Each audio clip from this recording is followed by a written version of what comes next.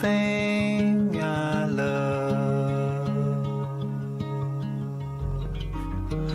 above all else is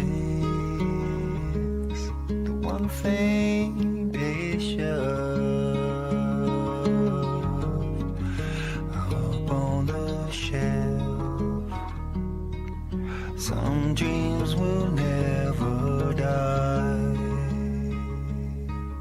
Some never figure why they won't take our freedom away.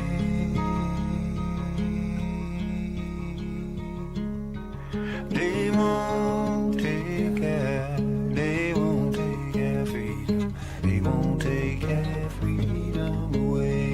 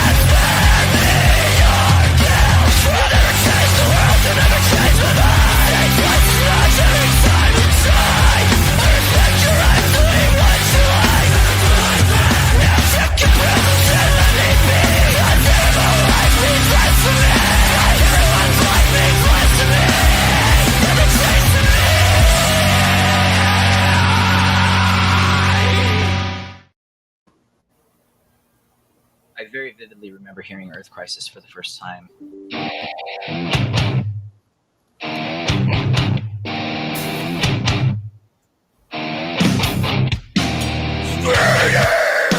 Destroy the Machines is my Star Wars original trilogy for hardcore music. Earth Crisis took animal rights and human rights to another level that no band has ever done before. Destroy the Machines imparted this sense of urgency in a way that nothing else had ever come before had. Destroy the Machines was the soundtrack to many, many actions that we took in defense of the earth and animals at that time. Earth Crisis, one of my favorite bands of all times. The album is definitely a game changer for a lot of people, including me. Earth Crisis forced you to make a decision, and they forced you to question why you think the things that you do. And if you didn't know about certain things that they were about, you sure as hell did once you put that record on.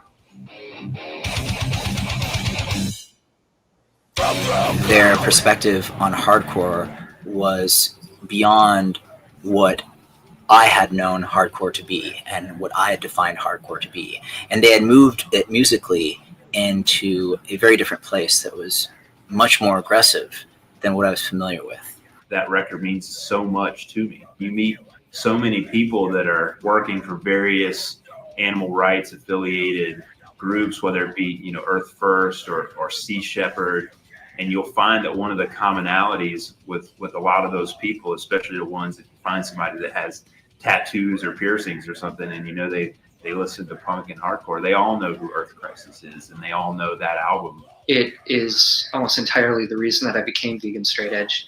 It was introduced to the concepts of compassion extending past, human rights issues to include animal liberation issues. If you were to chart activity of the Animal Liberation Front, you would see the arrow going like this within weeks of Destroy the Machines coming out.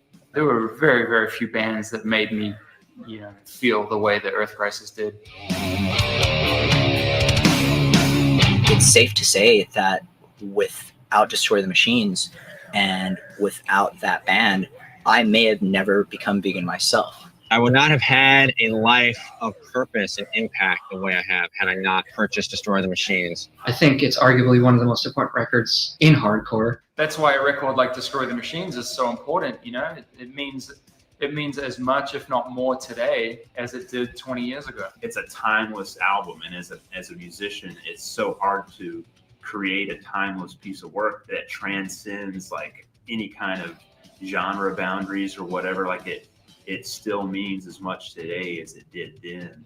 I'd like to say thank you for the Destroy the Machines record. It is very important and historic. Get used to it! The vocation!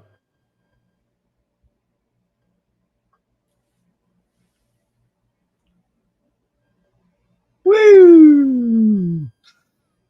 The One Great Work Network tried to put on a music festival.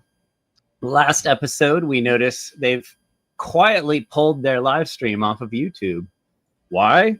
Was it because the event was so embarrassing it couldn't withstand the light of day? When a network built on truth and freedom is too fragile to leave its own content online, what does that say about their confidence, their integrity, their ability to teach? Pulling down the video doesn't erase what happens. It only proves the point. You can't build a genuine movement on smoke, mirrors, and censorship. Conrad from the One Great Work Network is here. He was one of the organizers of Soundpath, I believe.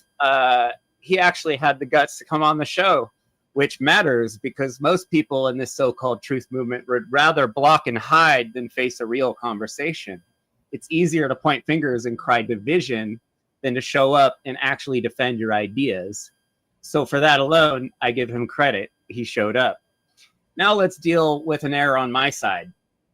I've said before that there's no human studies on molecular hydrogen, and I did quite a bit more research. And I know I said that on the show maybe once or twice, but that's not actually true.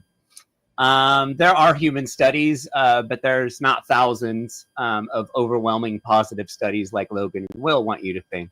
The reality is quite a mixed bag and when you're honest about that, their whole sales pitch crumbles. But even if hydrogen water was the healthiest thing on the world, the predatory marketing tactics and false health and safety claims repeated by Logan and Will are unexcusable. This movement doesn't need to turn into a marketplace for shiny magic rocks and magic machines. Why these guys do decide to scam a group who champions the Trivium method is beyond me. Here's what freedom really means. It's not living life somebody else has scripted for you. It's not chasing every shiny product that promises salvation. Freedom's responsibility. Freedom's discipline. Freedom is taking the hard road of aligning with reality, even when it hurts. And that alignment requires teachability, openness, and discernment. But there's a paradox here. Those same virtues can turn into vices if you never turn them inward. You can be open to every scam. You could be teachable to every fake guru. You could be discerning only about other people while ignoring your own shadow. And that's what I see happening in this so-called truth scene. People keep coping, saying, I'm doing this because I'm a militant vegan, as if that's a weakness. No, it's coherence. Veganism isn't some side hobby. It's the unavoidable conclusion of natural law. If you can't align your plate with your principles, what makes you think you're going to align your politics, your relationships, or your community? The movement is full of people who scream freedom with a hamburger in the hand, subsidized by the same government they claim to oppose. That's not freedom. Why did Mark pick Jerry instead of Jana? Was it about truth or was it about loyalty? Because what I saw at the Soundpath Festival wasn't really strength, it was dysfunction. Jerry trying to do 12 things at once, fake smiles plastered on, wild expressions, refereeing live fights between St. John and whoever else. Let's talk about Jerry for a second. People think she's doing the great work, but if you scratch beneath the surface, you'll see it's not really about natural law or truth. It's about coping. She recently lost custody of her kids, and instead of facing her own shadow work and doing what it takes to get her kids back, she turned this whole movement into a stage play to get sympathy. Her entry point to this so-called freedom community wasn't about ending slavery or exposing evil. It was about building a ready-made support group for her custody battle. That's not great work. That's personal therapy dressed up as activism. And the problem with that is when you build a movement on someone's personal crisis, it's destined to implode because the focus isn't on natural law, it's on enabling someone's coping mechanism. And when that person is elevated to leadership, propped up by Mark no less, everyone who follows gets dragged into the drama. This is why movements fall apart, because instead of standing on principles, they get hijacked by people's personal agendas. And when those agendas collapse, as they always do, the whole community pays the price. In the past, nonviolent communication was my Mark Passio natural law seminar. For years, I pushed it, not knowing that it was new age bullshit. There's some value in it, but there's also a real big danger. When you turn NVC into the whole framework, it becomes a mask. It becomes a way to pretend everything is okay while your community rots. It turns into this ritual of ignoring red flags, of excusing the shortcomings of the people closest to you. That's how cult dynamics start, when communication becomes more important than accountability. If that's something you're interested, you should check out the One Great Work Network.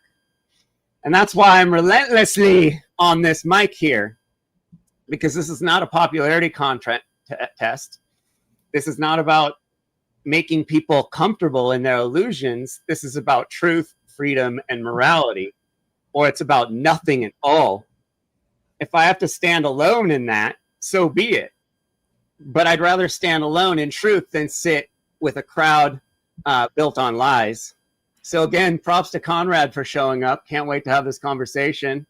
Props for taking the heat, not being worried about what your peers think of you, at least in the meantime before you got here. This podcast. So yeah, thanks for showing up, Conrad. Let's not kid ourselves. This lesson isn't about me being too vegan or too harsh. The lesson is, if you can't face critique, you won't be able to face your shadow, and you won't be free. This podcast is not about theater. It's about natural law. It's about coherence. And coherence doesn't bend for anyone, not for fake gurus, snake oil salesmen, not for me and not for you. As always, this show is open, so anyone can come up and talk. Please hit the like and subscribe button if you like the show and you want to help support. Hit the join button. This winter we will be making VGT hoodies that say natural law, and then another one that says fuck carnism. And I will be making blacksmith items for all of you. Yeah. So anyway, introducing Conrad is in the house. What's up, homie? All right. What's up, dude? Am I on? Yeah, you're on. We can hear you. You're All live. right. Hey, Jeffrey. Hi, Ali. Thanks for having me on. What's up, man? What the hell did you want to do coming here? Well, this is the thing. For me, it was an easy decision. It's a no-brainer. I mean, it's not like I'm taking the heat, all this hard labor to do this. You know, you as soon as you called it a white rapper lip syncing fest, I said, "Oh no, here we go." But before I even get started, you know, it's all like I'm open to wherever it goes, right? I'm not closing myself off to anything. I like friction as well. I like to have fun. As you guys saw me during Soundpath, I'm just having a good time, and I come here to a good time. I got no ill will towards you guys. Actually, I'm hoping this is the best VGT podcast there is. This is, I think, at the end of the day, I think that we are heading towards the same goal we're trying to. You know, when I was looking you up, and it's not to say like, oh, I I didn't hear of your show before. It's not to do all that. It's just I never checked it out before. And then when I saw that you guys made the video about Soundpath, I said, okay, let's check these guys out. And I go into it very cautious, thinking like, okay, what is this? Are these guys trying to infiltrate, troll the hell out of us? At the end of the day, I think it doesn't make sense to be here until I actually believe that we're heading towards the same goal. So I'm an open book, man. It's interesting how you started it with your first move. There's a couple of things, so I could just address some of the things that you said. If you want, I'm not trying to take over your show, right? So feel free to cut me off at any time. It's all good, you know? Yeah.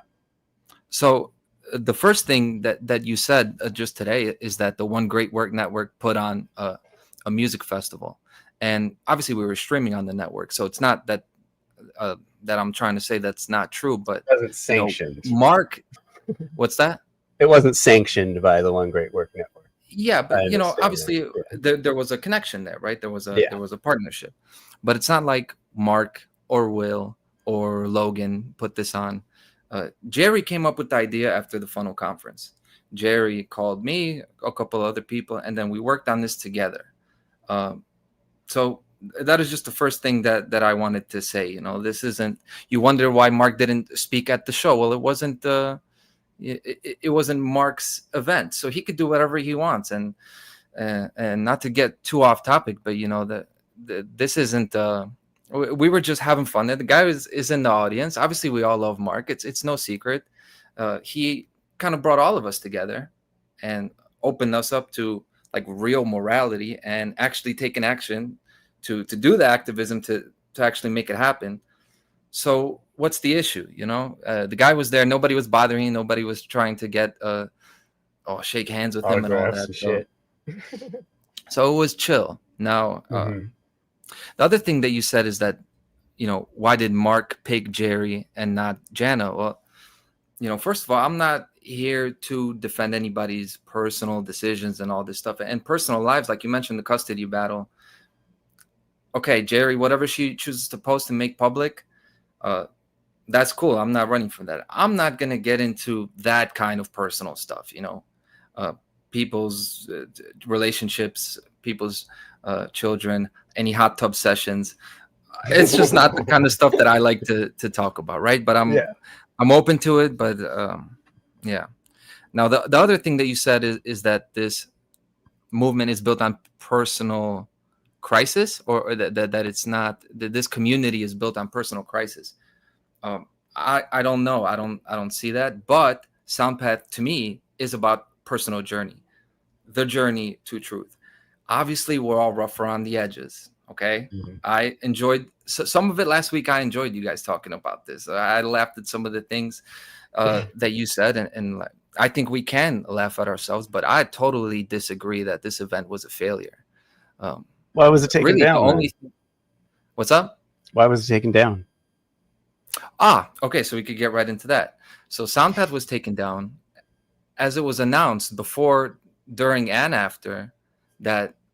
If you don't catch it live, it's going to get taken down, and then it is getting put back up December 1st, literally 2 months from now. Now, that was already the deal before. It actually stayed on too long, and the timing was interesting and unfortunate that it happened around that time you guys put the thumbnail up. But honestly, that where there actually was a meeting about it, and there was a meeting about, okay, are we going to take this down like we said we were? Because we didn't want to take it down. We're actually proud of this, what we put together. We didn't want to take Soundpath down. So, but we stuck to our word because we offered exclusivity to people who donated $25. They were going to get the exclusive replays. Okay. And by the way, we did need donations. It wasn't, we didn't get the venue for free. Yes, we got the cameras, we got some equipment, but not all the equipment. So it costs money to get people there, you know, Derek Bros, presents, all these people. I went out there. It costs money, man. We didn't get a free ride to do this. And I didn't see all of it happen, but I saw some of the organization happen. We barely threw it together. And I think that's what you saw that day 4, where everybody that was involved in it is so excited about it, because it was kind of a miracle that we even put it on in the first place. Because this was a big event. This wasn't a live stream that you're doing on your couch, man. This is getting like 8 people in person at a venue you've never been to, a new location, Airbnb, streaming. The whole setup had to happen in like less than an hour because we couldn't get to the Airbnb until 3 p.m. We're going live like at 7. So you could critique our plan of action, our organizational planning skills and all that. And we know that the people who put this on, Jerry, John, Derek, me, we know we need to do better, and we will. It was our first event. But anyway, not to get too off topic, why did the event get taken down? Because we offered exclusivity. We're sticking to our word. I was the one who was fighting that tooth and nail, man. I'm like, no, if we said we were going to take it down and people are getting it exclusively, we have to do that. We have to do that because integrity is very important to me. That's not the only reason I'm here, but that's one of the reasons. So Soundpath is going back up in 2 months either way. Exclusivity, wouldn't exclusivity be the people that paid $25 get to watch it live, and then it's gone for a month, and then it comes up for free way after the fact? That would make sense in these circumstances, but to leave it up, to do it live, leave it up, and then take it down like a week in or 2 weeks in or something, that just, it sounds backwards. You know what I'm saying? Well, the idea is that this is a music festival. Now we had to be virtual and live. First of all, it wasn't even supposed to be live. We ended up doing that. This was just started out as a virtual online music festival. So we wanted to offer the music festival experience. If you're not there, you're not going to see it, right? So obviously it was streamed. So obviously we were going to show it to everyone. We wanted as many people to see it as possible. Clearly, really the only thing that is really unfortunate about it all is that it's true. Not as many people saw it as we would have liked, and kind of breaks my heart to say it, but it's true. But I know you encounter a similar thing trying to get people to understand the connection between veganism and natural law. Like, more people should be tuning into this, but this is the war that I know that we fight, that I fight. You know, I just did my 147th episode of my show today consecutively. We watched it. It was really good. Everyone should watch it. Everyone said, shout out your channel real quick. Thank you. It's Truth and Law. Conrad Rogue is on YouTube. No joke. We were listening to it, and I looked at Ali, and I was like, I wonder if he was like inspired by some of the stuff I've been doing in the show lately. And as I said that, you're all, if Jeffrey hears this, he's going to jump out of his chair. Like, that's exactly right. When I said it, I was all, what? Wait a minute, this guy. And then you said that shit, and we were dying laughing. That was super funny. And it's true. It's true that what I've been doing a lot in the past week or two is I've been listening to a lot of the videos on your channel. You know, I'm crazy, but I'm not that crazy. I didn't want to come here completely unprepared, not knowing who you are. So it's true. And I take in the things that I see, and I am an open book, man, because this, you can't hide or run your way into truth. You got to face it head on. That part, we're totally in agreement with. Yeah. So the thing with the freedom events, right? I've been anti-freedom event for like over a decade. You know, probably about 15 years I've been very anti-freedom event because there's very rarely any outreach going on. And I've been very opinionated about the amount of outreach the One Great Work does. And like Funnel Conference, whenever the Funnel Conference goes through, I show up in the chats and I'm like, hey guys, what are you doing for outreach? And they're just all, you know, it's like these events are geared towards this specific small group of people that's in the room right now, you know?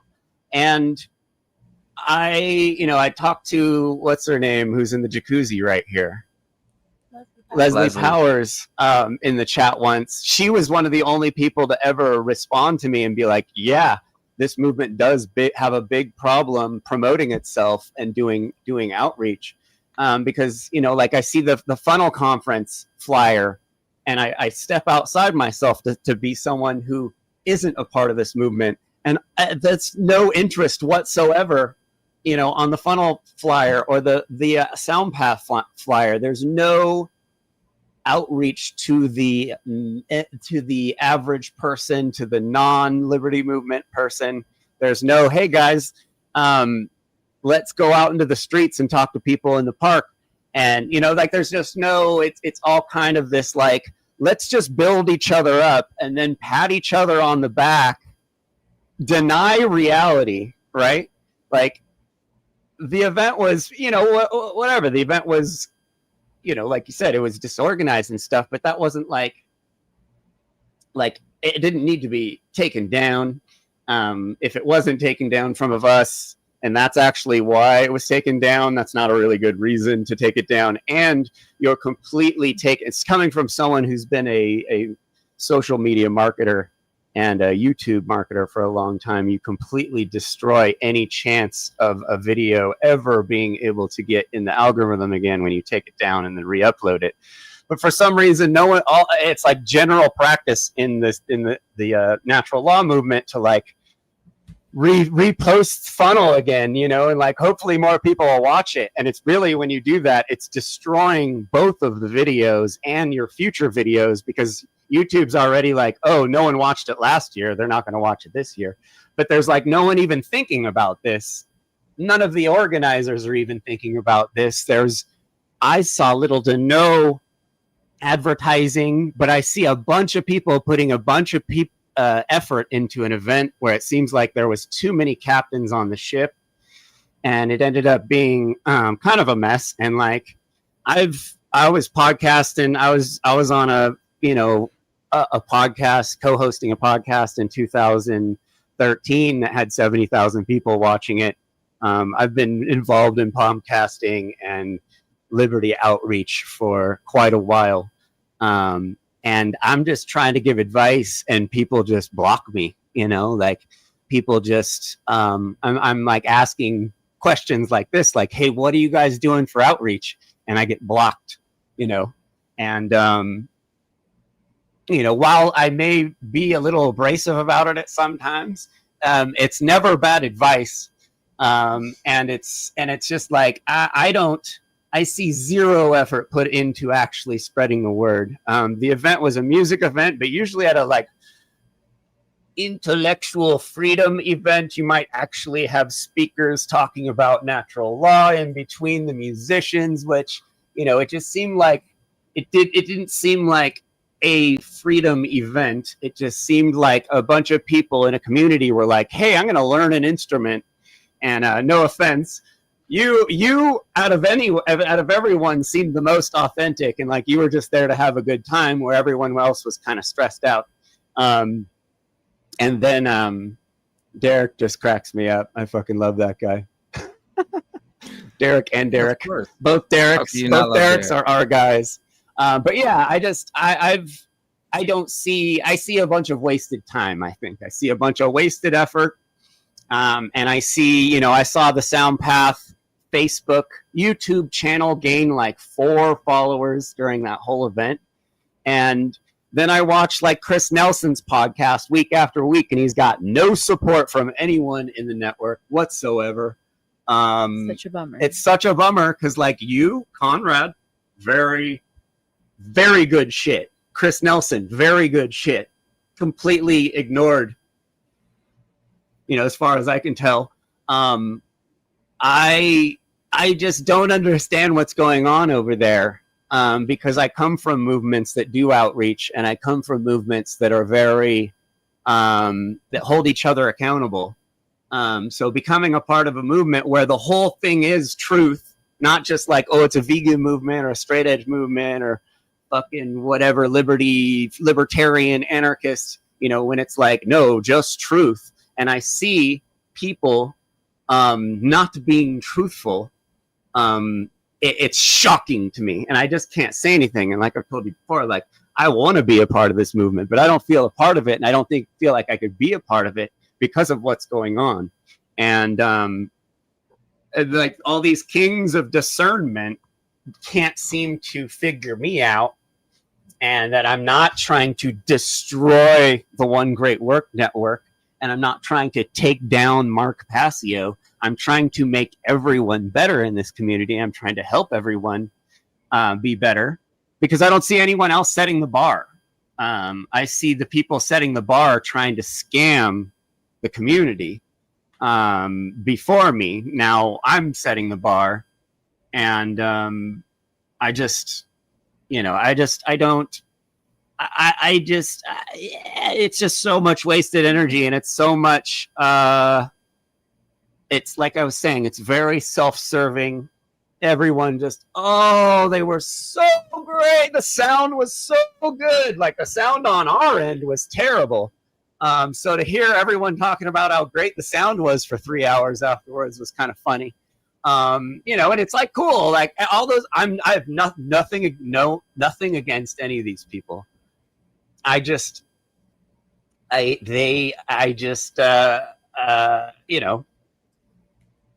wish things were going better with the movement, and I just see them in a downward kind of thing right now, and it's just kind of shocking, and especially with Mark not doing the podcast anymore and just kind of, like low key supporting strange people and then rejecting people he should be. All I've seen is Mark's best students disillusioned with him and ignored and cast out because of the hierarchy around him.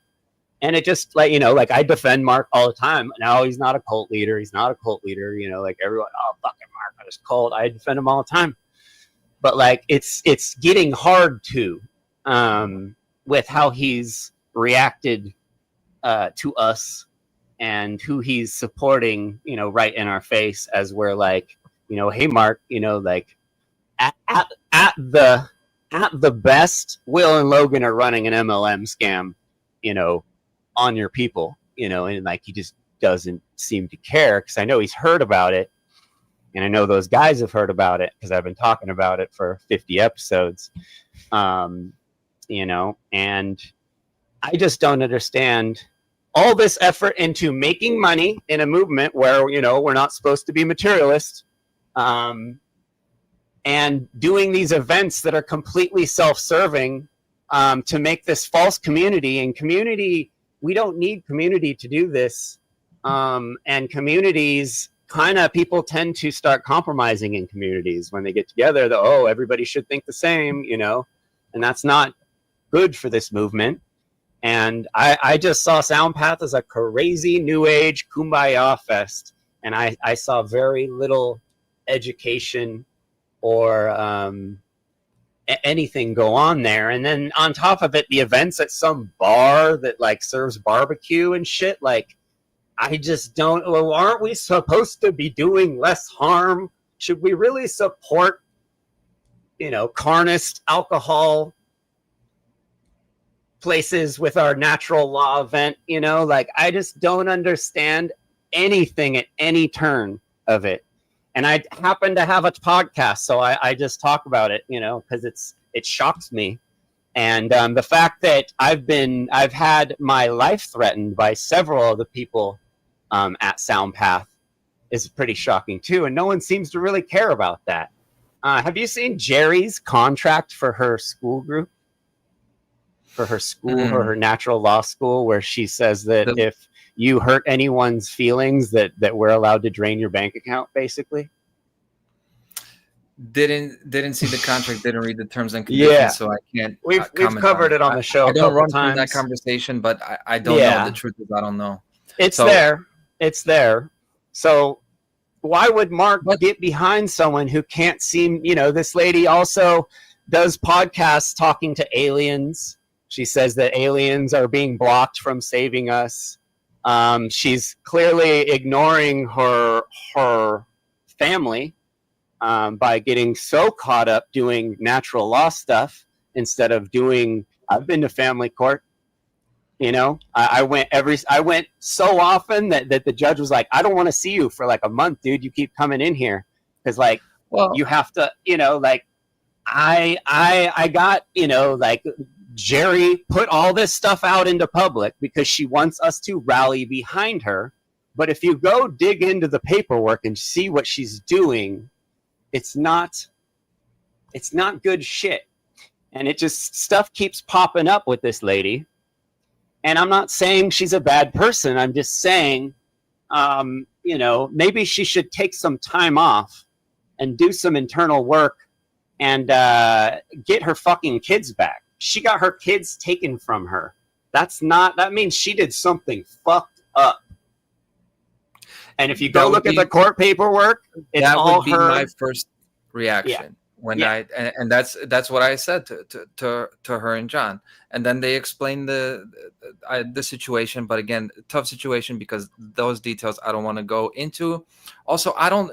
John just wants to fight me. All he wants to do fight. I'm going to fight you, Jeffrey. Send me some contract where he's like, "Oh, we're going to fight," and I'm like, "Can't we just talk?" Well, no, we're going to fight. Well, that's a tough situation as well because I don't know. Derek Bartolocelli wants to fight me. He says if he ever sees me, he's going to beat my ass. He said him and some people are going to beat my ass if they ever see me.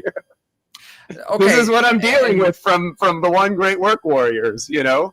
A bunch of people that don't seem like they're doing any shadow work whatsoever because they're dealing with me.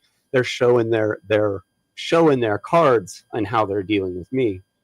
Because I'm cool, man. I'm cool with all these people. If anyone wants to come talk to me, I have nothing but respect, just like you. I got nothing but respect, but they're not. They're continuously hiding and denying, and it's just, and like, so you know, they need, it's a good lesson for these people. They can't just fuck with people, you know, like some people aren't okay with being fucked with. They'll start a podcast and do 65 fucking episodes about you, you know, like, so you know, I just had some personal like run-ins and they threatened to beat you up. Okay, the thing I just want to stick on just for a bit, it is what you're saying about Jerry and her kids, because like this is a serious accusation, like that's kind of serious stuff. So I don't know what she's doing in public, and okay. You know, so and we're seeing how much time she's spending in real time on this garbage content, this whatever she's doing, half of it's incoherent, talking to aliens. And, so you know, is the alien lady, right? And this alien lady got all these people together from all over the country to come in. And like you said, she did do like 20 jobs at once. What you didn't see is that like 3 minutes before she's going live, she's dealing with that family situation. So that like Soundpath got put on hold for that. I'm not saying she's doing, I'm not defending her, saying what she's doing is right or wrong as far as balancing that and family life. What I am telling you about Jerry is what I have seen through the time that I've known her, which isn't a million years, right? But everything I've seen from her is genuine. And I did see the extraterrestrial interview and all that. And but that there's nothing, I don't see anything wrong with this. No. Without I don't Mark see anything Passio, wrong with no one would have showed up to this event. Guaranteed. There was no Mark Passio around, and Jerry was just trying to get some people. Anyway, I don't even want to talk about this. This is irrelevant. But it's just speculation. But it's most likely that these people got together because they're trying to be around Mark Passio. And well, you know, unfortunately, that's the reality of the situation. I'm still waiting. Huh? So what's wrong with that gratitude? And it's not that all you guys are patting her on the back when you should be guiding her. If we're all natural law warriors doing all this internal work, someone should be like, Jerry, are you fucking okay? Because you look like you're losing your shit. That whole your guys' whole live stream, she was losing her fucking mind. She was stressed. Do you blame her for being stressed? There's 20 dudes around her. Like how is the host the stressed one? You know, like that should be the person that does the least amount of work. And that's just what I'm talking about. It was a complete clusterfuck of a bunch of people probably not being able to do more to help. Yeah. That's one of the things is like, man, even on that Friday, I wish I would have been more of a part of it, and I could have been. I wish I was more of a part of it leading up to it because she did need help. She did need help as far as like organizing that event, and we could have done more as well as outreach. Some of these criticisms you're putting out there as far as like actual Soundpath, I listen. Like I'm not throwing those away. Yeah, immediately I'm like defensive. I'm like, oh no, I gotta explain to this guy. It's not what he's saying. But you're right. I am processing that to make this better for the future. And someone should I have just the don't wanna cross discernment rod it for to character. know if this event looks like a fucking train wreck, not to do it, to maybe do it next year and just do some more, not just throw it up there. And like I said in my last monologue, like if I had told my friends and family to watch that event, like, holy shit, like they think I was in a Well, weird look, cult, you know? Like I told my family to watch the event, and they did. And my and mom they told told me, you "Hey, it guys was look like- great. it I'm looked like a sure she hippie." told you it was great. Your mom told That you it was no, awesome. that it was, it looked like a bit of a hippie fest. You know, it was everything nice. It was all love, and I got no issue with that, because that's why we did a music festival and not a conference where we claim to be educating the hardest and most hardcore foundational principles. Part of this, why we did a music festival, is because one of the things that is missing in this movement is that the connection, that it could be fun. That is why people get together.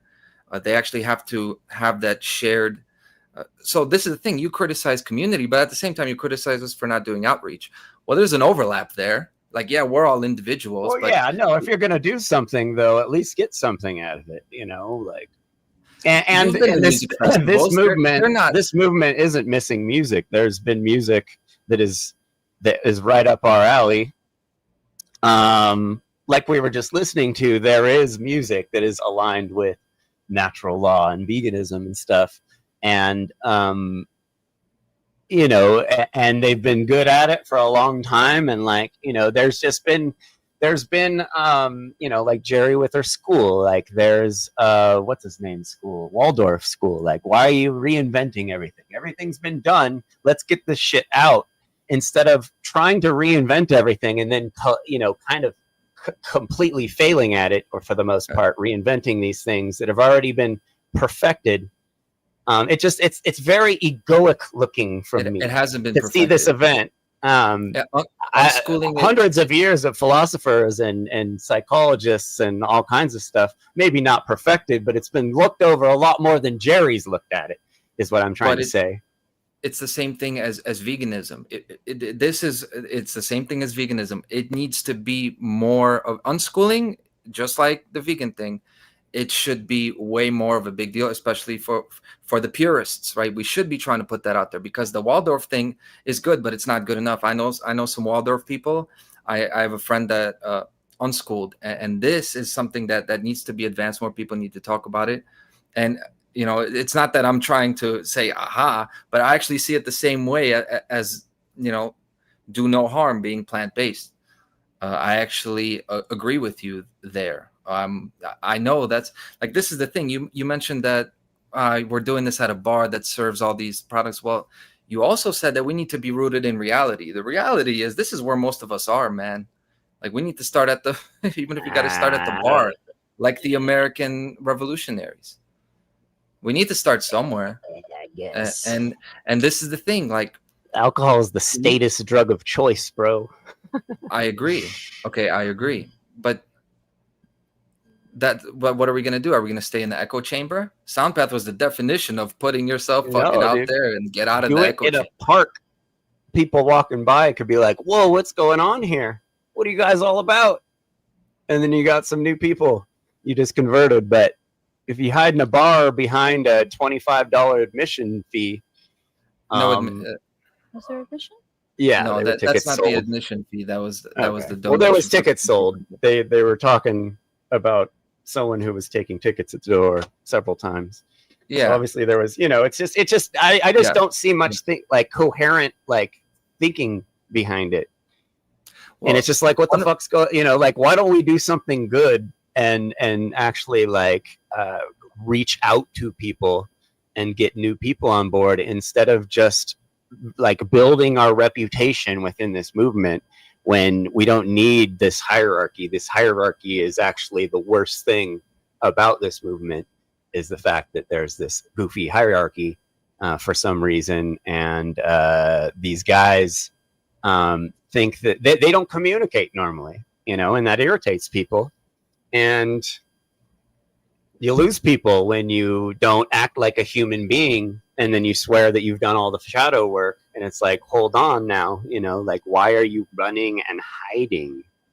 you know, and I get the whole Mark Passio thing. Oh, fucking, no one's allowed to anything for, you know, any piece of me. I'll fucking punch someone who fucking talks to me, you know, like I get that shit, but that's not healthy behavior, you know, like just because Mark said it doesn't mean it's right.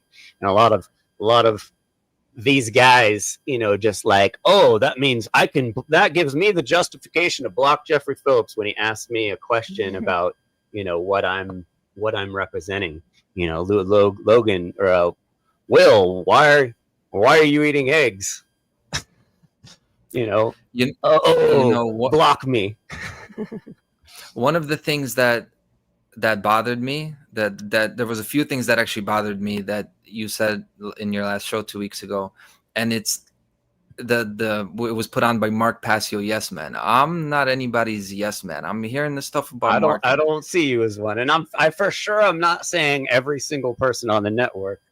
We love. I totally reject the social we know there are hierarchy. plenty of awesome people on the network, but the ones that I'm talking about know who they are. We all know who they are. It's those guys I'm really talking about. Like I said, you know, Nathan Redette, Patty Logger, you know, there's tons of people on the network that are awesome. But there's, you know, then there's some shitheads up there that are just trying to take advantage of being on Mark's coattails. And those are the people I'm talking about. So here's the other thing. I know from the beginning, ever since, you know, I was listening to Mark's show before the network was a thing, and he said very clearly in the beginning, this is by my personal invitation only. It's just people that he likes, that he thinks are doing a good job. Obviously, I wanted to be part of it. I'm not gonna lie. That's not a social hierarchy thing. Obviously, this is the guy that, like, Mark pulled me out of a time where, at the time, like 2019, 2020, I was doing like hard drugs. Like I was a week away from being gone. Like it was, and I heard somebody that was passionate enough and angry enough that actually made me want to change my life. So no, obviously I did want to be on this network. I did want that to be recognized by the guy. It's true. Like I'm not running from that. But as I started to do this, somewhere along the line, it's not about Mark. I love the guy and all this, but he can do whatever he wants, man. Whoever he wants to put on the network. He never claimed that the One Great Work Network is going to be the pinnacle library of Alexandria of natural law. I think What on Earth is Happening, he said, was going to be that, and he's done that real well. So, you know, as far as I know, I am the One Great Work Network. All I can speak for is me, and as long as I'm there, I want that place. I'm gonna lead it in the right direction myself. All I can really be responsible for is me.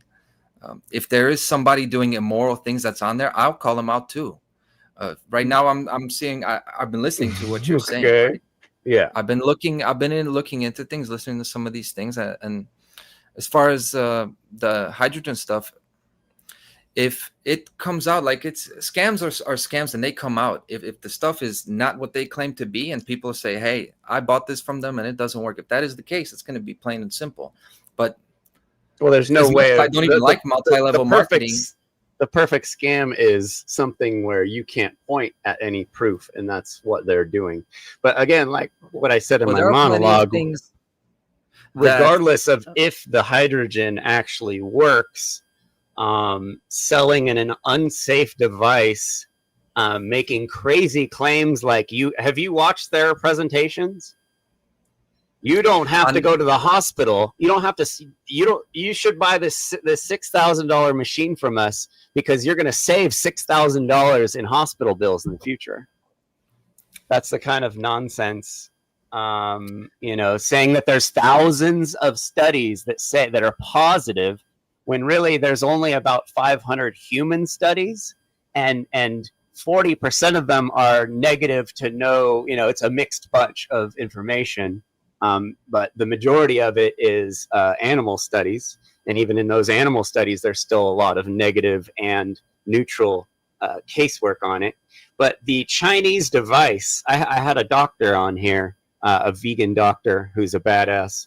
And we asked him about using inhaling stuff out of a sketchy Chinese device, and he said, no, that is very fucking dangerous, that device. No one should be using cannulas for anything, you know, that isn't from a hospital, in a hospital, fully like watched by your doctor. I know it sounds real statist and everything, but that device could fail and you can breathe plastic fumes for fucking 3 months and fry out your brain because your sinuses go right to your brain. It's very dangerous. The claims are very sketchy, and all we've shown videos of blind testing of these devices. All the small devices raise the pH of the water to really sketchy high numbers, and they leach heavy metals into the water. And these things aren't filters, so it's like you're starting off with shit water probably, and then you're raising the acidity of it, which is, we all know, isn't good. And then you're getting a nice aluminum or iron, steel, heavy metals in your little, you know, it's too much. It's too sketchy. And then they are 100% using multi-level marketing tools, like that you buy a whole system and they tell you how to do it. It's all a complete predatory, where, you know, the guys that start it, they make money and everyone else gets fucked. And then at the end of the day, they have this $300 machine they paid $5,000 for that's now worth nothing, and no proof of any health claims whatsoever. It's too many things at once. And on top of it, it's a $300 machine. You could go on Temu and buy one for $300 to $700. They're asking $5,000 for theirs. So why is theirs so special? There's Chinese writing all over it. It's not like it's German or Japanese or like an actual hospital grade product. They made it look like one, but there's 5 lies and deceits in this whole story. And I've been screaming about it from the rooftops, and anyone who spends 5 minutes researching what they're doing and compares it to historical scams, there are thousands of people doing exactly what Mark and Will are doing. Logan and Will, not Mark. Logan and Will are doing with these scams. They're complete scams. And I just, you know, like Manny Mandala, I talked to him a year and a half ago about this, gave him all the information. Hey, bro, 6 months later, I'm like, hey, bro, months later, did you look into that stuff at all? No, man, I'm not really like into like getting into this kind of stuff like that. And it's like, but they're scamming our community, and just everybody just wants to go be someone. They want to be Mark's right-hand man. I've been in these group dynamics before with fucking Adam Kokesh and fucking Luke Radowski and all the people around those guys trying to get by them and be their fucking right-hand man. I've been through all this shit before. So I'm just calling it out as it is, and no one even wants to talk to me about it. They just want to hide and block and continue their little bullshit life. And you go on there and look at their YouTubes and they get no views, and they're not trying to put their stuff out at all. And that was my biggest thing. It's like, aren't you guys trying to promote your YouTubes? You guys don't promote your YouTubes in any way whatsoever. There are ways. You go on YouTube and you say, type in how to promote my YouTube, and there's millions of videos by millionaires telling you how to do it, and you just learn how to do it.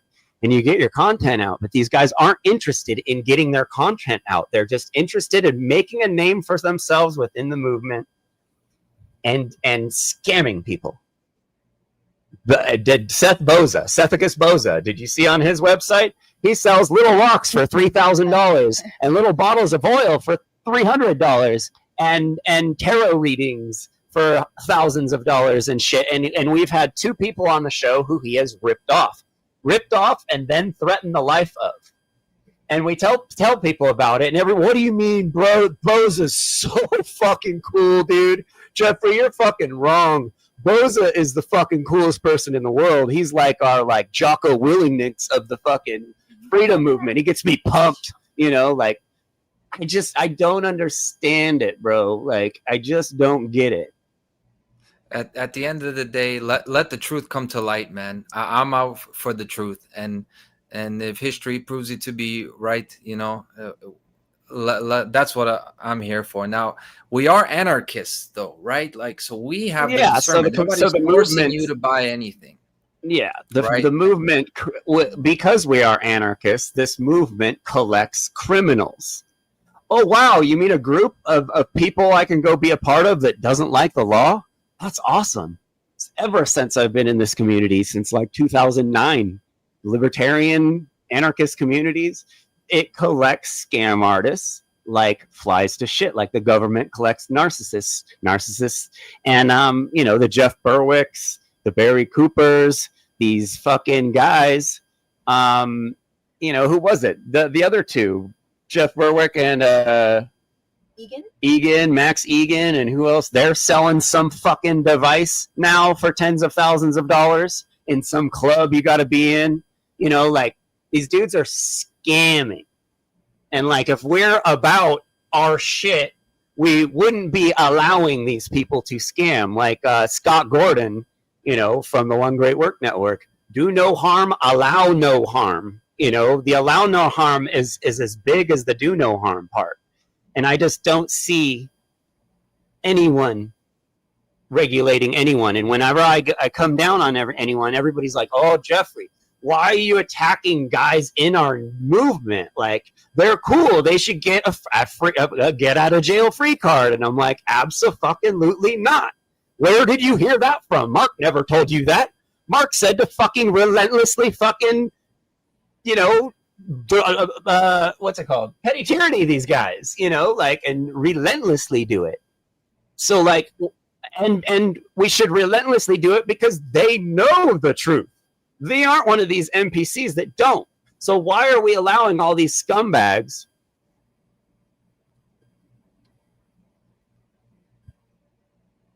I don't get it. And everybody's just kissing each other's ass. Everyone's kissing each other's ass. And it's all this fucking drum circle. Oh, everyone's so fucking great. Like, oh, everyone involved in this is so great. It's like, are you guys fucking kidding me? You guys are all still in your fucking religious bullshit. You're still fucking Satanists, de facto Satanists, still claiming to be above it all, but you're not. And then this workaholism Mark demands from us. That's not helping anyone. And it's not helping the movement. And he's not workaholicing for this event. He won't even speak at the event. He posted about it once. Do I look like I'm a workaholic? Do I look like I don't know your circumstances, but I know Jerry's losing her fucking kids being a workaholic, producing, none of it lines up. I just don't get it. No one's being real with each other. Everyone's just fucking blowing smoke up each other's asses, and you have to admit that's going on. When you first wrote me, I was kind of crazy watching everyone, just kiss each other's ass after that event. And it's like, I don't know, guys. Maybe you guys should be like talking about how to do things better instead of kissing each other's ass all night.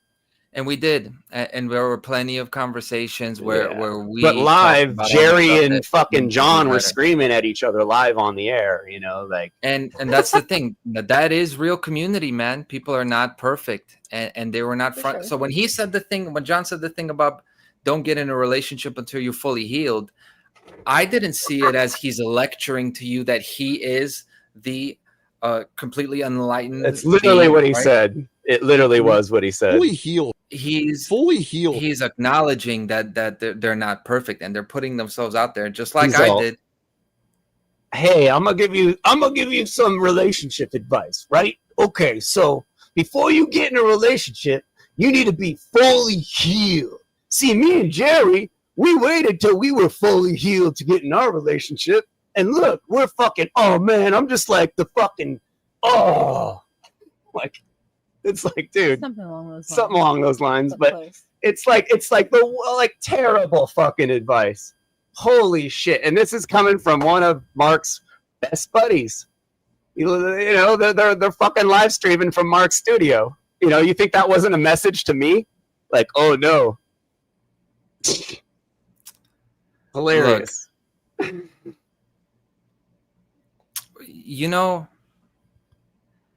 at the end of the day, see, what people have said to me is I'm wasting my time You said it was a waste of time to do Soundpath and all this. People are telling me, hey, it's a waste of time, man. You're gonna go on Jeffrey's show. It's just gonna be a waste of time. And I don't want to live in that world, man. I'm wherever I choose to be here. I think we can have a real conversation and actually not live in this place that you're seeing a whole lot of negative things. I'm seeing a whole lot of negative things. People This have show's called Vegan Group Therapy. This show's about group therapy, where you show up, and if you have any concerns or issues, they're brought up in the group, and we all talk about it, and we vent, and we come to conclusions through our venting to each other and conversation. I haven't been able to talk to anyone about this, but the people around me who already agree with me, I don't know what's this little young kid came up on the show once and Esteban tried to come on the show once, and that was a colossal failure for him, because he came up here ready to fight me. It was educational. It was educational for the viewer, but for his intention, perhaps. It was a failure. But anyway, I haven't really been able to talk to anyone on that side, and you offered yourself up. I agree with you. I don't want to. I want us all to party together. I do not want to be fighting, but like I said, I want to be a part of this movement, but I can't keep my mouth closed. So, I just. Some would say that you're the real workaholic. You're doing work that you see nobody else is doing, but it's clear it can't be that enjoyable to you want to talk to people and you're getting blocked. They say that don't talk to Jeffrey because he's just going to waste your time. In a crazy way. What do they even mean by that? Why would having a conversation be a waste of time outside of having to deal with the repercussions that they're having to deal with by me having to get loud because they block me? Very quickly you go into like personal issues that are kind of outside, like when you talk about the custody battle. Now I understand this has been 2 years very quickly, and this person threatened my life. It's been over a year. It wasn't that quick. This person threatened my life. This person, at that point, like, and this is public information. Why? I don't see anything wrong with bringing it up. I feel like I am showing more care for her than anyone else, because you guys are all kissing her ass while she's not doing the work. And Logan and Will, you guys all kissed. I'm sorry. I'm saying you guys. Can't say nothing like you that are not. about You me. are not you guys. Yeah, I'm not including you and you guys. You've made this really difficult because you slaughtered all my other friends, but everything you've said about me is complimentary. I'm like, fuck. That's how I am. Like, if I see someone doing good, like me and Derek Barlicelli, like we're on E&L together a bunch of times. And when Derek was doing good, I was giving him a lot of support. And Derek can fucking spit fire sometimes, but then he fucking crashes and burns so hard, and he makes us look so bad that I just can't not say anything. And I have him on the soundboard having a meltdown live on a fucking podcast, like as the new guy in the network, cussing at people because they interrupted him. Like, after doing like this, dude rambled for like 5 minutes. Someone helped him because he was bumbling, and Derek yelled at them for like 2 minutes, like, "Oh, you fucking interrupt me!" Blah, blah, blah, blah, blah, blah. Like, it's like, dude, you aren't Mark, and that's not how Mark acts. And everyone went to defend him, and I'm like, why are you allowing this person to over and over do this bad behavior? Like, we're not in this just fucking to make friends, and friends call people out, call their friends out on their shortcomings. I feel like I'm the only person maybe giving Jerry good advice. And if it's not something she wants to hear, or people don't like hearing it because I'm getting personal with things, like maybe, then don't show your face on the fucking internet. Don't put your court documents out on the internet. Don't threaten people. Don't fucking just leave people alone. But so you give her some good advice, but you're also in front of everyone criticizing her appearance, all this stuff. It's distasteful stuff. I get it. You got the right to do but it. Some of it might be funny. But- that's what gets me 1,000 views. It's what gets people Okay, watching so- the show over and over again, and actually watching something related to natural law instead of not watching something related But to natural then it law. comes with the territory that people will. What did I say about her appearance? Well, how she looked. How she. I didn't say anything about how she looked. What? I didn't say anything about how she looked. What do you mean?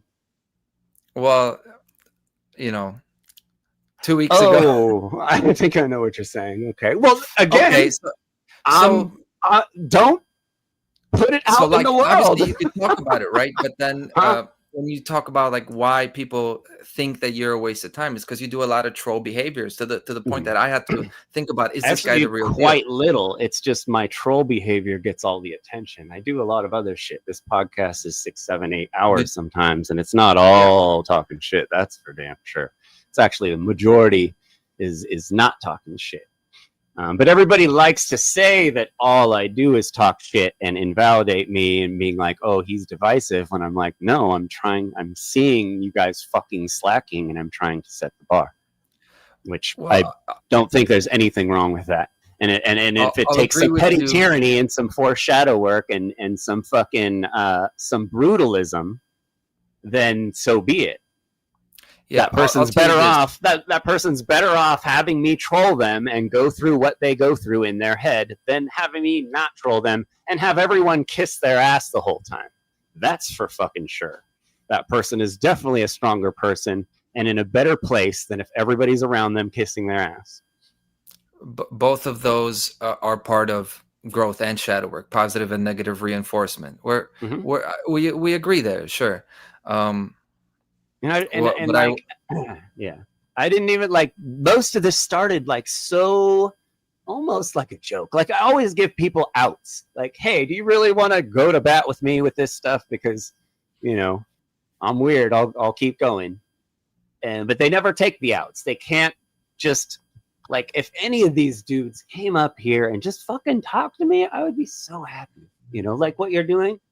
Any of these guys, let's talk about what I don't like about your behavior and let's come to some conclusion. Because the scam shit, and that's like what I'm talking about with Mark. All Mark has to do is go, Will, do you have to be doing an MLM? Couldn't you be doing something else? Anything else in the world but a multi-level marketing scheme? Will's going to be at the People's Reset and doing a presentation about I don't want to misrepresent what he's going to talk about. So he's not just selling his machines. These people are also doing work. And the thing that I wanted to mention is that look at what Will Keller has done from the beginning of Mark knowing him. I don't want to totally he's done some thumbnails, some slides. He's okay. Look. I don't want to get into the analyzing like how much I like Will's work or don't like it. The reason I bring it up is because what's the problem with Mark allowing it? You see, you're making it seem like Mark is doing something immoral by allowing him to sell. Someone to use his name and scam people. So where's the violation? Connects himself with Mark so much it's ridiculous. But where's the violation of rights?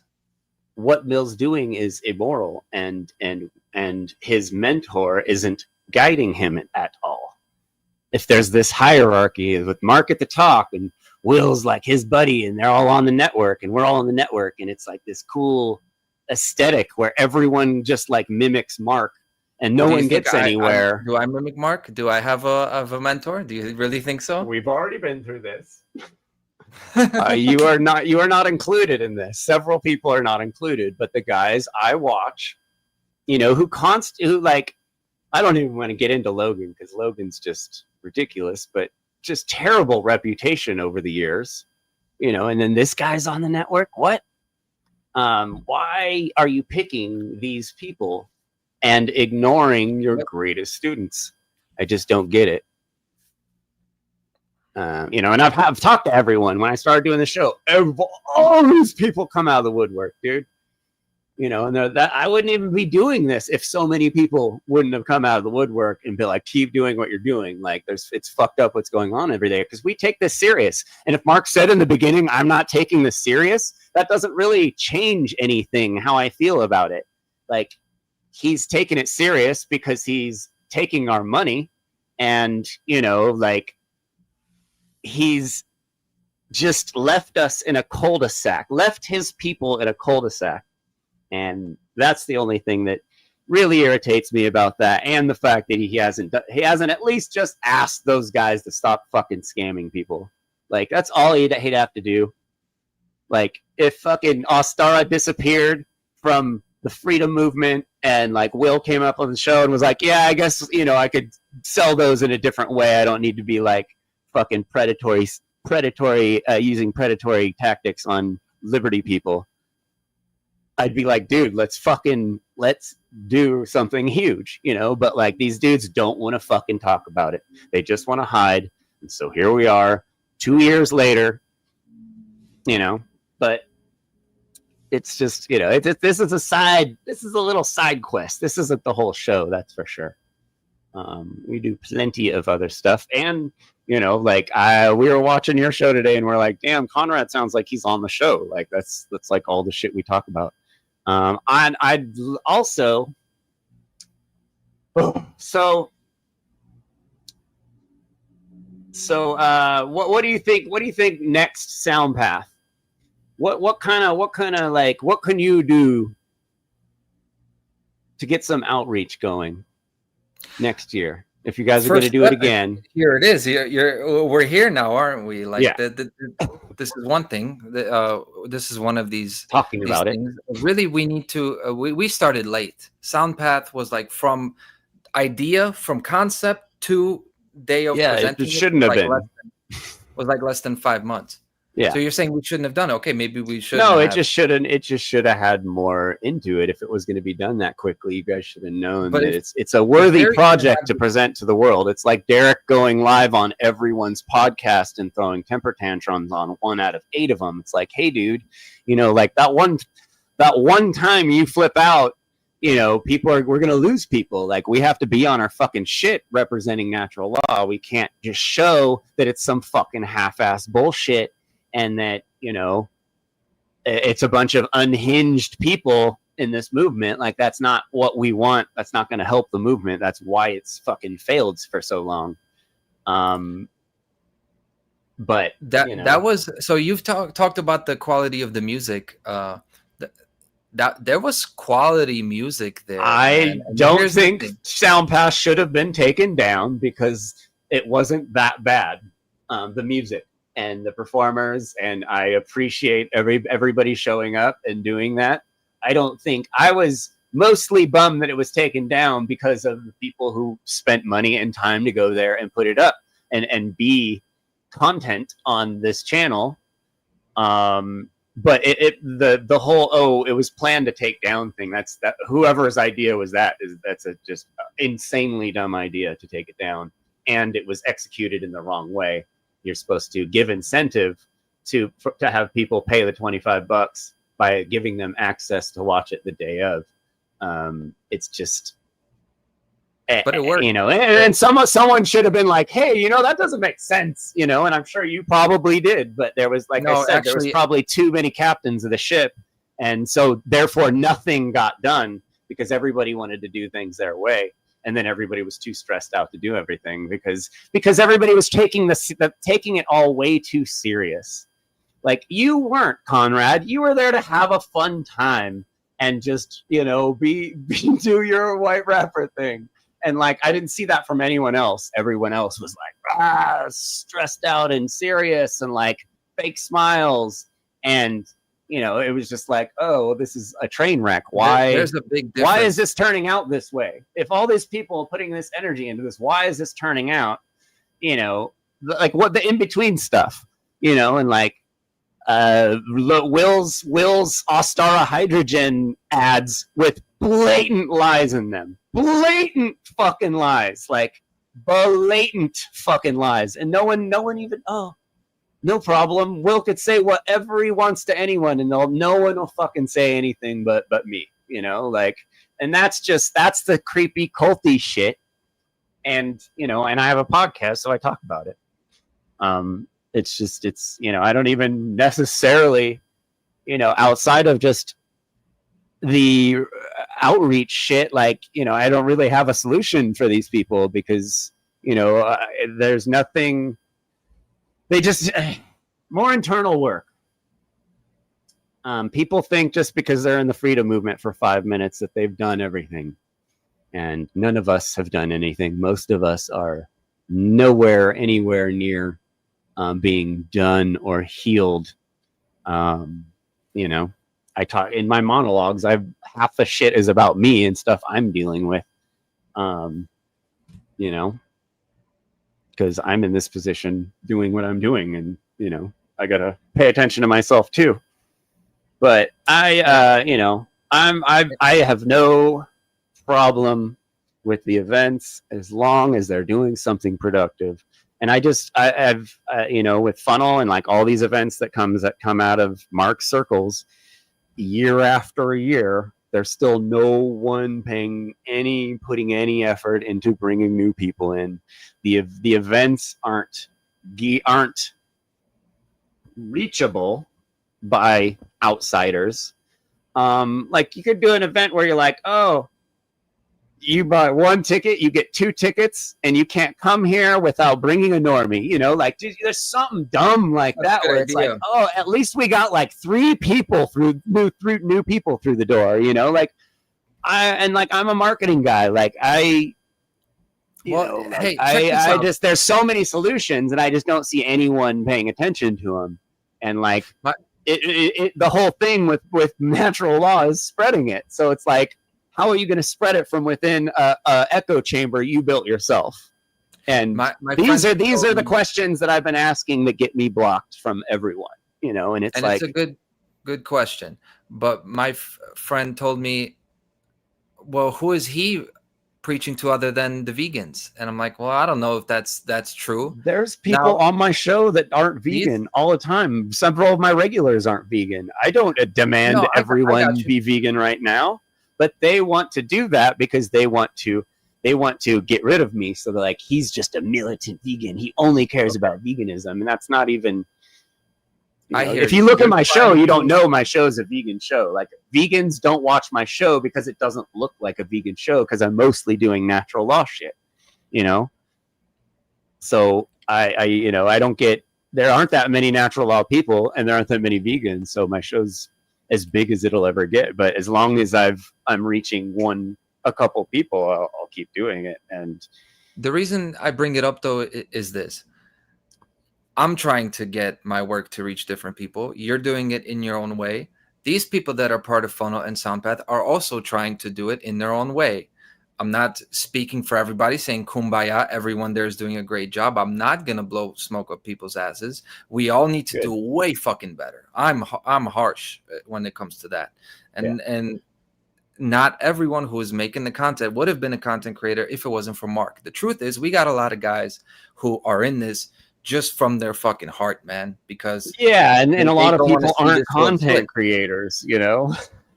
A lot of people just don't have the physicality for it.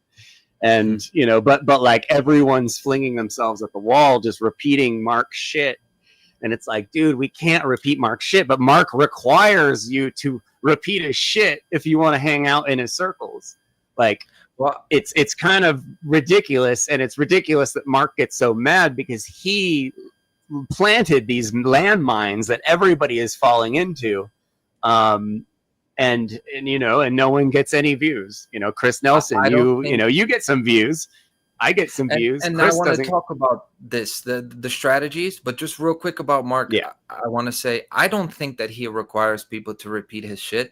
I think people repeat his shit because they look up to him so much. They don't have their other way to do it. Now, I want to say this. I try to find other ways to do it. That's why I do This Week in Tyranny. I talk about the big fucking shit show that's on that week. And I pick up some viewers from when Takeoff got shot. I picked up some of the hip hop guys. When the story came out about the Mormon stories, I did the story about Jody Hildebrand. I picked up some of the Mormons. I was, like as a vegan, we are very lucky to be the minority. Most vegans are libs. I get to reach libs. I mostly have libs on the show. I debate libs. I present them anarchism, and they're baffled. They're like, "What?" I'm like, anarchism. If you're vegan, like supporting the supporting Democrats or Republicans is completely anti-vegan. There's neither of those sides is pro-vegan, and they're just all, no, but that's like, we all have our, and that's kind of the thing. As a natural law practitioner, you have to figure out your shit. I was in a band back in the day, and I still got 1 million kids that follow me. I've been feeding them stuff for years. It's fucking awesome. Like, kids hit me, like, even like back in 2012, like when Ron Paul, like I had so many kids convince their parents to fucking vote for Ron Paul and shit. It was super cool because they were like, hey, I'll listen to him because he is in a band I like. And I took advantage of that. You have to like figure out the ways, your little niches you can get across to people, starting with your family members and your friends, which a lot of these people don't even talk to their friends and family members about this shit. And they're the easiest ones to reach generally, not always, but yeah, I mean, like finding the little angles, talking, breaking the two-party paradigm with these people. Cause a lot of the two-party paradigm doesn't want you to know that there's another position. And so when you offer another position, I had a liberal and a more conservative. There's actual conservative vegans. There's like weird kind of like MAGA-y kind of like vegans around, which is kind of funny. Damn. But I had like a liberal vegan and a MAGA vegan, and I was like, both of you fucking are wrong. And they both kind of were like, oh shit, like what he's saying sounds pretty good, because they haven't had anything like that presented to them, because they're just in the two-party paradigm, and like their arguments didn't even work, and I was just picking them apart, and they're like, oh fuck, like I've never been in this position, because these people are like vegan debaters that just like battle online, and they're like, shit, this shit sounds really good, because government is the biggest enabler of carnism and the billions in subsidies that every year, like there would not be nearly the level of harm in the world if the meat and dairy industry wasn't subsidized like it was. And that's our biggest angle with all these freedom people, is like, dude, these subsidies, you'd be eating meat once a month. If if these subsidies go away, it's just going to get real expensive, because the real financial cost of the entire growing a cow and then chopping it up in pieces without subsidies, it's insane. The cost, it's ridiculous. The amount, the field to have it, the land to have it, the food, the water, the medical, everything. It's economically psychotic to have factory farming and all this shit like we're doing. And that's kind of the best way to get through to freedom people, at least with veganism, is just like, dude, this doesn't agree with the the non-aggression principle or your economic beliefs at all. Like, this stuff is not like that. And economically, go ahead. Yeah, go ahead. Okay, so economically, there's no argument. Morally, there's no argument. Yeah. It's almost like the only argument is the people who have tried and their health has gotten worse. The reason I bring it up is not to debate you on this as much as I want to bring in the thing that I think about this is, I think for both of us, the meat eaters. By the way, I'm moving towards veganism. I'm not going to go here. I wish I could say it. That's great. I'm working towards it. I've done the shit too fast before. I'm moving towards it, but full disclosure, I'm not, right? Yeah. At the same time, I don't feel like morally ashamed to say that. Anti-vegan, though. You aren't anti-vegan, and there are anti-vegans on the One Great Work Network, and that's a crazy thing. Different. Okay. Yeah. Yes. Corey Endralat. Now, what I wanted to talk about is, why isn't the number one topic of both of us, both Corey and you, as far as when it comes to health, the geoengineering? Because there's a clear and concerted effort to make plant-based products harder to sustain yourself off of. I know the arguments, but this is where the war is really being fought for me, the way I see it. it's these harder and products harder aren't. to be We vegan. didn't get to vegans didn't get together and like, hey, make us Impossible Burgers. Like these are companies that saw, these were marketers from companies that saw a niche to fill. So they started making these products. Vegan isn't a product that malnourishes you. Everyone has a different vegan diet. And your success on your diet, whether you're vegan or not, depends on how good you eat. When I was a kid, I was the most unhealthiest I've been in my life was when I was vegan, when I was 19. And the healthiest I've ever been is now at 46, 47, vegan. So you can do it the wrong way and do it the right way. And all this argument about, oh, vegan's not as healthy or vegan is as healthy, it's all a fallacy. It's all bullshit because it's not, you can't look at it that way. It's not like there's a store that sells vegan and that's all the vegans only eat there and that whatever they're eating from that place isn't good enough. Like you absolutely can sustain yourself and be the healthiest person you could ever be on a vegan diet. And you could also be super unhealthy. So when people tell me they lost health as a vegan, which Jerry told me that she doesn't believe veganism is healthy. She says she is, and she only does it for moral reasons. But the people who say that it's not healthy don't know how to eat, and that's it. It's as simple as that. I have blood work. My blood work is motherfucking perfect. I don't take any supplements, bro. I just eat real good and always, pretty consistently eat good. At 47, I'm fucking killing it, and I can't really point at anything. But when I did eat, I was a carnist for a small chunk of my life, and that was again one of the more unhealthiest times I've been. And I was trying to be really healthy, and I was doing the paleo thing, and yeah, I got shredded, but like I couldn't jog fucking a half a block without just zero cardio and just dying. But yeah, it's not a. Vegan isn't a product, so you can't just say things like that. Everyone's execution at just like, oh, I'm a music festival promoter after doing Soundpath. It's like, no, you still got a little work till you can call yourself that, and it's just. So I don't know. I don't disagree with the spirit of the argument you made about the vegan thing. It's just like there are people who have tried to do it the right way, but this is the thing. You've been raised. I know your story. You said you were raised vegetarian. Different places that people live in, regardless. I'm not saying what you're saying should be true, and I believe that it is the healthy thing to do. Right? You're right. The vegan is not a product, but the thing is, they're making it harder and harder to make the correct choice. And the plan is, the way that I see it, the satanic plan is to spray the shit out of the earth and make life so stressful, so harsh and dense that to make that correct choice, you're actually going to not be able to sustain yourself. That is the dream to the social engineers, to me. That the only way to sustain yourself, to have a family, to have children, is to choose the destructive, the satanic way. Yeah, of course. That is what they're trying to do. So that is how I try to approach that argument, other than the for sure.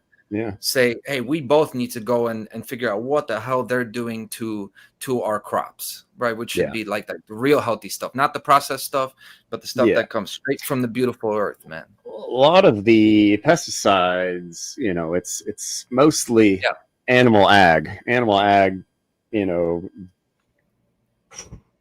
we got to grow a lot of plants to feed all these cows at a deficit. You got to feed a billion, not real numbers, but 1 billion calories to a cow to get 1 million calories of meat out of it. There's nothing in line with natural law or morality or economics with the meat and dairy industry and carnism. I don't defend it, but yeah, me and Allie have done a couple debates with farmers about all the nitty gritty around the soy industry and the pesticides around the grass fed industry and all kinds of stuff. And it's where they're both the industries, the animal ag and plant ag are fucked, and they're really the irresponsible farming practices, the irresponsible carnist farming practices in the last 200 years have really messed things up for us. And we're dealing with the repercussions of these people. And now they want to put more farming on the land in regenerative farming to fix it, which is just satanic and psychotic and psychopathic and wrong and insane. But yeah, that stuff's pretty bad. I would like to try out as co-host on your show, maybe, if you're interested in your week in tyranny. This week in tyranny. I've had that idea for a long time, and I've been wanting to just read the news from a natural law perspective. And I saw you were doing it, but I would like to apply for a co-host position every once in a while or something like that, because I would have a lot of fun doing that, especially with you, because like it's, you know, it seems like, did you come out of like the Ron Paul era, or you said you were more 2000 era? So here's the thing. When I first kind of started waking up, I came to this country in 2005. I'm from Poland. And around like 2007, 2008, I'm watching the conspiracy videos. I'm watching Alex Jones Endgame. And hip hop was a part of this for me. The world was always fucked up to me. I kind of had like I didn't have a bad childhood, but it technique. Actually around that time, absolutely, stuff like that. And but then for a while I went away from it. I went back to it. Now in around 2016, I thought I was the fucking smartest dude in the universe, but I was nuts. I was a drug dealer. I was partying. I was doing this kind of stuff, like really just kind of isolating myself from life. I beat myself up about it now, because I would do a lot more outreach if I wasn't such a fucking loner and outcast and like a crazy dude when I was younger. But around this time, I started seeing some of the more occult stuff, some of the, I would say, not the classic two-party illusion, secret societies run the world type of deal, but some of the more syncretism, that type of stuff, the gematria, the Freemasonry. Language. Then I went away from that as well, and then I happened to hear Mark like on I thought, again, at this time I thought I knew everything, right? I'm drinking on my lunch break and doing coke after work, but I'm thinking that I know all this stuff about the world, very like black pilled way of seeing it. And then I hear Mark, and it kind of I realized, hey, I didn't hear all these guys. I didn't really hear Michael Tessarion before. I didn't really hear Jordan Maxwell as much, you know. So basically, not to go too much into my story, so I've been kind of like hovering for a while, but hardcore. I like when the Ron Paul stuff was happening, I was like, hell yeah, you know, but I wasn't deeply a part of that. I wasn't engaging in the community. I saw some of your older stuff, and I see that you were, you know, you're not new to this, and I have respect for that, you know. I come on this show like, oh, you know, I'm not just coming here to fight, you know. I didn't think you were going to fight at all. You know? We talk about the same shit. That's so I'm like, oh, so you sound like a Ron Paul era person, because, you know, Ron Paul was a really good boot camp. You know, like Ron Paul really kind of started the whole thing, especially 2012, 2013. I mean, 2012 was fucking crazy. It was so dope. Isn't that the time where it all went downhill? No, that's when he ran for president. And they unseated him and everything. But I lived down on Hollywood Boulevard at the W Hotel. It's like one of the most like luxurious places in Hollywood. I lived like in penthouses above it, and we cleared out. We gutted our apartment and did Ron Paul meetups all through 2011, and had like politicians and like rock stars and movie stars and all kinds, just packing out this apartment. Ron Paul actually wrote about us in one of his books, about how he was super impressed with the grassroots outreach the Hollywood libertarians were doing. We were going and like meeting with like conservative groups and liberal groups and having them come and like debate us and like big open forum thing. Super fun, super fun.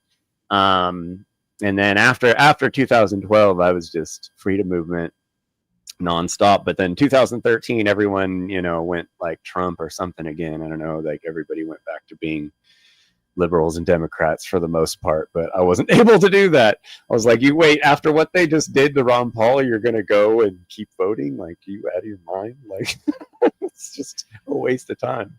2011, 2013 is when the social media era really began. Crypto, I need to do this, like a presentation I haven't made yet.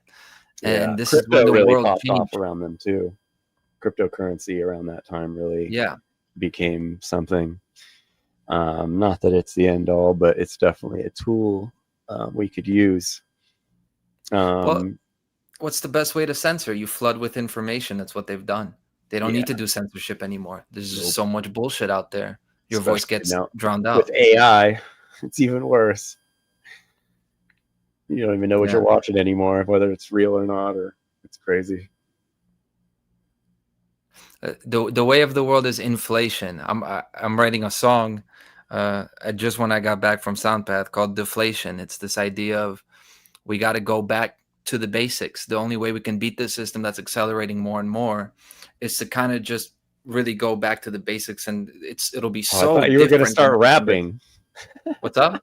I thought you were going to start rhyming and rapping. I was like, "Oh, I'll do it. I'll give you an exclusive exclusive premiere for you."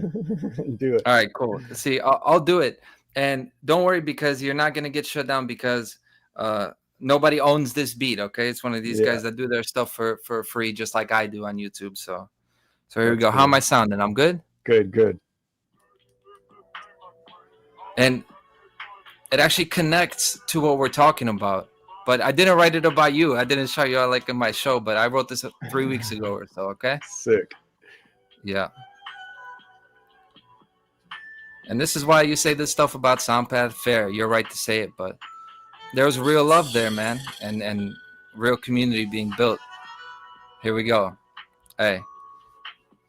Let me tell you about deflation. About time we go back to basic. I know you hear about the inflation. Let's take back some value today. Evaluate me face to face. I don't really need no spaces. Does it all matter? Hey, do you call it matter? That separates us. I followed sunrise to Pennsylvania. I didn't see no time wasting. Not a second was left on the table. And all natural don't get the label. I could read it just fine like it is now. Dream like when I found the key to it all. And you and I, we could see through it all. All the bears got placed in a way. Inflation, empty, calorie culture. Looking like straight insanity. So easy to become a casualty. And you can call it war. All this glitter, I'll never call it gold no more. Places that I don't want to go no more. Cause you get burned, yeah. All the hot air goes straight to your head. Don't you learn? How did it get so top heavy? The solution isn't known by many. Disillusion ones drop out daily. Somehow disillusion runs steady. Can I get a look behind the curtain? They all invest in the surface. Blow up that bubble, it's layers on layers. Let me see the core. What is it worth? Deflate everything till I see purpose. I don't want life running in circles. Just get to the point, put the work in. There's gotta be more to the circus. Deflate everything till I see purpose. I don't want life running in circles. Just get to the point, put the work in. There's gotta be more to the circus. Hey, I know where to go, where the wine be flowing. I know where to go, where the wind be blowing. In a way, we only need osmosis. We could turn the whole thing around, they know it. But we living in a way opposite. Run from organic to toxic. Could have had it all, but we botched it. Started filling our grids and boxes. Why we getting packed in like laundry? Well, we got enough space in the country. And I got a bigger ego, probably. But I'll never cross them boundaries. Everything went flat, then I found me. Even lost all the air that's around me. Tell me it is it one divine comedy. Came from the grow beef for the autonomy. You want to one up the next man and the women to compete with the webcam. When the core is a tone unmatched. The philosophers stone on that. We need to decalcify all around and really do more with the same amount. Can we all breathe out and deflate now? It really feels better on the way out. It's off the chain, I know it. We're gonna bring change, I know it. Yeah, it takes a long journey to know it. Cause you can get lost in the ocean, in and out motion. Every day we be taking all weight on this boat. Can we hold it? More inflation to keep it afloat. Go the other way, if not, then it's over. Hey. Yes, sir. Soundpath 25 to 26. Sick. We still live? Woo! Yeah. Yeah, Allie accidentally kicked the extension cord out of the wall. but you kept going. That was good. Sorry. Yeah, that was sick. So you just wrote that last week? That's good, man. No, like 3 weeks ago. It was the week after I got back. I'm like, okay, let's get some instrumentals going. I felt so inspired, man. Now, this is a part that did happen is I connected with people. I would have never met Brendan Daniel. I would have never met Presence and Apophysis. I mean, Apophysis rocks. I know you guys were saying, I know it didn't come across. This is one of the things in our defense. Arnold's the live, it sounded so fucking good when you were there. The bass was bumping. Now I know that, you know, obviously I watched the stream. I watched that day 3 like a couple times. Yeah. Okay.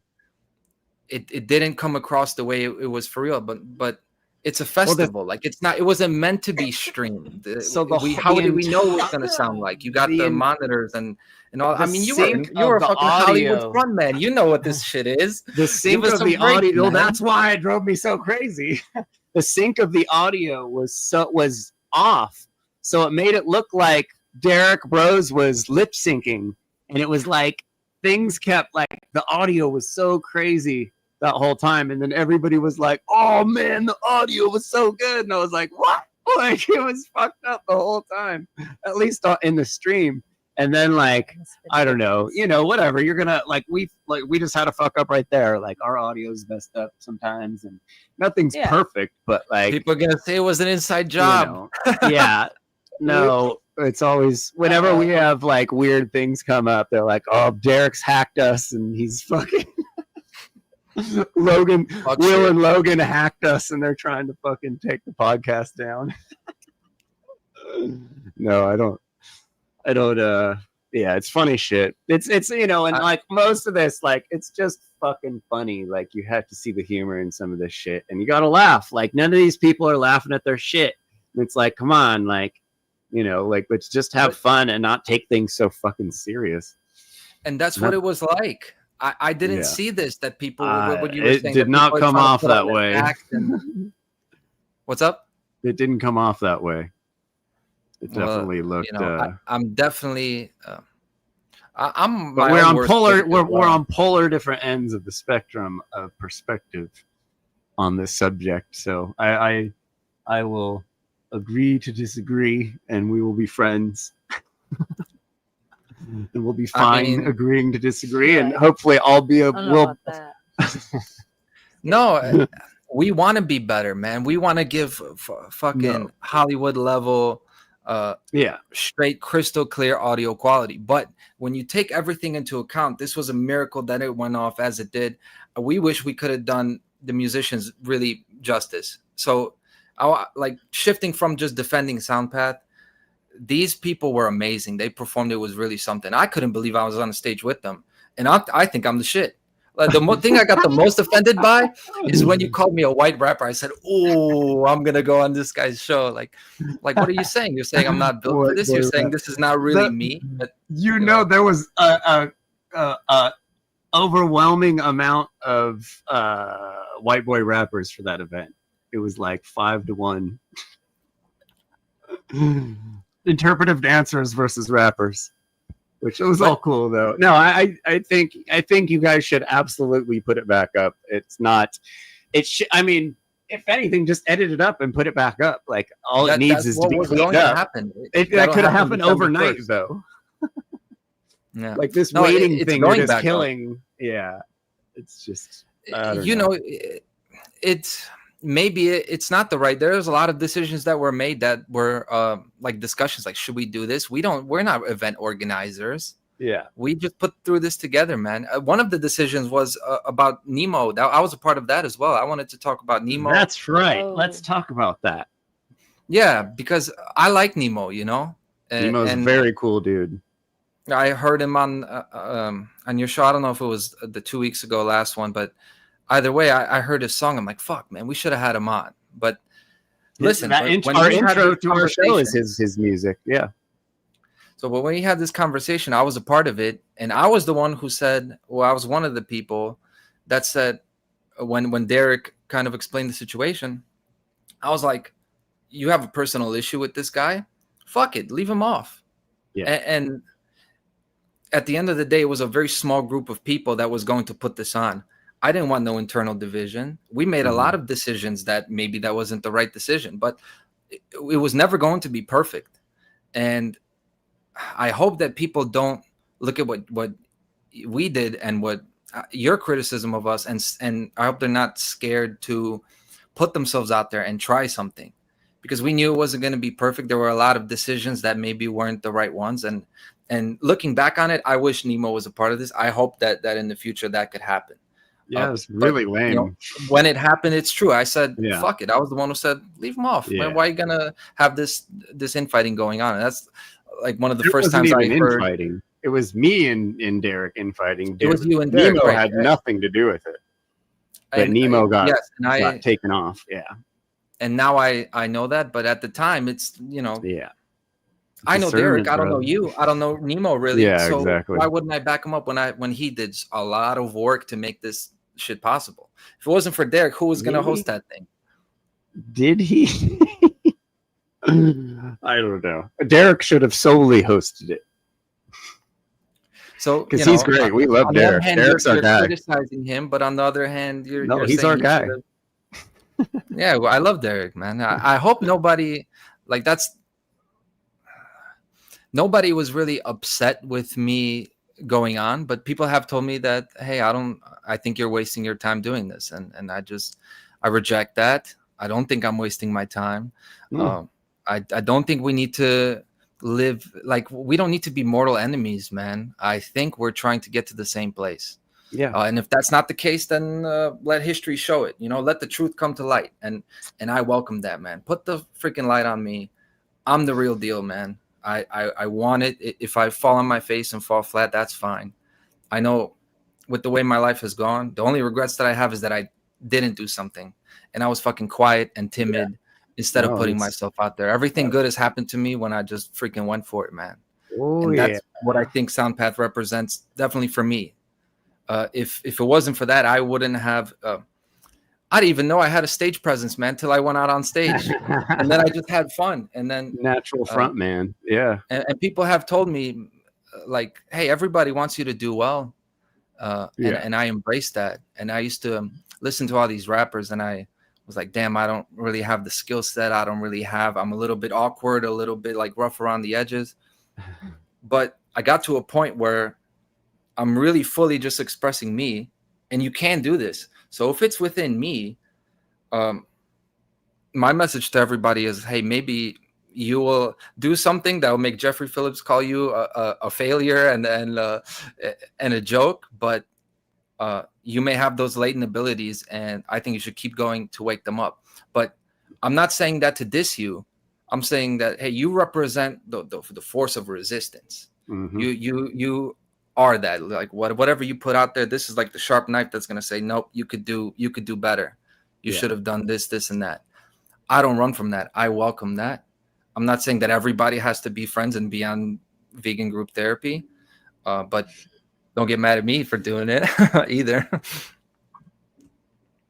Yeah, we got we made some pretty funny. Where sometimes I get a little fired up or worked up. Or whatever. Yeah, I don't know. Yeah, I mean, I love that one. I like the soundboard. The soundboard is a very nice touch. Well done, and good thumbnails. You stupid ass motherfucking vegan therapy. You stupid ass motherfucking vegan therapy. Fucking Derek, we love Derek. Derek's hilarious. The soundboard's getting bigger. The death metal band Insanity. Guide your students, Mark. Yeah, soundboard's fun, but yeah, yeah. I mean, I can't make next year's Soundpath be any worse by doing what I'm doing. You could at least look at it that way. And that's all. Like I don't know. Like you said, we've kind of become this boogeyman, And like, I just hope that I'm just kind of in the back of some people's heads going, hey, you know, you should probably do a little bit better this time so Jeffrey doesn't yell at you, you know, like if anything, I don't know, just trying to set the bar, and wasn't really anyone doing it. And like, I don't think that there isn't a place for what I'm doing here, what we're doing here. I learned most of this from her. I'm just got a bigger mouth. So someone told me that that you've been accused of causing infighting. Like, why are you gonna be with somebody who does infighting? And I said, I'm not infighting. I'm in sparring. There's such a thing as a sparring session. We can come out here and acknowledge that, hey, we're kind of, you know, we're coming from different perspectives. Parlay. But we're not trying to hurt each other. We're not trying to like destroy each other's projects and life goals. We're being the level heads in the community getting together and being like, how can we fix this, instead of just ignoring it. What do you think, Allie? I was just gonna say, I think that's a common misconception about what you are doing here. It's not that we hate Mark or any of these people, or trying to, like you're saying, destroy anyone's projects at all. Like you were saying, even like with the soundboard, it's just, this is a movement that we've been, you know, we've been around these people and been following Mark and studying natural law. And so I think there's a comedic aspect that's kind of missing, and that's really important for all of us to stay, you know, self-aware and laugh at ourselves. I think that's kind of what the only thing that in my opinion, the only thing Soundpath was missing was just a little bit more of a sense of humor. The technical difficulties, that's all like fine. Like, it's just, you know, be a little bit more self-aware and have a sense of humor about it. And have the worst part was that it was taken down. So the worst part was that it was taken down. I couldn't really hear what you said. I don't want to. No, go ahead. Somebody told me at Soundpath that they had ideas about the comedy aspect, that we should have a comedic aspect. They were talking about Mark doing like using his voice, if we could do it in AI or something, to do like, or take like give like a relationship advice. You know, people call into Mark. He's giving them that advice in that way. Don't take the idea because you guys are executors over here. You don't want to give us a good idea. But yeah, comedic aspect would be good. Now, part of it, like right next door from comedic aspect, is music to me. It's like fun, for sure. Relax, kind of let it go a little bit. That's what we're trying to do. Definitely did that to me, man. I even sang. I cannot sing, and they were like, "All right, hit the note." I'm like, "All right, man." Dude, you got some maybe balls. Way more nervous than rapping on stage to sing in a room with like 2 people. Rapping's harder, I think. Yeah, probably. I don't know. Whatever you're not. If you can't sing, you can't sing. Yeah. Exactly. Yeah, exactly. Yeah, you guys should have got Padini. You know Justin Padini? Padini is a comedian. He's got a bunch of natural law jokes. You guys could have got Padini on the show. Oh yeah, yeah. I've definitely. He's just in New York. That's by Philly, isn't it? Yeah, not that far. Apophysis came from New York as well. So we had people from all over. We had somebody from Canada. Canada came down. That's crazy. Yeah, man. It really was something, man. So. I'm glad you guys had fun. You know, it's just you know, the Jerry thing. I mean, I'm looking forward to next year. Yeah. Like, I think I bet you guys are. A lot of content coming next year. No, that's the thing. Like, I haven't needed to think about this show in so long, just because like there's been so much content just handed to me. It's I guess you got to have an eye for it. Well, that's part of the vulnerability of putting yourself out there, right? Like Conrad, the thing you're talking about with putting yourself out there singing, but that's what gives something for people to watch and talk about and laugh at and whatever. I mean, that's like, I respect everyone for putting themselves out there, I guess is what I'm trying to say, because it does take a lot of balls to do anything, whether it's just a live stream and then actually to go up and perform and put your face and name on some sort of production. But art. It's art. I think, yeah, it's art. And I think like you said, the comedic kind of aspect of it would kind of help bring it all together, make it a more like well-rounded and speakers, relaxed natural event. law speakers, or speakers. We had a few. Like, we had a few, right? We had Chris Callahan, we had Derek Bros, I saw like, and we had David Rodriguez doing comedy. Which, let me say this, okay? Let me say this: when we were watching it together as it was streaming, just the way it was set up, we heard Derek, but like with a delay. You guys weren't hearing him, but we were. So David Rodriguez would do the punchline, and like 4 seconds later, Derek is just laughing. We saw that the delay was there the whole time. Oh, that was live? Yeah. Oh man, that was the best. It was thing out of about sync. it, It was. It made it. Honestly, we were like, Derek Bros is fucking lip syncing. We were like blown away. But then we're like, wait, is it just out of sync? We're all like because zooming, like things would like repeat a bunch of times, and then like they'd just roll advertisements, but then like the same advertisement would roll like 4 times in a row. It was just whatever. But like just in defense of our producer, right? So use StreamYard next time. Don't mess with all that other shit that Mark our teaches. guy. He's no amateur, man. The reason it is like this: try getting 25 to 30 people to give you their content. First of all, it was a whole nightmare getting it. We got late submissions. The titles were wrong. It wasn't in the right format. The guy goes to do it, and he's like putting out fires in real time. Yeah. That was he's not no amateur. It was just bad management and planning on our part. Yeah. And just not enough time. The submissions were late, so it should have been managed. So he didn't get good input to work with. And with the delay the day of, now he's fresh to the venue. We're doing this like we're gonna go live. That's Mark's producer, isn't it? Yeah, producer Mike or whatever. So look at his other work. I remember him. He's not no amateur, right? What on earth is happening is not bad. He never kicked me out of Mark's chat, which was kind of cool. What did you say? He never. Well, remember when Mark would go live and he'd do the live chat, and all the Carnists would show up, and he'd kick out all the Carnists, but he never kicked me out for being a crazy vegan. He's a really cool dude, man. He was the one making me sing. Yeah. Yeah. No, I mean, hopefully next year it's fucking awesome. But just more outreach. This is a whole outreach movement. It is based around outreach. But yeah, I'm hoping to take us around to different locations because it's Labor Day weekend.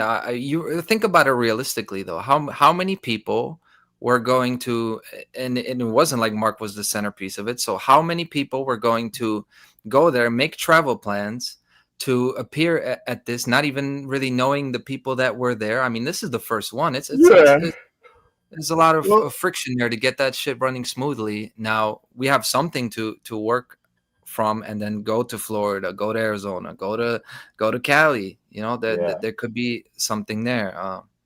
I don't want to reveal too much, but that's what I'm pushing for. Yeah. Yeah. Definitely, that'd be cool. Oh, the chat's been going crazy. Speaking of chats, so speaking of chats, you guys have also talked about like funnel as well, and I've seen Darren on your show, and the fucking up natural law conference.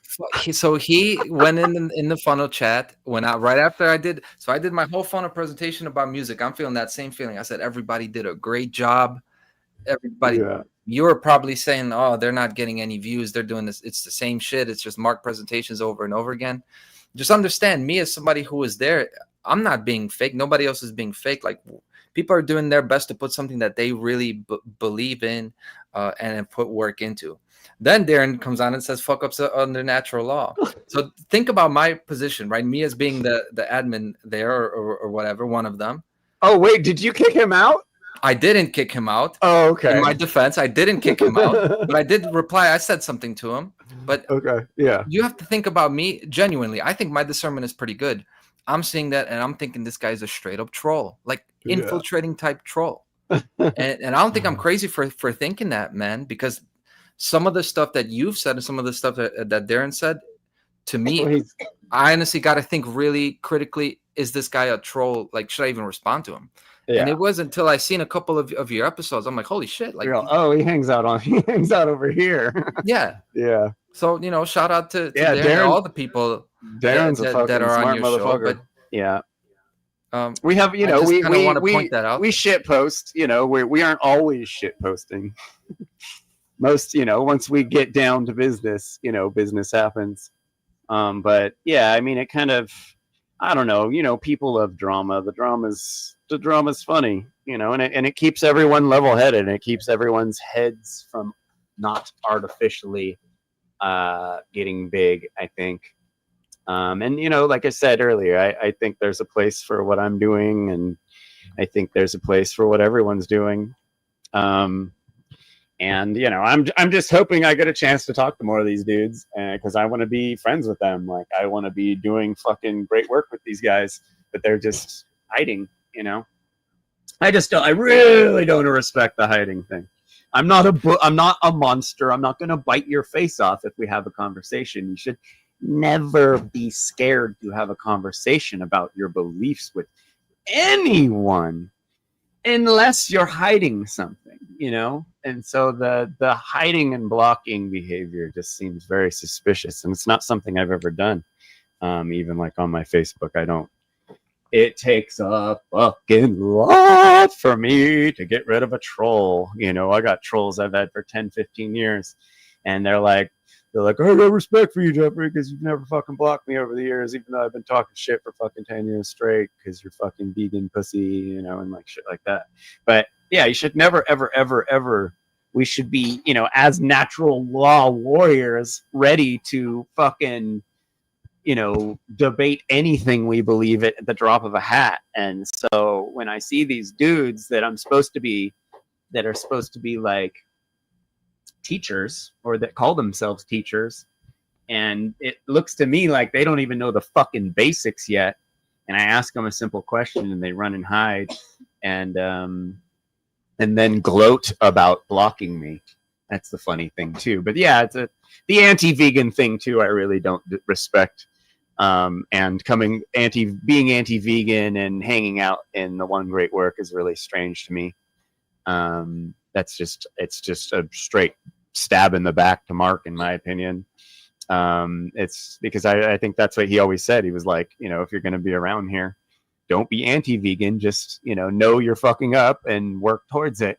But these guys that choose to be anti-vegan, it's pretty shocking, and they're still up on the network. We've seen several podcasts posted on the One Great Work about the carnivore diet and keto and all kinds of stuff, and it's just like, okay, I guess that's what we're teaching people, to be double down on the most state subsidized food that we have access to. That makes a lot of sense. It's very do less harmish. I like to attack it from the psychological angle, because I know that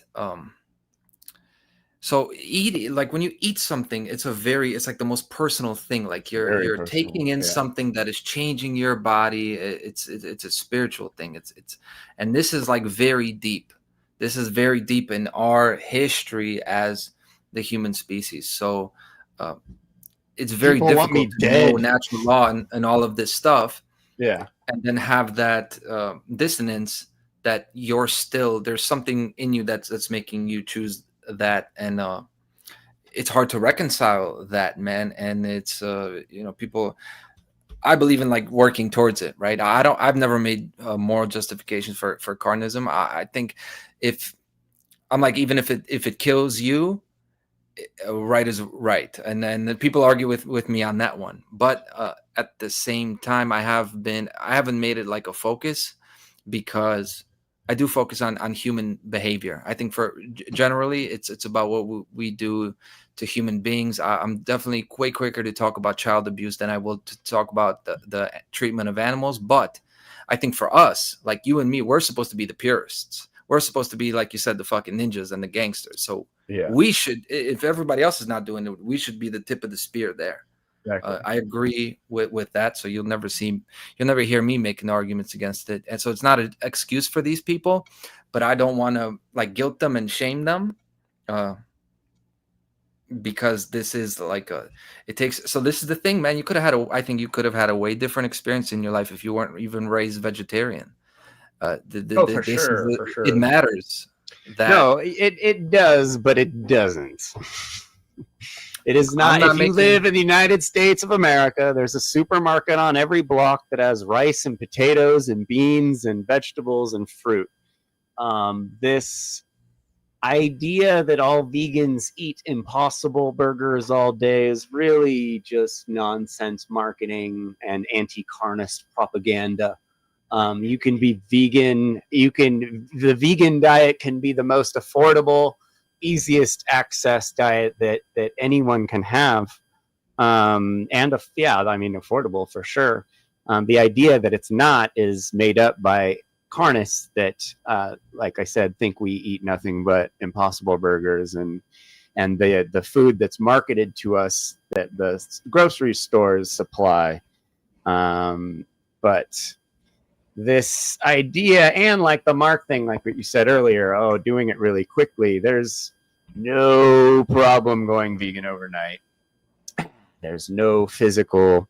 We've had a doctor on here, and I even asked him about that, a vegan doctor, about what kind of things can happen to you physically. There's absolutely no harm. That's one of the few things I completely and wholly disagree with Mark on, that you need to take 7 years to go vegan. There's nothing but mental. And I get that the mental addiction to cheese is strong, but you should try the vegan cheeses they have these days, bro. They're pretty fucking good.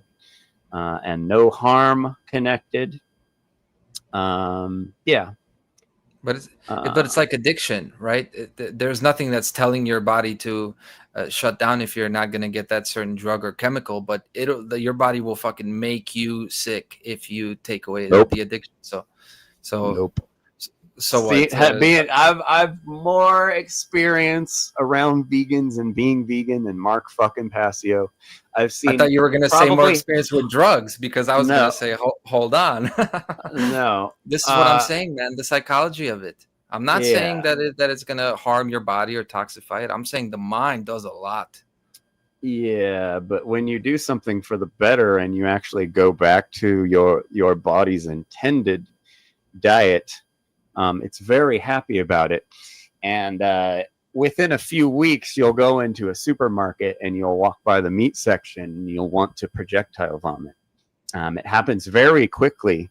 We've had vegans go vegan on the show before, and they were, one episode, they're like, oh my God, I went into the supermarket, Whole Foods, and I almost threw up in the fucking menu, and it's like, yeah, that's once your body finally gets it out and is like, I do not want that anymore. That's fucking gross. That's never going to happen with vegetables. It's never going to happen with fruit. You can stop eating and start eating fruit. It's never going to make you want to throw up, because we're not supposed to be eating that shit. And our brains, what you do when you eat meat, your brain senses that you're fucking eating meat. So it's like, fuck, life or death. This guy's fucking battling lions and, something.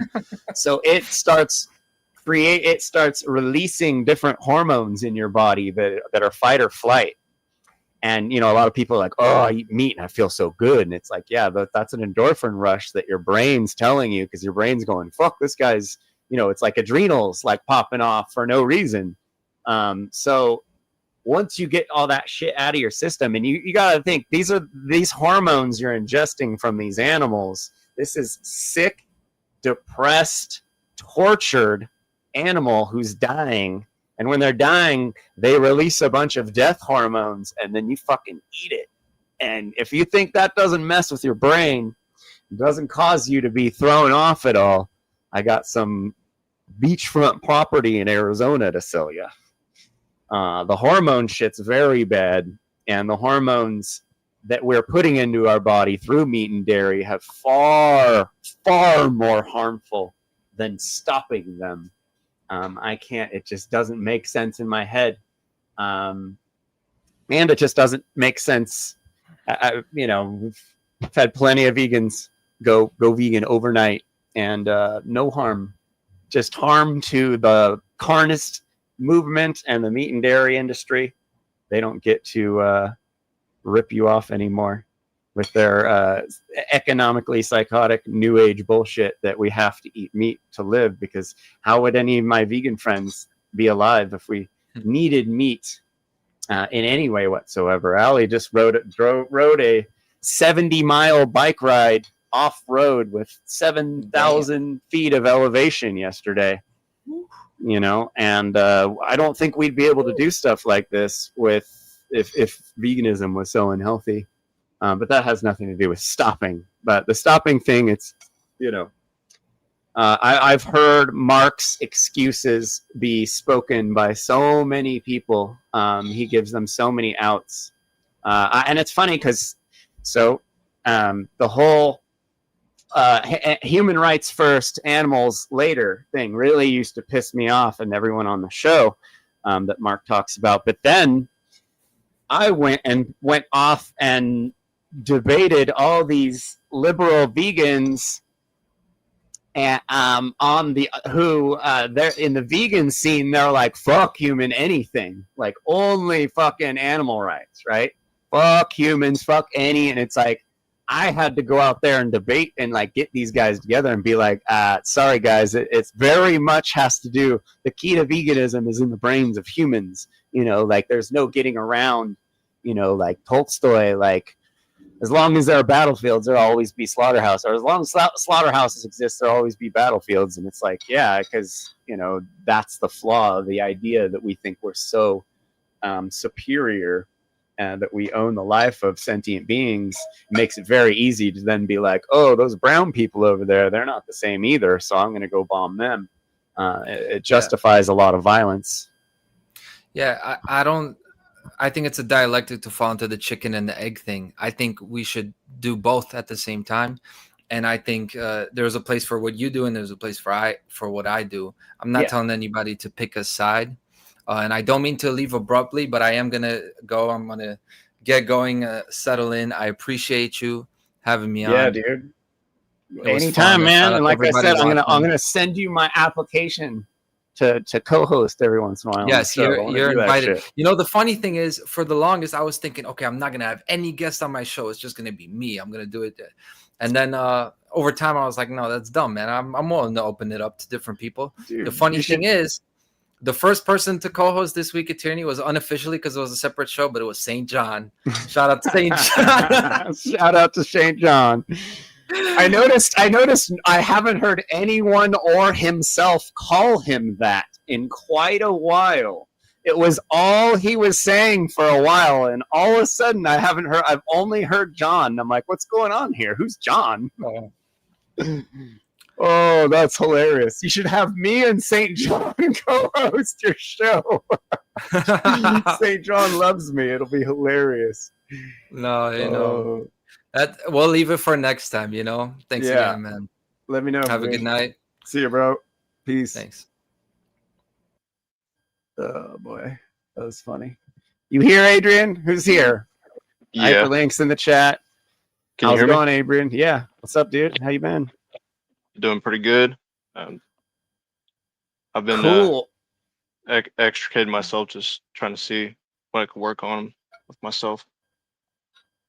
Awesome. You took some time off? I wouldn't say it's time off. You extricated yourself? Yeah, extricated myself. It's like I removed myself, you know, just to kind of like see where my errors are and just rectify some things, pathways, thought, ways of thinking. Dope, dude. That's what it's all about. Yeah, being alone and sitting in your shit and figuring your stuff out without distractions is super important. And it's kind of going along with what we're talking tonight. This whole obsession with community, it's a big distraction from yourself. I think that's what we're ultimately saying here. Doing all this great work and blowing smoke up your ass like you're changing the world, you know, it's a big distraction for not working on your own shit. You know, you need to be fully healed before you fucking do an event.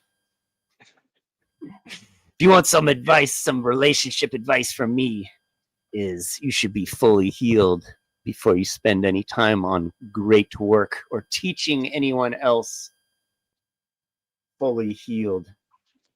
But that's good. It's good to hear, dude. And, you know, along with that, just, you know, there's some things I might have, you know, discovered that would be, you know, optimal for me to like experiment with, just like maybe enlightenment kind of things, and just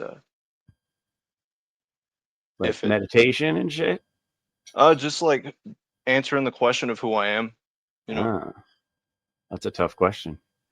It's a life takes the whole life takes a whole life experience to learn the answer to that question. Yeah. And you're fucking super young to be questioning yourself at that age. I was doing jack shit, but partying and being a crazy person when I was your age. When I was your age. Oh, sometimes I do that kind of stuff. Well, you're supposed to do that stuff. You don't want to skip the high risk Heck no. part of your life.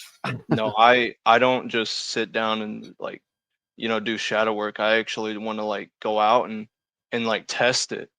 Yeah. And just like and let the experience tell me the truth. Oh yeah. Yep. It's crazy once you're really tuned into that. Like you'll start seeing shit happen. You're like, whoa, look at that. I'm watching something in real time. Yeah. And it's something I've been talking about for years. And then, you know, just, you know, like what I was talking about in the monologue, like it's like you gotta, as much as I can, you know, like everybody's, oh, you just talk shit and you, what about yourself? It's like, well, yeah, I have to fucking check in with myself every once in a while, you know? Yeah.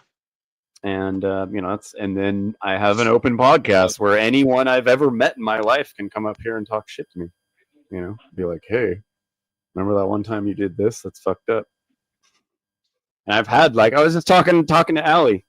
I've had friends from my past fucking confront me now when I, you know, I'm like, whoa, fuck, really? I don't remember being that much an asshole, was I?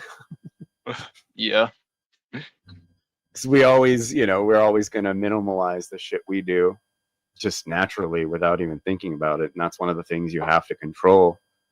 You know, like what it says right here, when you do something good, forget it. When you do something bad, don't forget it. Like focus on the bad things you do, because that's what?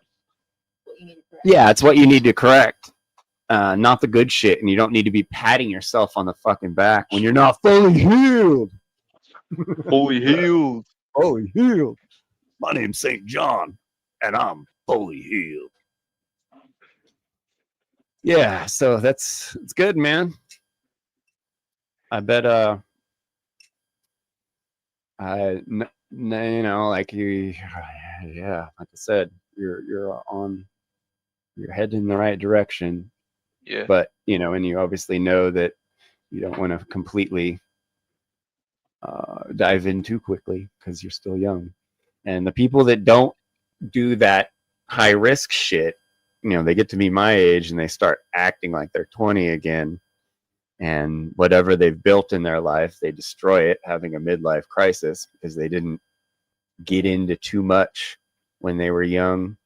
They were really sheltered people, maybe by their parents and school, and you know, they never lived their own life. And that's what I was saying in the monologue. Like, being free is not living the life someone else wants you to live, or, you know, whether it's government or your parents or society or anything like that. True freedom is doing what the fuck you want, and not just like, I want to drive a fucking 150 down the freeway. Like, it's not that. It's fucking doing life differently, not being like everyone else. Everyone's doing the same fucking thing in their psycho freaking Satanist cycles over and over again. They have no clue that they're bad people because they don't question themselves. We've been brainwashed to be individual and only care about ourselves and what we want and need. And questioning yourself is such a rare thing to have the power to do it, or to even see other people do it these days. Shit, everyone's raging about Charlie Kirk and shit. Yeah, everyone's caught up with all the monthly brainwashed false flag psyop that gets handed to us 2 at a time. But we're in false flag season right now, ladies and gentlemen. Holy shit, they're throwing a bunch of them at us. And this is like high time for having the discernment to see through all this bullshit, because I'm seeing fucking natural law practitioners getting caught up in this bullshit, and they should be seeing through it. This is all fucking, look at what is up right now. Esalen Institute, fucking Frankfurt School, like these humanistic psychology. This is all the shit that is brainwashing society. This community of, let's not call anyone out in our community. Let's support everyone in our community, even when they're pieces of shit. It's nonviolent communication bullshit. I didn't know it was New Age until I saw this video by Jana. Jana's probably Mark's best student. Hopefully her book comes out soon. Check out Jana, esp.com. Is that it? Jana's, yeah. And Jana's mad at us right now or something, but we still have a ton of respect for her. She's a fucking beast teacher. This is her website, janaesp.com. Check out all her work. None of it has, all this stuff should have tens of thousands of views. These are all Jana's. Everyone's like, oh, Will Keller's making slides for Mark. It's so cool. Look at these. These are Mark's fucking most famous slides, all done by Jana ESP. Some of the best slides I've seen on all this stuff. But anyway, so nonviolent communication. Marshall Rosenberg, this old scary looking guy in the red shirt. I still have respect for this guy, even though he's a New Ager. Just because he seemed to really care about people, even though he was feeding them some New Age shit. But I got really into that. After growing up in very heavy, petty tyranny style of movements, being the vegan straight edge movement, where it was all about outreach and telling people about educating people and doing fucking tables with literature at concerts and high schools and all kinds of stuff. And being very, like in your 20s, I was vegan, just like super satanic thinking, almost like just, fuck people, like these people I've been talking to recently, just like, I don't give a shit about people. People can go extinct. The world will be better without, which is like true. But, isn't the way we should be looking at things. So when I found, and just getting into the liberty movement and the anarchy movement and just watching no one give a shit about it, I was like, maybe this screaming from the rooftops and protesting and fucking bullhorning people just doesn't fucking work. And so I had a partner of mine show me this video, the nonviolent communication lecture by Marshall Rosenberg. It's a couple hours. It's just like Mark's, like a 4-hour long thing. And, it seemed to make a lot of fucking sense.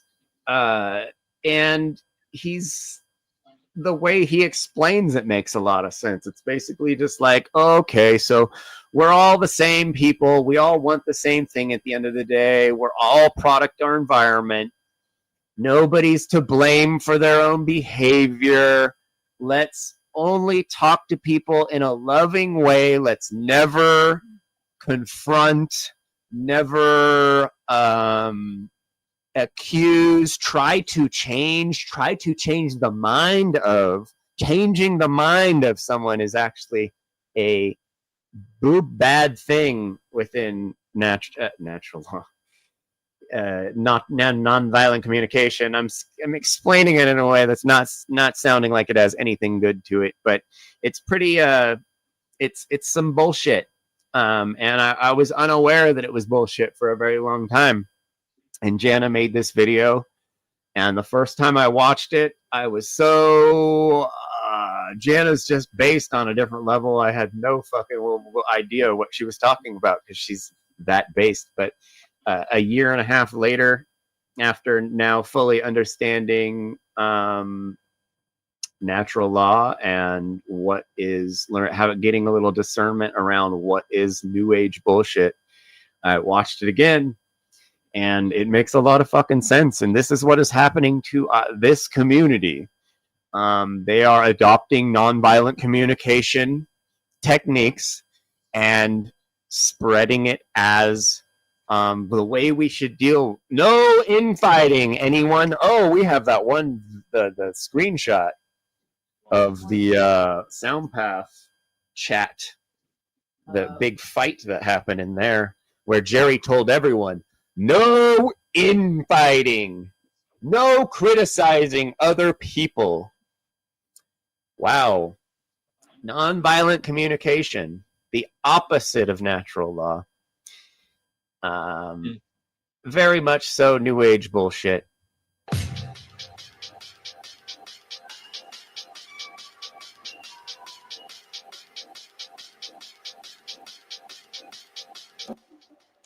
Welcome, one and all, to my presentation on nonviolent communication, the trivium, natural law, and the human potential movement. This will be part one of a three-part series. So, because we're going to show you today how to use this technology. By the way, Jana's also a musician. You can find her music on her website also. And with this Marshall Rosenberg's very funny and charming, so he really gets you. He's a very good speaker and a very good sales guy for this stuff. Technology, it will be impossible for you to hear criticism. With these ears, all you can hear is the only thing human beings have ever said. Please and thank you. We're going to show you today that all what used to sound like criticism, judgments, blame, are simply tragic, suicidal expressions of peace.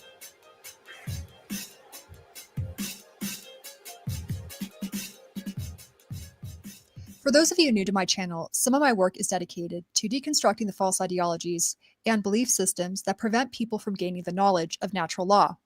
This may offend some people who are attached to these particular ideologies. Therefore, this is my disclaimer.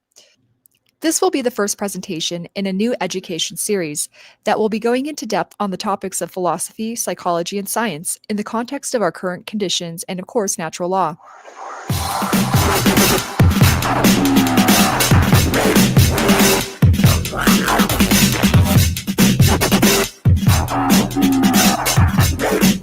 Today's presentation will be about philosophy, extending into psychology.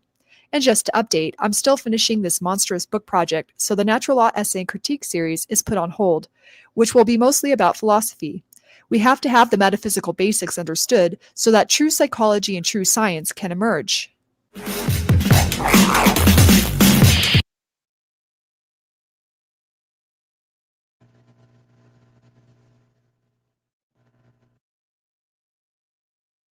Mike muted.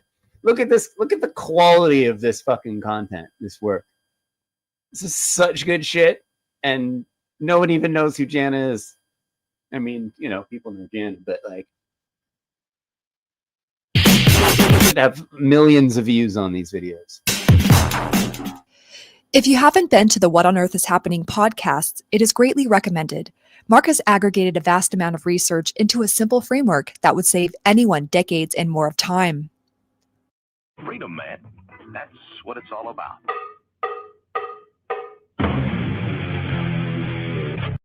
Also, if you have benefited from Mark's material, consider making a donation. Just letting you know I'm not affiliated, but recognize the tremendous value here. Before we begin, a few notes. 2 terms need to be defined, and the last one specified. First is the term proxy, which means a substitute, false version, that which takes the place of something real. This could be called the reversal of meaning, as used in mind control. For example, man's law is a proxy for natural law. Part of the reason why people fall for false ideologies is because it mimics a partial truth. This is essentially what deception is. Next is apophysis, which is a method of inquiry to arrive at truth by eliminating known negatives, to understand what something is by what it is not. Affirmation through negation. Finally is the term or terms New Age postmodernism, which will be sometimes used as broad general categories, including many ideologies of the 20th century. Of course, a deeper analysis would differentiate between the various schools and camps, but all have the same underlying basis.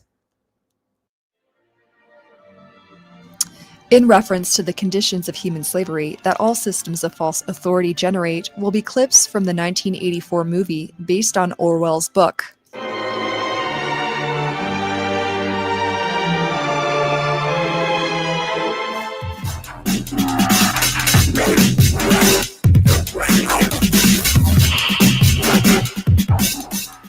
We live during the times of the apocalypse, when spiritual knowledge has been publicly revealed. This is the era of de-occultation. The control system of human slavery has been de-occulted, revealing itself to be an immoral system of masters and slaves, operating through moral relativism, ignorance, apathy, and non-holistic dualistic consciousness. Also de-occulted is the infinite all, in which everything comes from, and its natural laws behind creation, a metaphysical necessity for the existence of objective truth and morality. Natural law is a body of knowledge consisting of various aspects that need to be understood.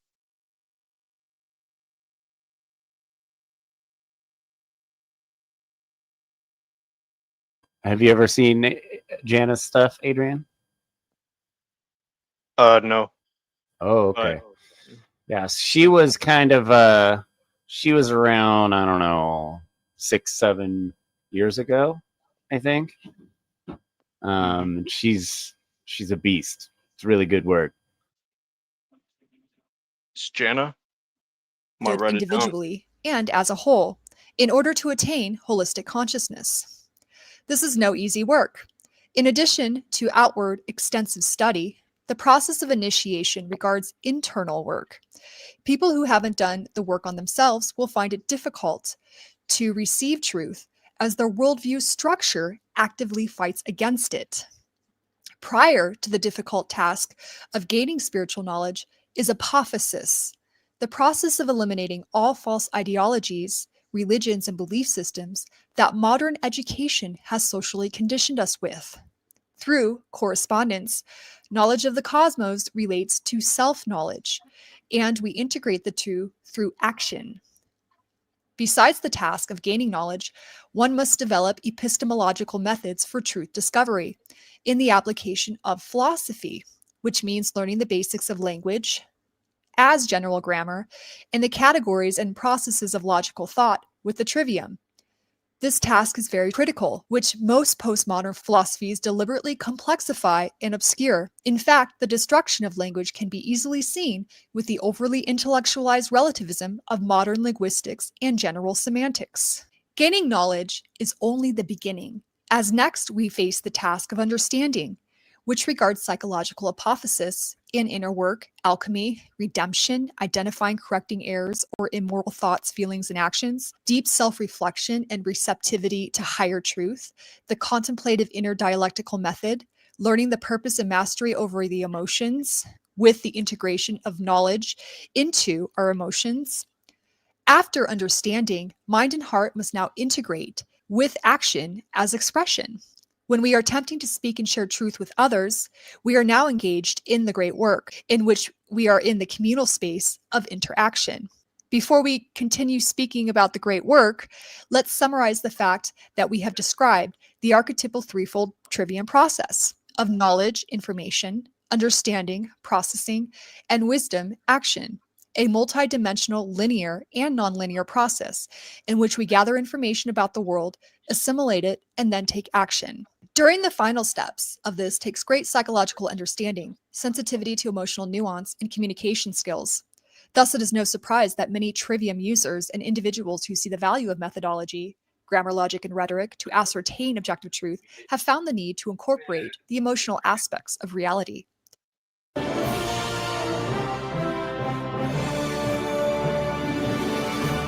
Tonight on History So It Doesn't Repeat, we feature a presentation by Tragedy and Hope researcher Daryl Becker, discovering how to formulate effective critical thinking and empathetic communication skills, and how by carefully selecting our words, we can all be the change we want to see in the world. Learning's the answer. What's the question? It's all coming up next. Can't believe I used on to fall for History this shit. So It Doesn't Repeat. Several years ago, there was a movement to combine NVC, nonviolent communication, with the trivium. Nonviolent communication takes us back to a model developed in the 1960s by Marshall Rosenberg, a model that lives well today, having been developed in 60 countries. Here's a clip from a seminar that gives you some of the basic assumptions of the NVC worldview. A student in my class incessantly talks loud, won't stay seated, or keep his hands to himself. I hear about 3 judgments in there. Okay, since coming to the introductory presentation on Tuesday night, I've been very aware of hearing evaluations in myself and especially in other people. And so I started to wonder, are all of those violent communications, or would there be a way that some of those are, according to this model, nonviolent? I would say that any evaluation of others that implies wrongness is a tragic expression of an unmet need. Tragic in the sense, for 2 reasons. First, it decreases the likelihood that we will get what we want. Even if we don't say it out loud, even if we think it, if we are even thinking that what somebody else does is wrong, it decreases the likelihood that we will get what we want. And second, it increases the likelihood of violence. So what could be more tragic than that, than expressing ourselves in a way that gets in the way of our getting what we want? It's like obviously manipulation now, like just hearing them describe it. The reason for the in union the between smallest bit. NVC and the trivium is that many recognize the imbalances that occurs with a strong emphasis on logic, which can be alienating and exclusive, which ignores our need for human connection. In a sense, this was a drive to be more holistic in the use of the trivium, if even unconsciously, but this movement never truly reconciled the division between mind and emotion or deocculted their relationship that natural law is central to. Recently, the NVC debate has resurfaced with the natural law community, as we never got to the root issues. Because I did not find an adequate presentation on YouTube, and individuals in the community were seeking more information, I decided to make this video and will attempt to deconstruct this topic using the trivium and natural law to be as close to objective truth as possible. When talking about the mind and emotion, we speak of the masculine and feminine, and so let's recap the birth of the truth community and the value of true freedom.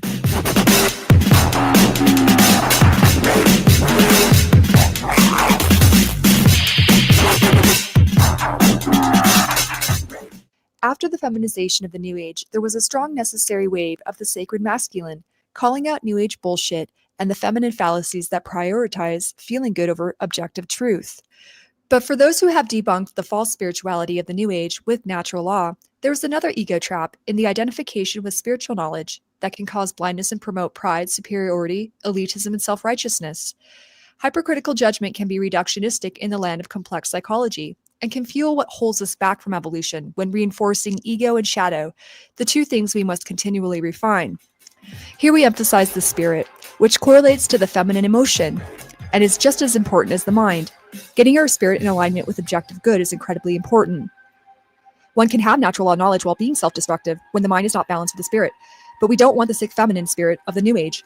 Having the spirit of empathy and communion with others without being alienated by our knowledge is the next step for the initiates of natural law. Thus, it is understandable as to why the subject of NVC has reemerged as an archetypal desire to get in touch with the sacred feminine. The correct feminine spirit is the big picture understanding that we are one, and that we have been everything which we criticize. The evolutionary journey is from the lowest demon to the infinite all, and we are all of it. Therefore, judgment and compassion merely reflect self-knowledge and self-understanding, not war and condemnation. Holistic consciousness is not about sacrificing the masculine for the feminine or vice versa. It is about the dynamic interchange of both in their healthy state. And that's a Walter Russell reference for you. The principle of gender is the fundamental polarity that creates all matter, in which movement, expansion, and contraction of the physical world are based on, as the mental and spiritual are embodied in the physical. When the masculine doesn't have the feminine, it is too restricted, operating in a closed loop with myopic vision, in which one cannot grow. But when the feminine doesn't have the masculine, it is too fallacious, insincere, ambiguous, and chaotic. Yes, the feminine has the desire of connection, but if it's not based in truth, then such a desire will merely project false connection. We have to seek truth and the connection to the infinite all within before we can really have true connections with others. Our understanding of the feminine and our feminine expressions should never violate logic or reason, while our masculine expressions need to include the range of emotions with the flexibility of multiple contexts. Attaining unity consciousness means to synthesize emotions and the mind as to base both on objective truth and morality. When the emotions come into alignment with truth, they become the intuitive detectors for greater levels of reality that logic alone cannot observe, as to even help logic expand. In this presentation, we will only scratch the surface of the relationship between mind and emotion.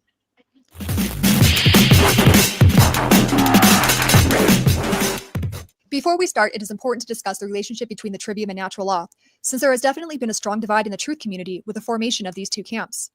Even though Richard Grove of Tragedy and Hope helped Mark Passio record the Natural Law Seminar, you will find his podcasts and others of a similar nature, like the School Sucks Project, rarely discuss natural law.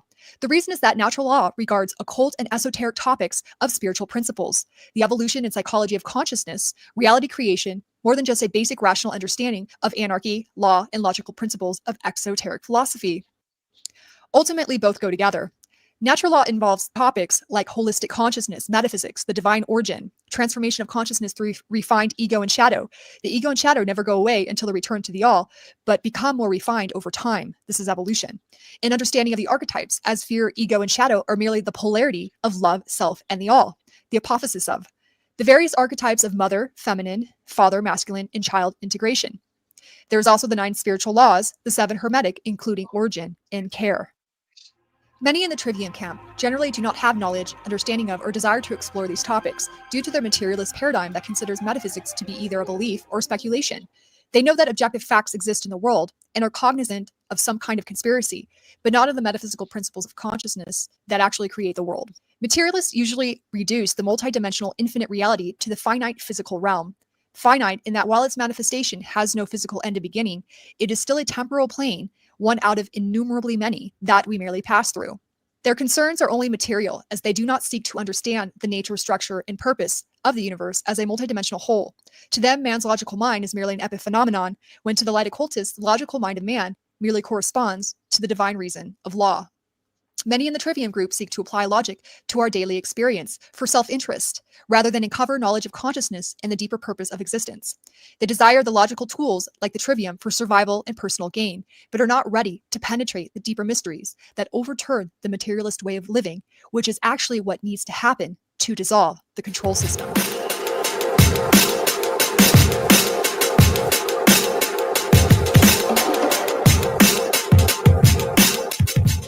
Pragmatism, like all false ideologies, is related to Satanism and its worship of ego, selfishness, and self-serving achievement. But when we pursue unholy things like climbing up the dominator hierarchy of status, fame, money, pride, and narcissism, we contribute to the control system and slavery as a whole. Freedom and evolution require objective morality.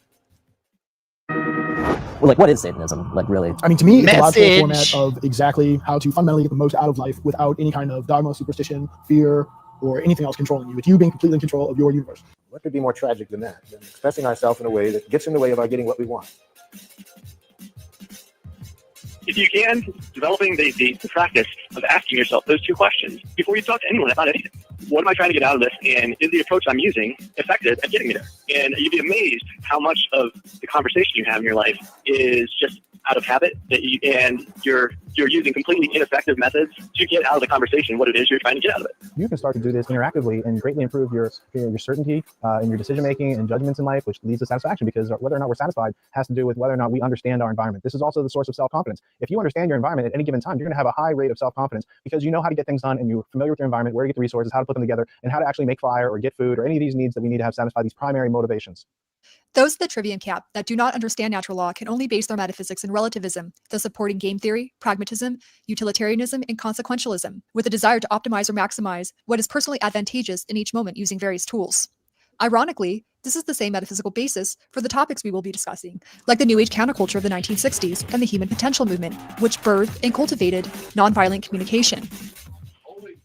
The human potential movement has a feminine and masculine side. The feminine side was about creating safe and supportive communities based in so-called spiritual New Agey beliefs, which is where NVC fits in, while the masculine side was to use spiritual truths for success and self-actualization, as Napoleon Hill's Think and Grow Rich utilizes the law of mind.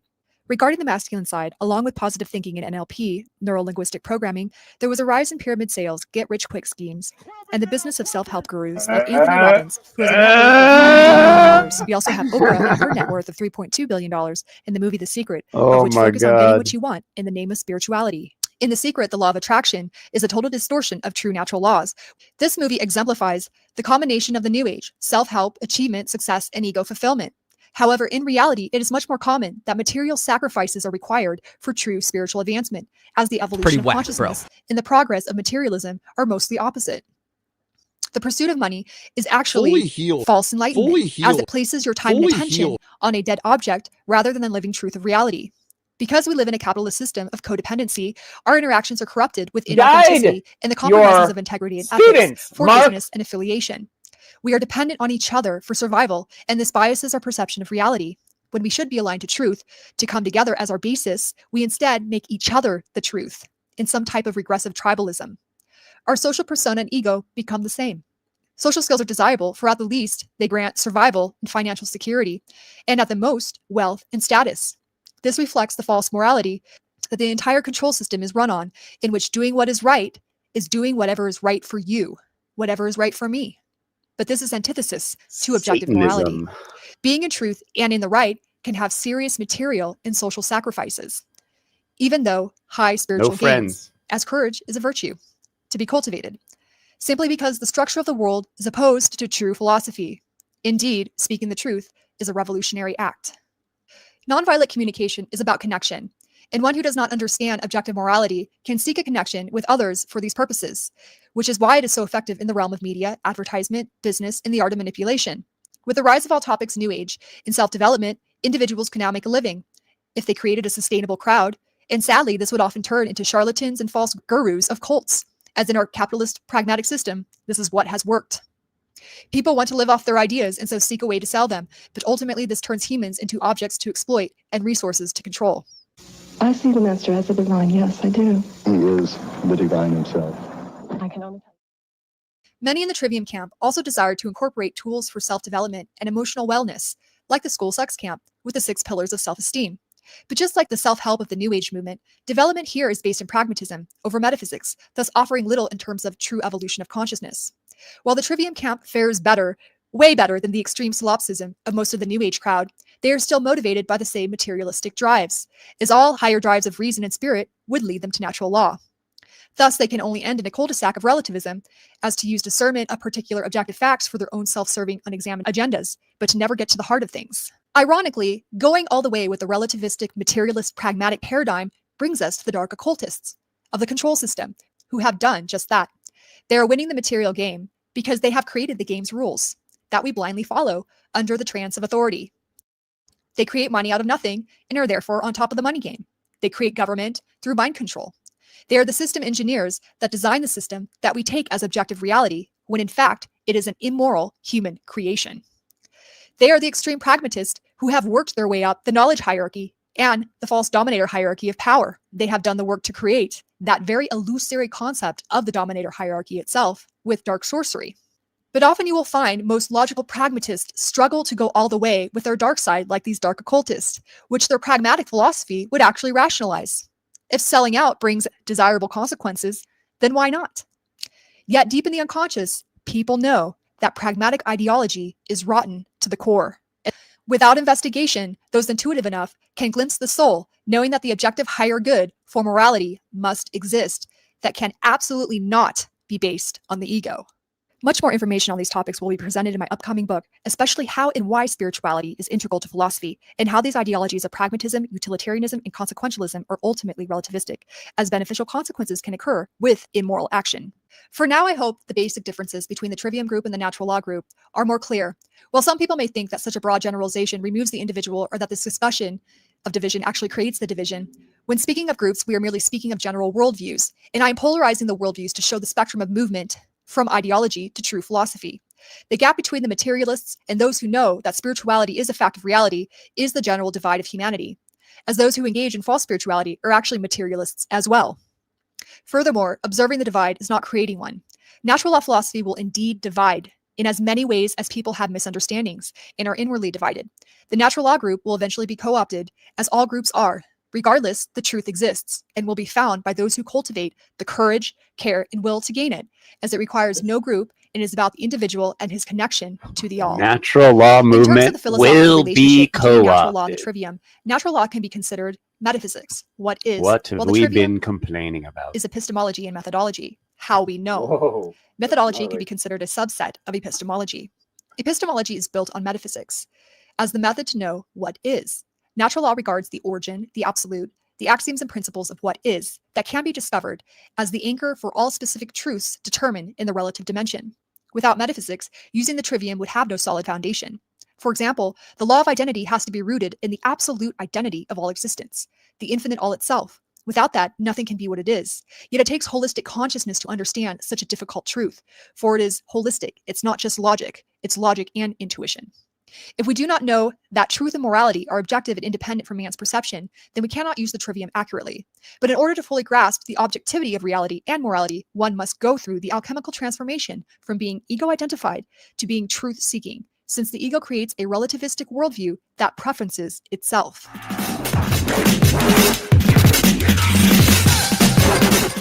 Say the need. Learn a need consciousness, which is what we're going to get to now.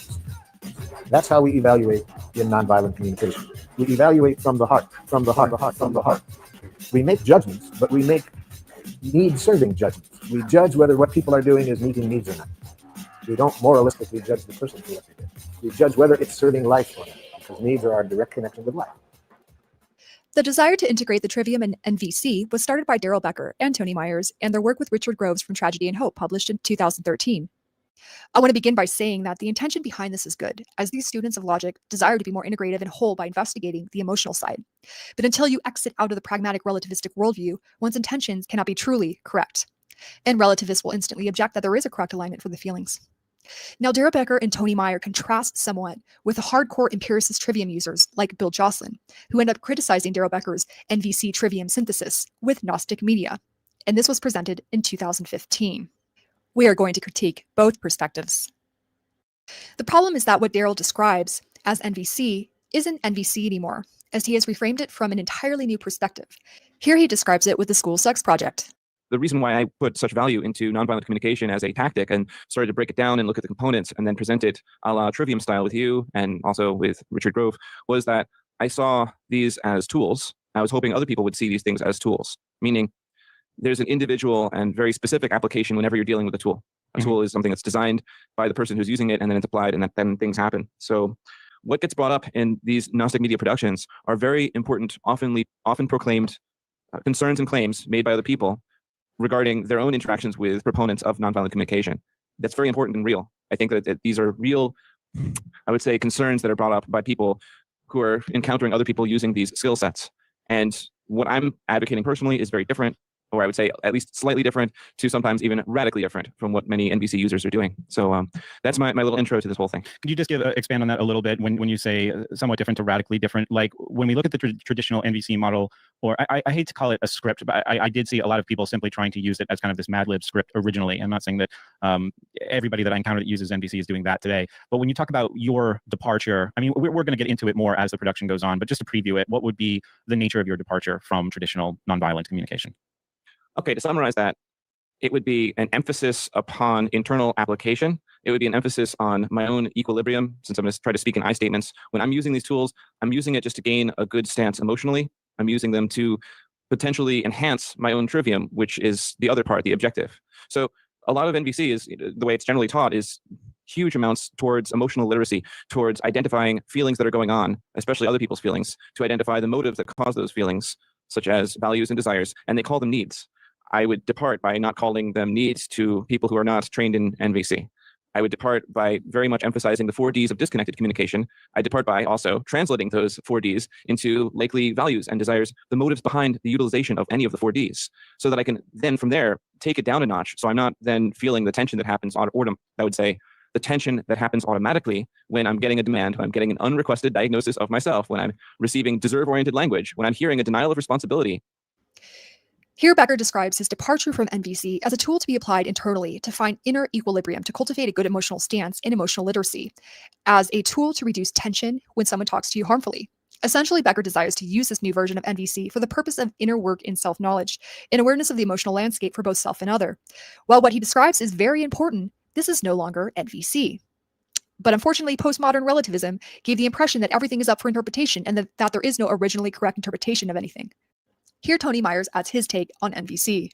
Well, just to jump on something what Daryl said, NVC is multidimensional. It's an analytical tool. It's a rhetorical tool. It's even a sort of a general grammar tool, sort of categorizing our initial sense perception and trying to understand some of the feelings that arise and then some of our motivations for action based on those feelings, so forth and so on. So it's not just, I think what Daryl was describing was intention, when his intentions were pure and he's trying to be honest with himself and when he uses it with other people. Myers describes NVC as an analytical tool and a tool for understanding one's emotions and motivations. We will see how this completely changes the original tenets of NVC. The pro-NVC trivium camps see that emotions and feelings are part of grammar, which indeed they are, and we will get into this. But NVC is a worldview with particular tenets that do not cohere with this. There cannot be a true debate unless each camp agrees on what the subject of the debate is. The first step of having shared definitions, which in this case is agreeing upon the fundamental tenets of NVC. Some of these tenets were given here by Bill Jocelyn in his debate against combining NVC and the trivium. So the next slide. I have a syllogism here that's quite long, which is how these ideas, dominator culture, leads into NVC. Okay, all human behavior is an attempt to fulfill needs. All human needs are universal, therefore they're never in conflict. Conflict rises from competing strategies for meeting needs. Violence is a strategy for meeting needs. Violence is learned culturally, so enter cybernetics. Colonial structures are dominator cultures based in violence. Dominator cultures use coercive language to enslave. The enslaved perpetuate the masters by the use of that language. Changing the language changes the culture from dominator to partner. So here's the thing. Are these premises true? How do we know if they're true? How can we falsify? How can we vet and ensure that they're true? Are they rooted in reality? The funniest one is dominator cultures use coercive language to enslave. That's well, right. What is NVC and NLP but coercive language? That's right. So again, what this goes down to, we have a whole bunch of ideas that spin off of a core assumption that somebody has defined a priori and then applied it to history, applied it to observations in reality. So we had charts in the last presentation that went from axioms, precepts, concepts, and so on. This is the next slide, by the way. So I'm going to show how these ideas stack up against that. Are we building out of reality into higher level concepts and these concepts valid, or are we not? Okay, so While Jocelyn is able to elucidate the NVC tenets, which gives us a clearer picture of the debate, and while he knows they are indeed false tenets, he cannot explain why, and this is because he merely falsifies them for being a priori principles, as he believes all principles other than objective reality exists are false principles, which places him as a moral relativist, like the logical positivists and empiricists. He fails to realize that the principles of reality are much more than objective reality exists independent of man's perceptions, as these principles must, by necessity, go into the nature of reality and the structure of reality itself, including mentalism, origin, polarity, morality, consciousness, and evolution. Jocelyn is stuck. Thus, one cannot deconstruct invalid a priori principles unless you have the right a priori principles of natural law, as a priori principles are not the problem, the wrong ones are. Jocelyn believes that we can only understand reality through basic sensory observations and facts, but this is anti-holistic. Holistic consciousness can also understand general principles from the top down, through rational intuition. Truth is not only ascertained from the bottom up, otherwise we would never arrive at the principles of reality. There's also a major error in this diagram. While Jocelyn correctly perceives that this model on the right is incorrect, in which language creates reality, his model on the left is also problematic. While he builds up from reality and abstracts language from reality, he considers the higher levels of conceptual language to be derived from language itself. when higher order concepts also exist in objective reality in which language corresponds. He doesn't understand the law of mind.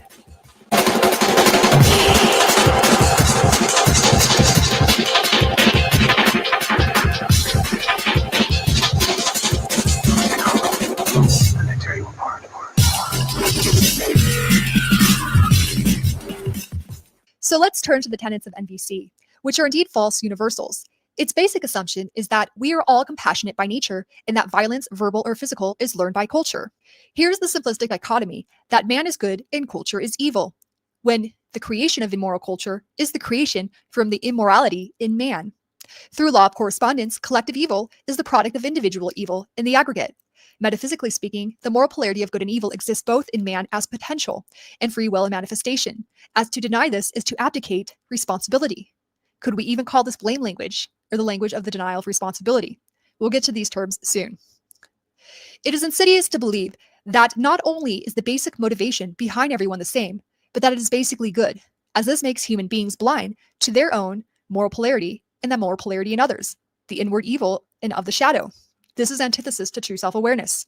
When one assumes that one is good, there can be no real evolutionary growth, as the path towards goodness is through apophysis and from becoming aware of its opposite. In fact, this is the ideology of a predator that would have you believe that predators don't exist. The greatest trick the devil ever pulled was convincing the world he didn't exist. This belief makes people blind to the satanic cult that rules the world. Besides the evil in average people, it is dangerous evil in sociopaths and psychopaths who have little to no empathy and compassion. The alchemical process of transformation requires that we confront our own evil and expose the evil and shadow, which block the light as to refine it so that more light can come in. To see humans as only good is the positive bias of the New Age, thinking that perception is reality, and if one ignores the negative doesn't exist. The next tenet is, all human needs are universal and therefore never in conflict.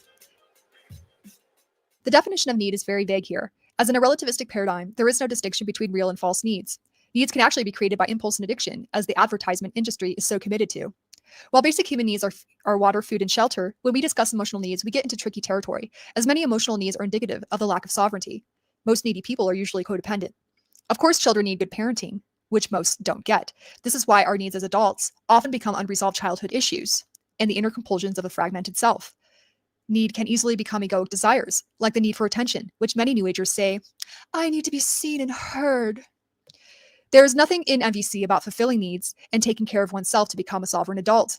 Needs easily can become any feeling or deficiency and lack from the inside, which makes inner work imperative. But we will see how NVC and its related ideologies are about spiritual bypass for instant gratification. Moreover, besides the vast amount of things that can be called needs and aren't really needs, even legitimate needs can fluctuate in each and every moment and can be different for everyone. NVC desires to find universals, but ends up making what is different for each erroneously the same for all. Natural laws apply to all, but in correspondence to their individuality. Universals exist in the structure of reality and of self, both being consciousness, when its content and expression are different, as each individual is a unique aspect of the all, and in the context of time in a different phase of their evolutionary process. Everyone has thoughts, feelings, and emotions, but what they are relative to their level of being. Because NVC is rooted in false universals, it easily becomes a form of collectivism. NVC states that our main need is for connection. This is obviously related to the need to be social, and this becomes problematic because until we are really working on ourselves, we cannot have true and good connections. While we can connect when we share an experience, our need for connection can easily become the need for agreement, which we see in collectivist cults, and this is dangerous because not all perspectives are true. NVC fails to address the most important need, which is to have thoughts, feelings, and actions in alignment to truth and morality. Natural law. Without this, we are lost and cannot make meaning to discern what a true need is, and what a good intention is, and what a true connection is, and what good behavior is. The sure way to create self-destruction and become victimized in relationships is to revolve reality around one's confusing and unexamined emotions, and deny the importance of objective truth and morality. True connection is often spontaneous and unplanned, as it is authentic and not contrived. Connection with others should not be our first principle, as false connections can be created. Connection rests in truth, and not vice versa.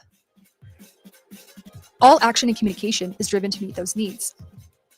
This is false as it denies the other aspects of communication that can be driven to share, learn, observe, teach, and inform.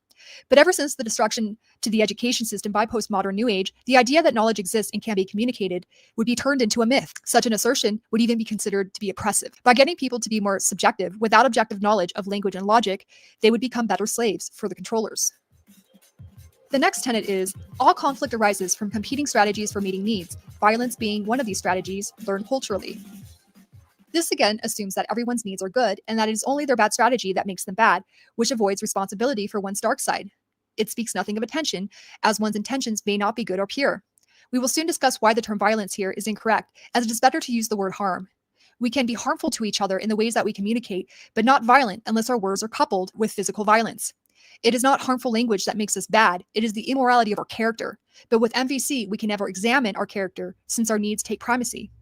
If one says something mean to another person, then one can merely apologize for the mean language that failed to express his need for connection. There is never a true apology for the fact that one was mean due to the problem in his heart, mind, and soul. Again, no inner work. Following is the next tenet. Feeling helps us determine our needs. Once feelings and needs are identified and known, harmony can be achieved. Here we are conflating feelings and needs, as not all feelings are needs. Feelings have to be examined just like needs, and should not be accepted for face value as being appropriate. Often feelings can signify unresolved issues, like needs, and can merge with the ego. NVC desires to keep one identified and embedded in their emotional landscape, which creates great imbalance in a person, especially a person who has not yet developed their mind. We will look further into these topics. Metaphysics is the study of first principles. Once grasped, one is able to deconstruct false ideologies just by looking at their first principles or axioms, which are more accurately called tenets and assumptions. Some individuals believe that you have to have read Marshall's entire book to be able to criticize NVC, but a true philosopher understands that all you need is the fundamental principles, as all details and fleshing out of philosophy is based on those principles. I will be referring to various information on the internet and documents from the Nonviolent Communication website pertaining to Marshall's work. Returning back to the debate in the Trivium group, now with the understanding of the tenets of NVC, we can see why it is very problematic to reformulate prior ideologies, but maintain the name of those ideologies. And this is especially true for NVC, which came from the human potential movement with Esalen, that would spread like a virus into intentional communities as an ideological worldview. Besides the semantic issues, this reinventing old theories can encourage others to think that there's some validity in this exercise, which leads to various linguistic fallacies and contradictory living. Once we change the original tenets of an ideology, we should no longer carry the baggage or the ideology itself. NVC is not about emotional growth or self-examination. This is being projected by Mr. Becker and perhaps Meyer as well, as they assume that people are good and that their needs and feelings should be taken as truth automatically. NVC is not about exploring the causes, reasons, motivations behind needs, but acting on the assumption that all needs are valid and universal, which is not only an incorrect premise, but a dangerous belief that will actually sabotage relationships. Healthy relationships demand self-knowledge. When basing relationships on unexamined needs leads to emotional dependency. NVC and the Trivium are not compatible because the Trivium has the goal to discover truth, while NVC has the goal to meet unmet needs in communication. They overlap with the focus on communication, with the rhetoric of the Trivium, but they never surmount the problem that needs and truth can be incompatible and often are. This is why it is a common saying that the truth hurts when NVC is not interested in truth, but about making people feel good. NVC is a right-brain, imbalanced ideology connected with the feminization of culture through the New Age, and this is why it will be particularly attractive to women. It places feelings and needs at the center of everything. It is opposed to logic, discernment, direct confrontation, and to-the-point speech, which is part of the masculine. Catering to people's emotional needs outweighs objective truth.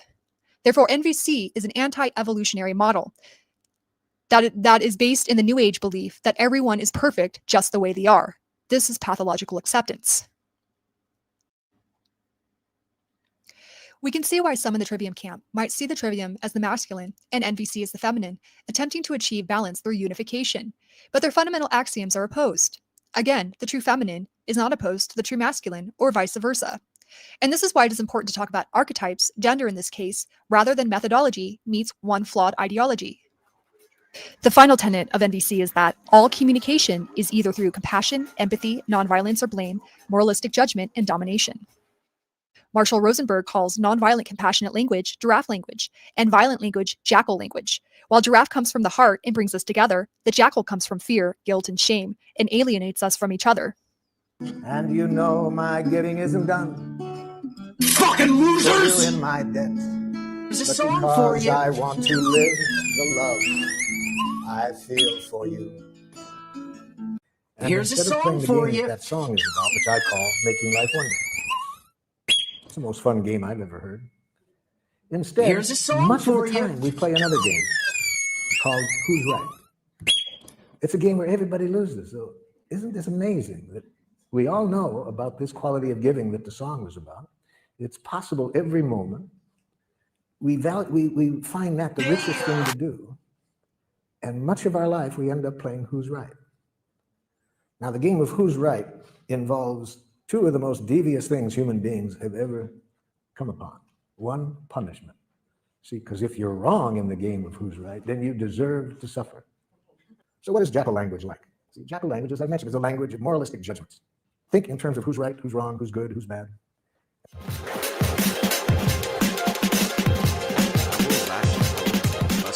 Would you rather be right or happy? Well, how can you even discern a violent language from nonviolent language without being right about it? Is it not a good idea to think that someone is violating you when they are not violating you? It is very clear that Rosenberg labeling all moralistic judgments as bad is a contradiction, what Ayn Rand calls the fallacy of the stolen concept, since it is moralistic judgment to call moralistic judgments bad. How can violent communication be wrong when moralistic judgments are wrong? And this is the unavoidable hypocrisy of moral relativism. NVC, therefore, is entirely incompatible with the trivium in natural law and the primary axiom that reality and morality are objective. Furthermore, the claim that moralistic judgments lead to violence, as Rosenberg asserts, is not only a wrong assertion, but quite an evil one.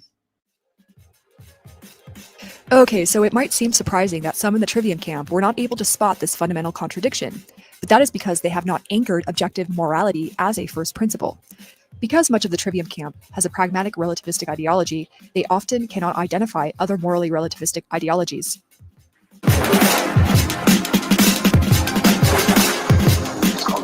Even though NVC is based in moral relativism, it seeks to identify and define violence in language and harm in communication, but through zero theory and mental discernment, so that its basis is pure subjectivity. Interestingly, NVC distorts our understanding of morality so that right and wrong behavior becomes whether you are obeying the communicative rules of NVC right or not, wrong. And we will look at this later with the 4 Ds.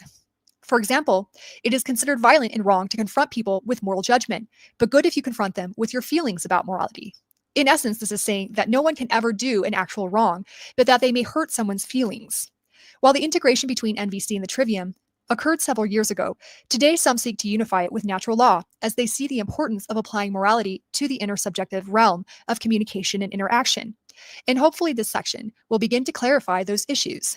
They interpret Rosenberg's claim that all moralistic judgments promote violence, which is completely antithesis to natural law, by differentiating between moral judgment and moral discernment. Yes, there is a difference there, and I will discuss this, but we must know that this differentiation was not made by Rosenberg. Before we continue, we must note that it is dangerous to corrupt the message of natural law by combining it with the New Age right-brain ideologies. If we lose our understanding of the importance of philosophical purity of natural law, or fail to develop that understanding in the first place, we can only descend into relativistic thinking and support others who are lost in that way of thought. When rhetoric is hijacked to serve an agenda, this can only lead to bad things. Those who have been initiated understand the high responsibility in using natural law language, and they will understand that what can be perceived as minor errors in thought can lead to significant regression in consciousness and behavior. My voice often quivers with this responsibility. Often the agenda behind combining natural law with previously held belief systems is to reconcile the past with the present, but sometimes the past needs to be left in the past when the method of growth should be apophysis, eliminating false beliefs rather than combining them with certain truths. When we eliminate mental contradictions, we become more free. It is always difficult to have one foot in one world and the other foot in the next, but we should use that energy of dissonance to propel us forward into the correct worldview rather than generate some type of creative fusion with the past. While morality can be applied in all dimensions of human interaction, some serious distinctions must be made, such as between harm and violence, and hurt and harm. In regards to the latter, hurt feelings doesn't necessarily mean you've been harmed by someone. And this is precisely what NVC is blind to, as it is based in feelings and needs rather than objective truth and morality, in which needs and feelings are subject to. People can be hurt due to their misperception, personal issues, psychological imbalances, and delusions, which are based on the lack of self-development and self-awareness, all of which NVC ignores. In terms of metaphysics, right and wrong exist in all relative planes of existence due to the law of polarity, and they just get more subtle the higher you go due to the law of vibration. But there is a clear division between harm of the mind and spirit and violence of the flesh.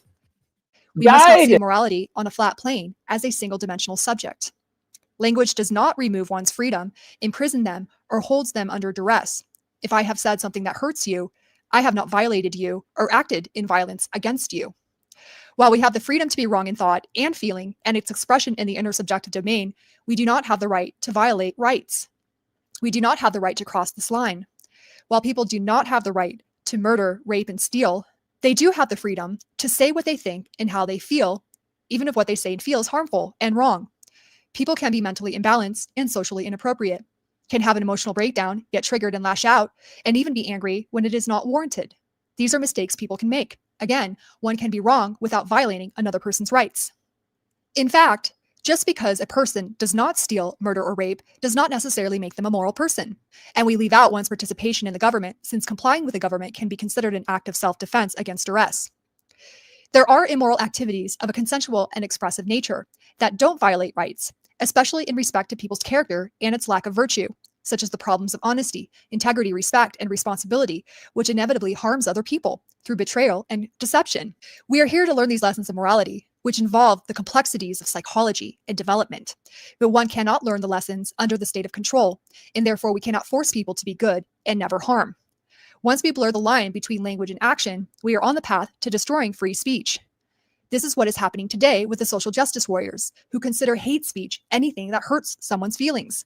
Take the feminist movement that wanted to ban the word bossy. Being labeled something matters. By middle school, girls are less your interested in leadership. students, And that's Mark, why they worry about being called bossy. You need to tell them it's okay to be ambitious. Here's a we song need to for help you. them lean in. Words matter. Let's just ban the word bossy. Let's ban bossy. Ban bossy. And the Canadian laws that prohibit the use of gender pronouns for transgender people. And so what I'm suggesting to you is that if somebody says, I'm not going to use those words, are brought before the tribunal, the federal tribunal, and the tribunal then delivers an order for a payment of a fine, and alternatively, a non-monetary remedy, i.e. cease and desist order, an order to do something, to compel them to do something. And that person who's brought before the tribunal says, I'm not doing that.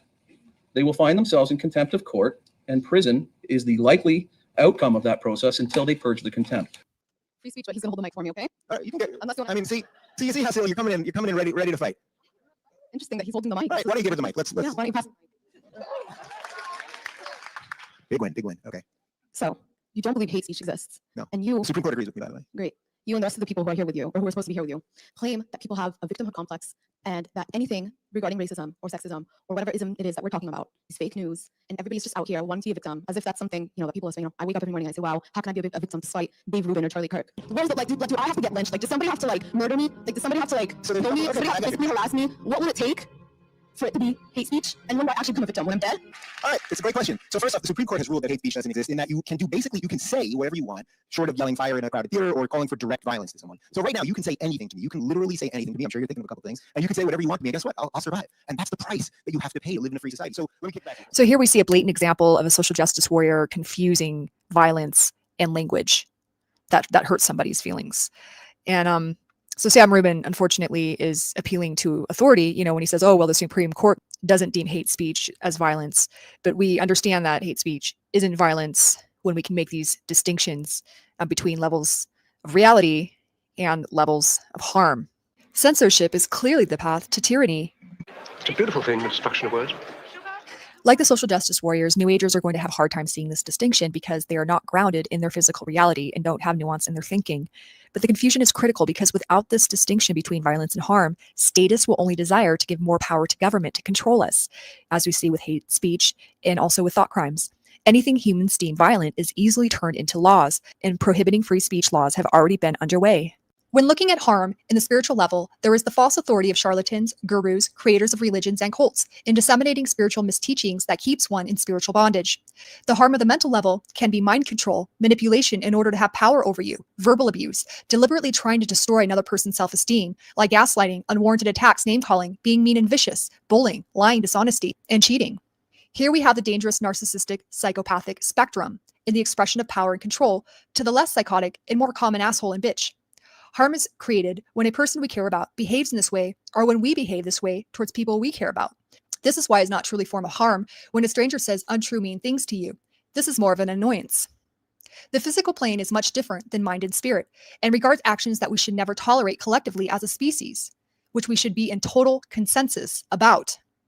As without this understanding of this moral boundary, we are on the path to collective suicide. This involves the violation of rights and the destruction of freedoms, duress, coercion, theft, murder, kidnapping, and rape. That is the prime directive of government. Thus, when we discuss natural law anarchy, this is the violence we speak of, which should never be confused with the activities of free speech, as with NVC.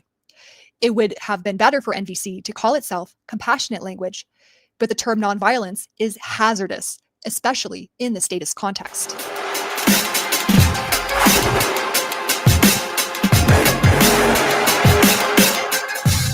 While the moral complexities of human interaction can be difficult to sort through, everyone should understand the basic principles of right and wrong action, of the objective difference between actions that cause harm to one's sovereignty and actions that don't. Lacking such knowledge cannot even allow us to live on this planet to learn the more subtle dimensions of morality as our life conditions become incredibly toxic, as with the control system. While someone may have said something rude to somebody, this should never be seen as comparable to the destruction of life and the creation of slavery. We see this with a blatant evil found in the order following of the military and police, who follow orders of the so-called higher authority to commit immoral actions, such as war, genocide, and the creation of a police state on a grand scale, and the destruction of freedom and theft on the small scale through the imposition of arbitrary laws that serve the ruling class. Baby diaper? You fucking losers! You fucking losers! Fucking trash apes! Fucking trash apes! Fucking trash apes!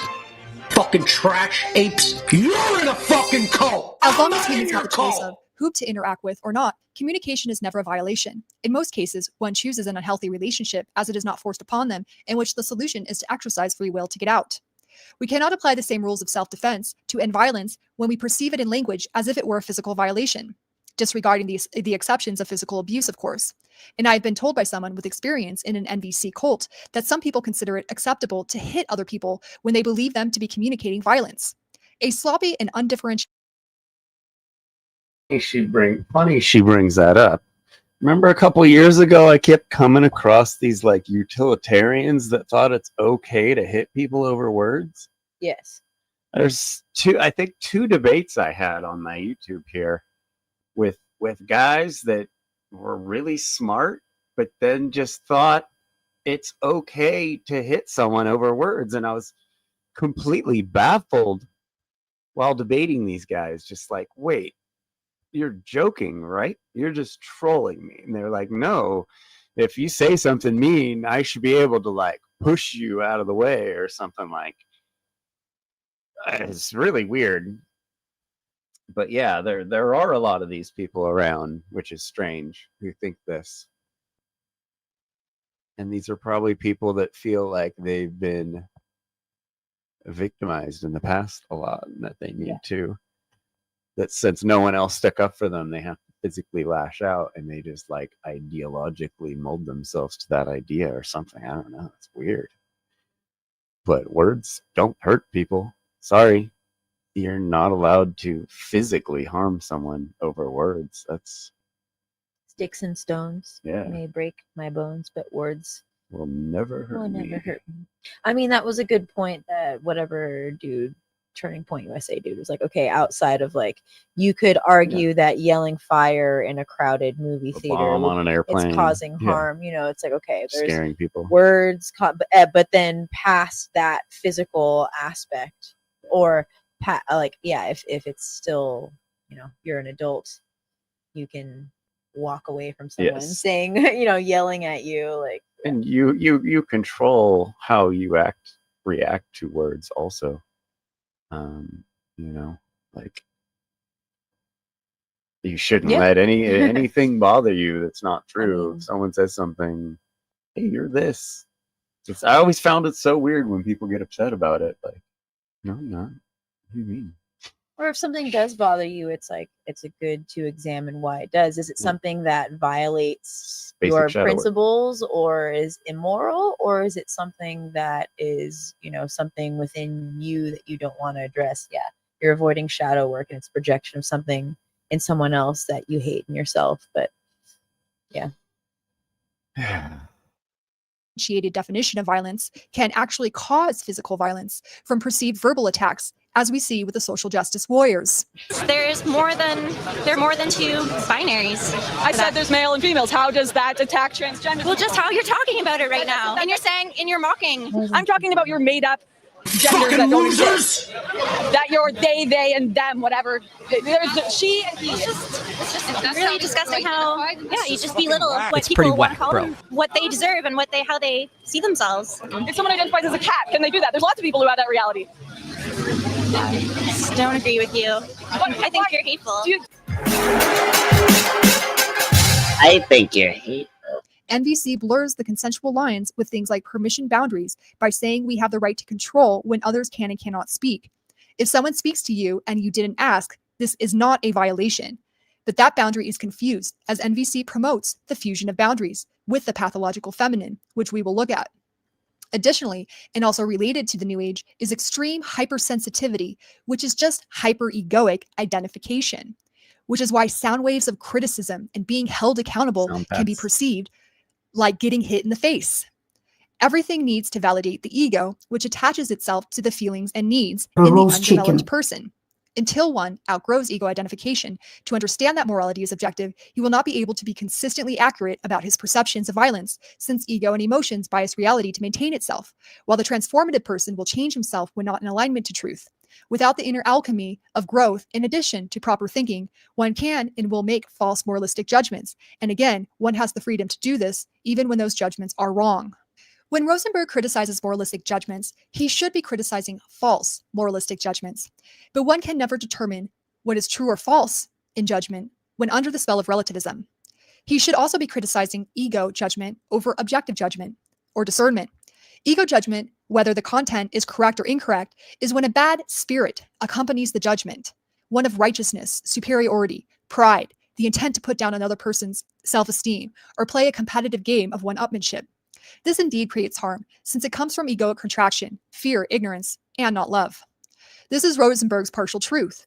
Truth should be delivered without ego attachment and with humility, since truth applies to all, and living a truth is no easy task. The desire to inflict punishment on someone who is wrong is the revenge of a dark spirit or a spirit not awakened, and this is obviously not compassion. But to associate the desire to punish with mental discernment and evaluation is clearly a fallacy. True compassion understands the pain of ignorance, of living in error, as there's no reason to inflict punishment on someone, as their own mistakes will cause them harm and bring about their own self-inflicted suffering. A compassionate spirit never gains joy from another person's misery. Discernment and compassion is the goal. The problem is that because Rosenberg does not make this differentiation, anyone who claims to have moral discernment will be automatically characterized with negative judgment. When a person's ego is involved in communication, yes, there is communication issues. The feelings of entitlement, superiority, pride, and condemnation are not good. When communication is based in the ego and self-loathing, then it will most likely cause harm, but not because of the methods being used in speaking, because of where a person is at in their consciousness, intention, and spirit. When we don't have self-respect, we don't respect others, but self-loathing is not something you can cure by changing language. While we learn natural law in the trivium to develop the mind and ground it in reality, we must develop the spirit that perceives true interconnectedness with all the lessons and mistakes of evolution. From the spiritual perspective in which we understand that we have lived many lives, we gain compassion through self-knowledge, as we can only know the errors in others by knowing our own internal errors, as they all have a similar structure rooted in fear, ignorance, ego, and apathy. From the correct spirit, judgment does not polarize, separate, and condemn, or seek to control, because such judgment is based in knowledge and understanding with a motive to evolve, not to corrupt. It's pretty whack, The masculine bro. ego will play the game of being right, but the feminine ego will play the needs game. Both are imbalances and expressions of the undeveloped self. A developed person will not feel good or receive an ego payoff when he is right and another person is wrong, because the spirit of that is not good.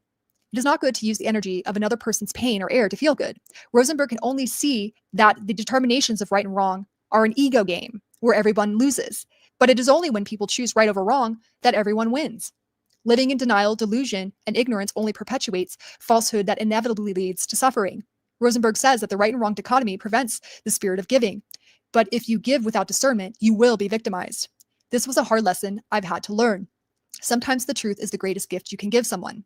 Calling people out on their bullshit can be an act of love, because if you are not living in alignment with truth, you will suffer. NVC conflates morality with negative emotions like guilt, shame, and duty, and seeks to eradicate them all, which coheres with the positive bias of the New Age. Like NVC, the New Age has polarized against religion, seeking to become free from punishment and reward, which they associate with guilt and the other negative emotions.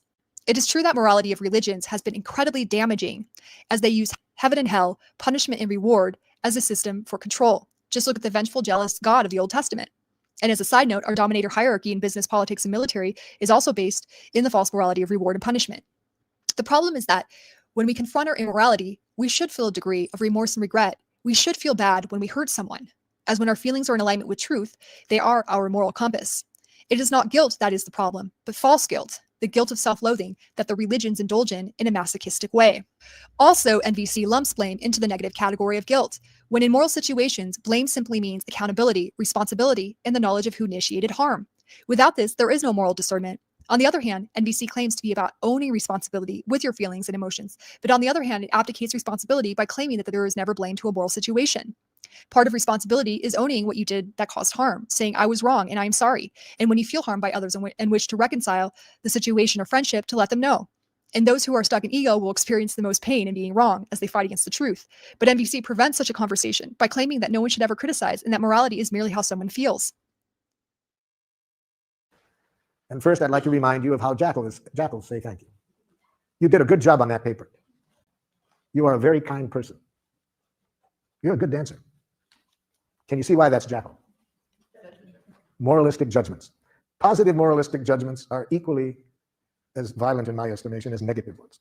Namely, they reinforce the idea that the negative exists. If I say you're a kind person, I'm implying there's such a thing as an unkind person. I'm also implying that I'm the judge that knows the difference. So no more praise or compliments, okay? No more praise or compliments. Especially when you intend them as a reward. That's the ultimate dehumanization, to use thank you as a reward. To say it for the purpose of trying to reinforce something, to get the person to continue doing it. It's like saying, what goes on at dog obedience school? Punishment and reward, see? So giving a compliment or praise for the purpose of reinforcement is giving the dog something to eat to reinforce it for something. People are not for that treatment. And it destroys the beauty of thank you. When people have to wonder, is this being said out of that energy? Rosenberg is pointing out how flattery and compliments can be used to control people, which is true. But yet he himself claims that the purpose of NVC is getting what you want. He is merely playing a higher level pragmatic game that appears to be altruistic, but is still backed with a selfish agenda. What could be more tragic than that, than expressing ourselves in a way that gets in the way of our getting what we want? The big no-no word is you should. Right. So should is another one of the D's. I would say that's deserve-oriented thinking. So you want to, if possible, remove deserve. So deserve is you should, you ought to. And it's very much caught up in the realm of punishment and rewards. Yeah. Like you should be punished when you do bad things. You should be rewarded when you do good things. Yeah. And it leads to disconnection. In this video, a person who is combining the trivium and NVC claims that NVC is never using the word should or ought. But this can be moral language and not just an egoic demand. There are many things people should not do, like they should not violate rights. There is zero self-correction in NVC, which is a requirement of responsibility. Yep. Stay tuned for part 2.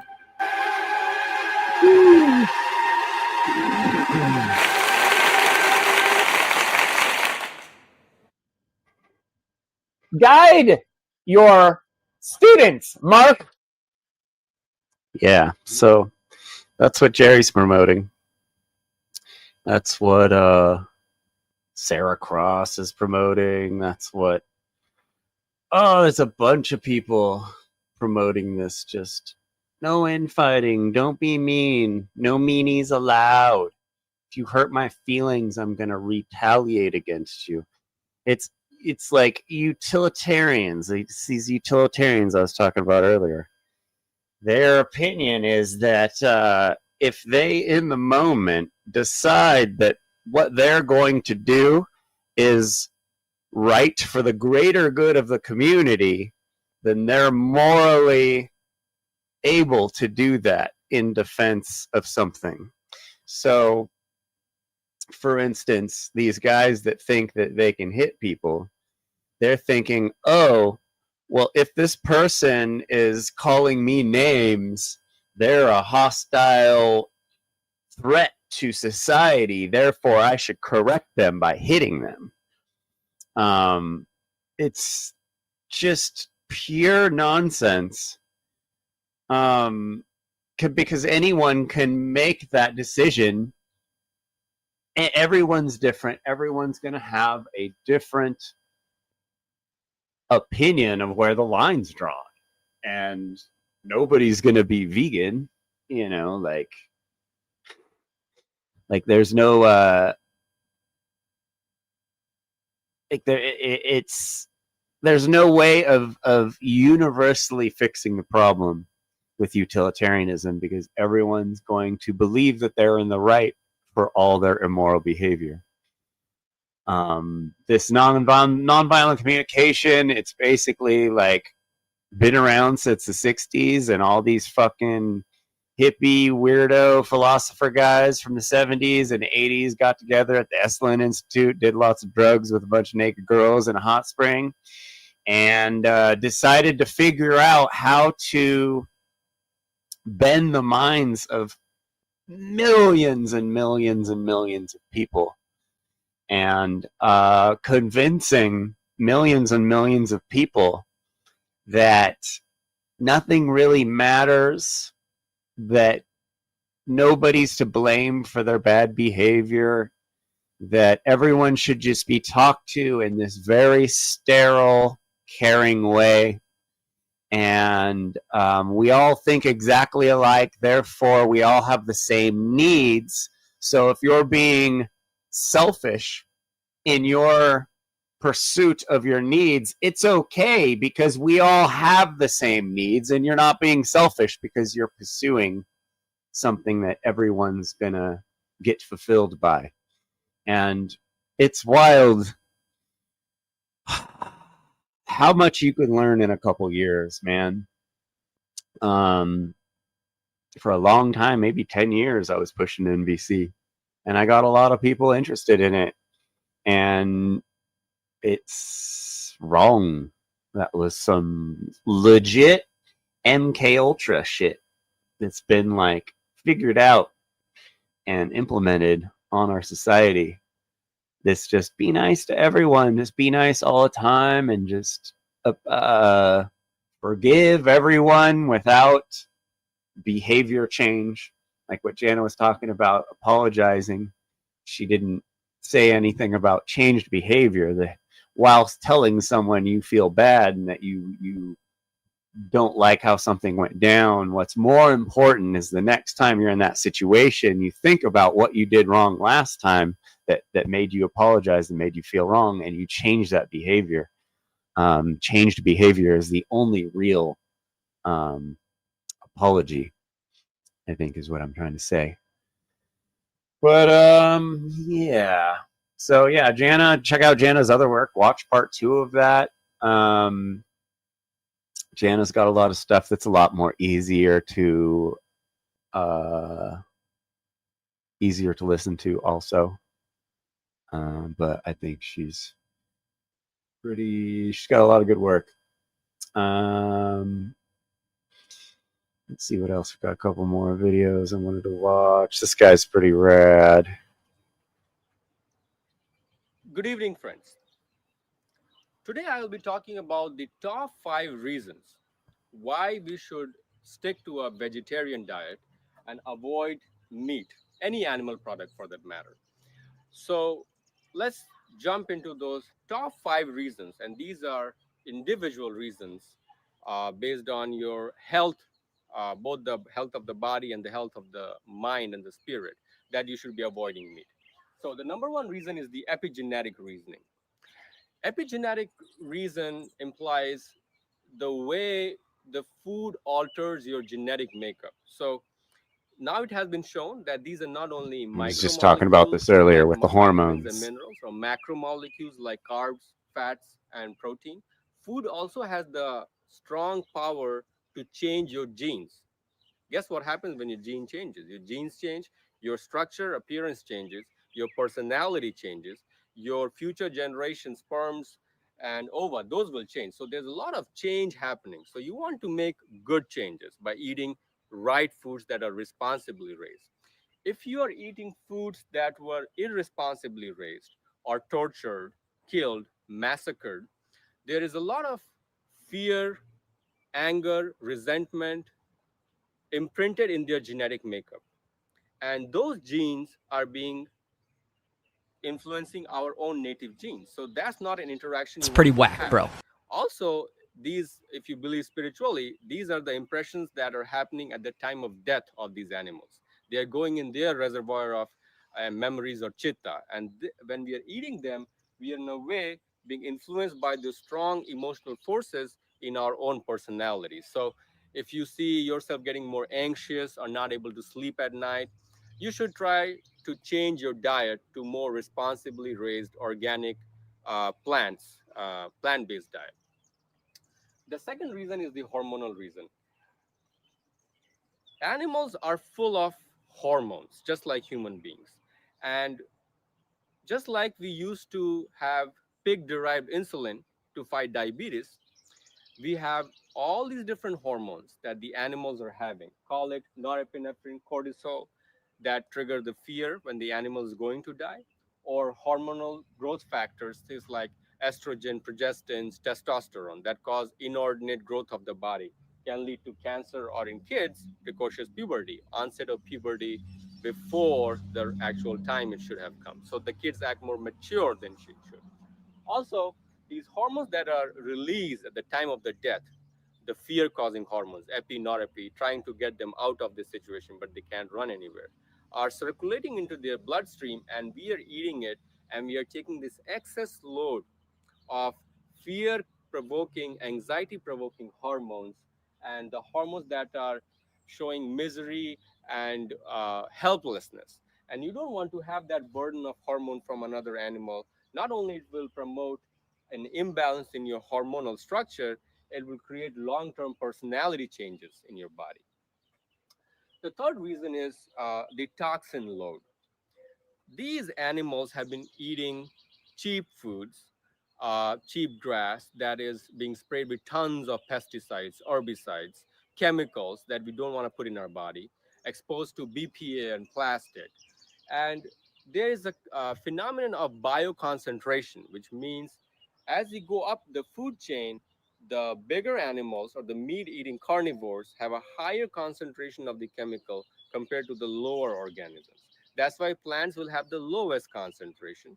When they are being eaten by cows, they will have a higher concentration. And when cows are eaten by humans who are not their natural predators anyways, they will have even higher concentration of these biochemicals that are causing impairment. And these toxins can manifest as autoimmune disease. You can have celiac disease. You can have a thyroid problem like hypothyroidism or Graves' disease, a psoriasis of the skin, hair loss, you name it. There's also implication for Alzheimer's disease, autism, and lots of different things that research is being currently conducted to see if they can affect, because the toxins are changing the hormonal balance and the delicate internal homeostatic balance that we have in our body. This is not Indian. I also want to cite two spiritual reasons as to why we should not be consuming red meat or any processed meat for that matter. If you love your dog not Indian. and you go and slaughter a baby calf, that shows a disruption in your personality. Yeah, I was just watching this other guy, Acharya equal Prashant, compassion to all living beings. What's that? I was just watching this short clip that came through. His name's Acharya Prashant, and he's a big vegan advocate in India. And he was talking about how basically flesh is flesh, man. So you're either a flesh eater or you're not. And he was just basically saying there's no way to properly eat a 3-month-old baby lamb. It's just a living creature, and we can't do that and not have consequences. And he's saying, like, if you look at it as different than a human being, you're engaging in speciesism, and he went right to it and just said it's cannibalism. Yeah. Yep. Did you hear Conrad shouted you out? Oh yeah. No, I missed that. I was probably taking care of a few errands.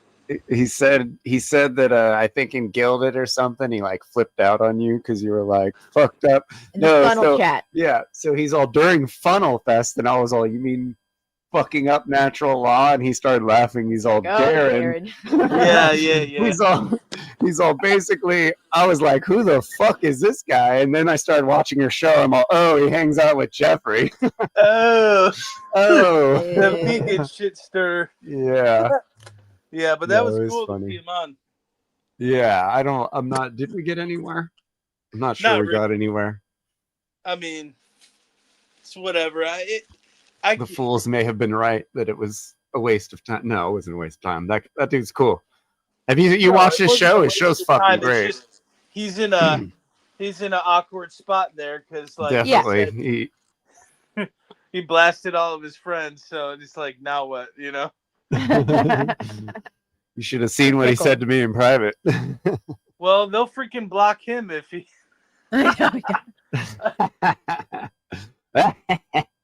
Yeah, do it. I have them blocked. I have them I blocked. have them blocked. Where is that? We need to like organize. I these know we got to better. organize them in like by person. by person or by like just yeah. I have them. I have them blocked. I have them blocked. Got to do like a E-Bombs World style. I have them blocked. I like this guy though. That you're showing here. Oh, this that's a good video. is not Indian. This is not This Indian. is not- that's Indians why do you not said eat this is like not this. He's mixing stuff with American stuff. He's mixing vegan stuff with Indian stuff, and Indian stuff is not vegan.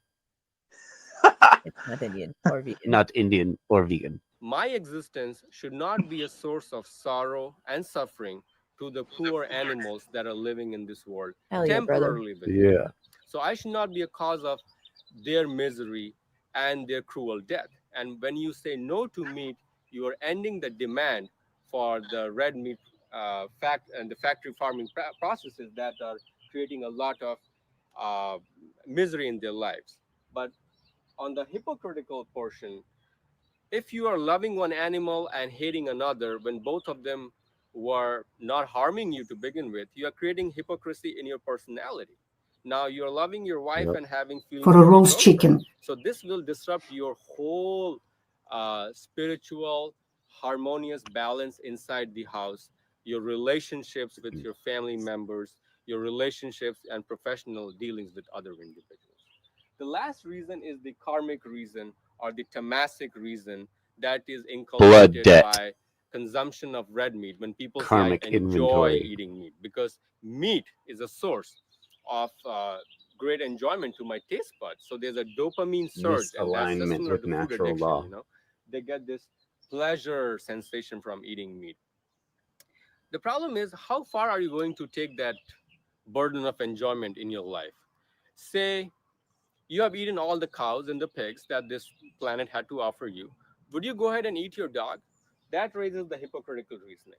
For a roast Probably chicken. will have a thought about getting more meat in any way you can because you have become addicted, just like cocaine, to red meat. So would you eat your dog? And would you extend that conversation and that train of thought to eat your neighbors, your family members? What about eating yourself? Because you don't have any meat left anywhere in the world. So there is a dopaminic moral transgression. And you don't want to go down Dopaminic that downward moral spiral transgression? where you Wow. feel helpless in your activities when you cannot control them. So it's very important to not follow the tamasic pathway, because this is ignorance, insensitivity, inertia of continuing. There is compulsive activities to create happiness. That is the difference between pleasure and bliss. Pleasure is compulsive activities that you have to engage in to create transient happiness. Bliss is your sattvic, non-attached feeling of light and happy persistently, that is not being altered or being habitual in any way. Based. So, vegetarianism makes you a blissful person. Meat makes you a tamasic, pleasured person for a short period of time. Now, if you do have to eat meat for various reasons, because of your addictions, because of your beliefs, I would recommend eating animals that are away phylogenetically or evolutionarily from the human. So obviously don't eat another human being. Also try not eating any mammals, cows, goats, pigs. And the next level would be to avoid eating It's cannibalism. birds.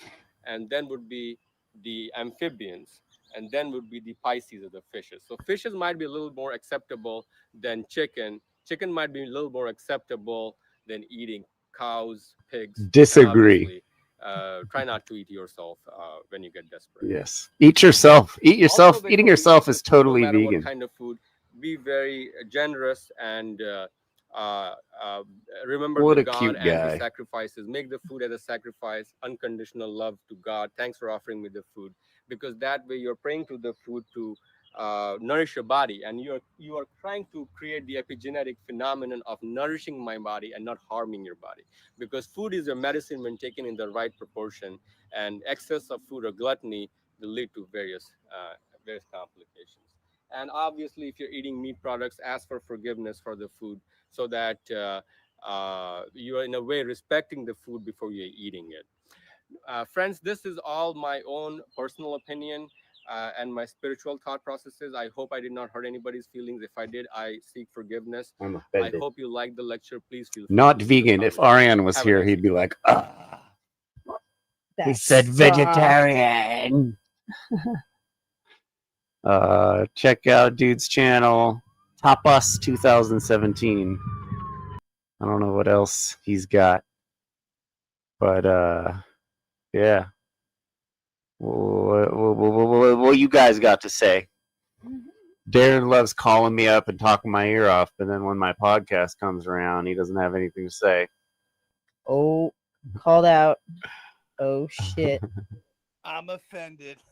Uh, That makes me right. Yep, since you're offended. that makes me right. Singer of the death metal band Insanity. For a roast chicken. Fully healed. Fully healed. Fully healed. Oh man. Oh my god. So yeah, I'm on a health journey now too. I've been taking some exercise and martial arts classes, and I cut off my home internet, so basically. Oh yeah, you got rid of internet and you went to like a flip phone or something, right? Yeah. Or obviously not. You're on something. You're on something now. Lab. Yeah. So basically, that just. You're just getting less distracted or something? Yeah, it makes it inconvenient to like binge watch videos so I can be active. That's cool. That's good. A little imbalanced. Yeah. Yeah. Get a little 3 to 6 balance. months and see what's going on. Yeah.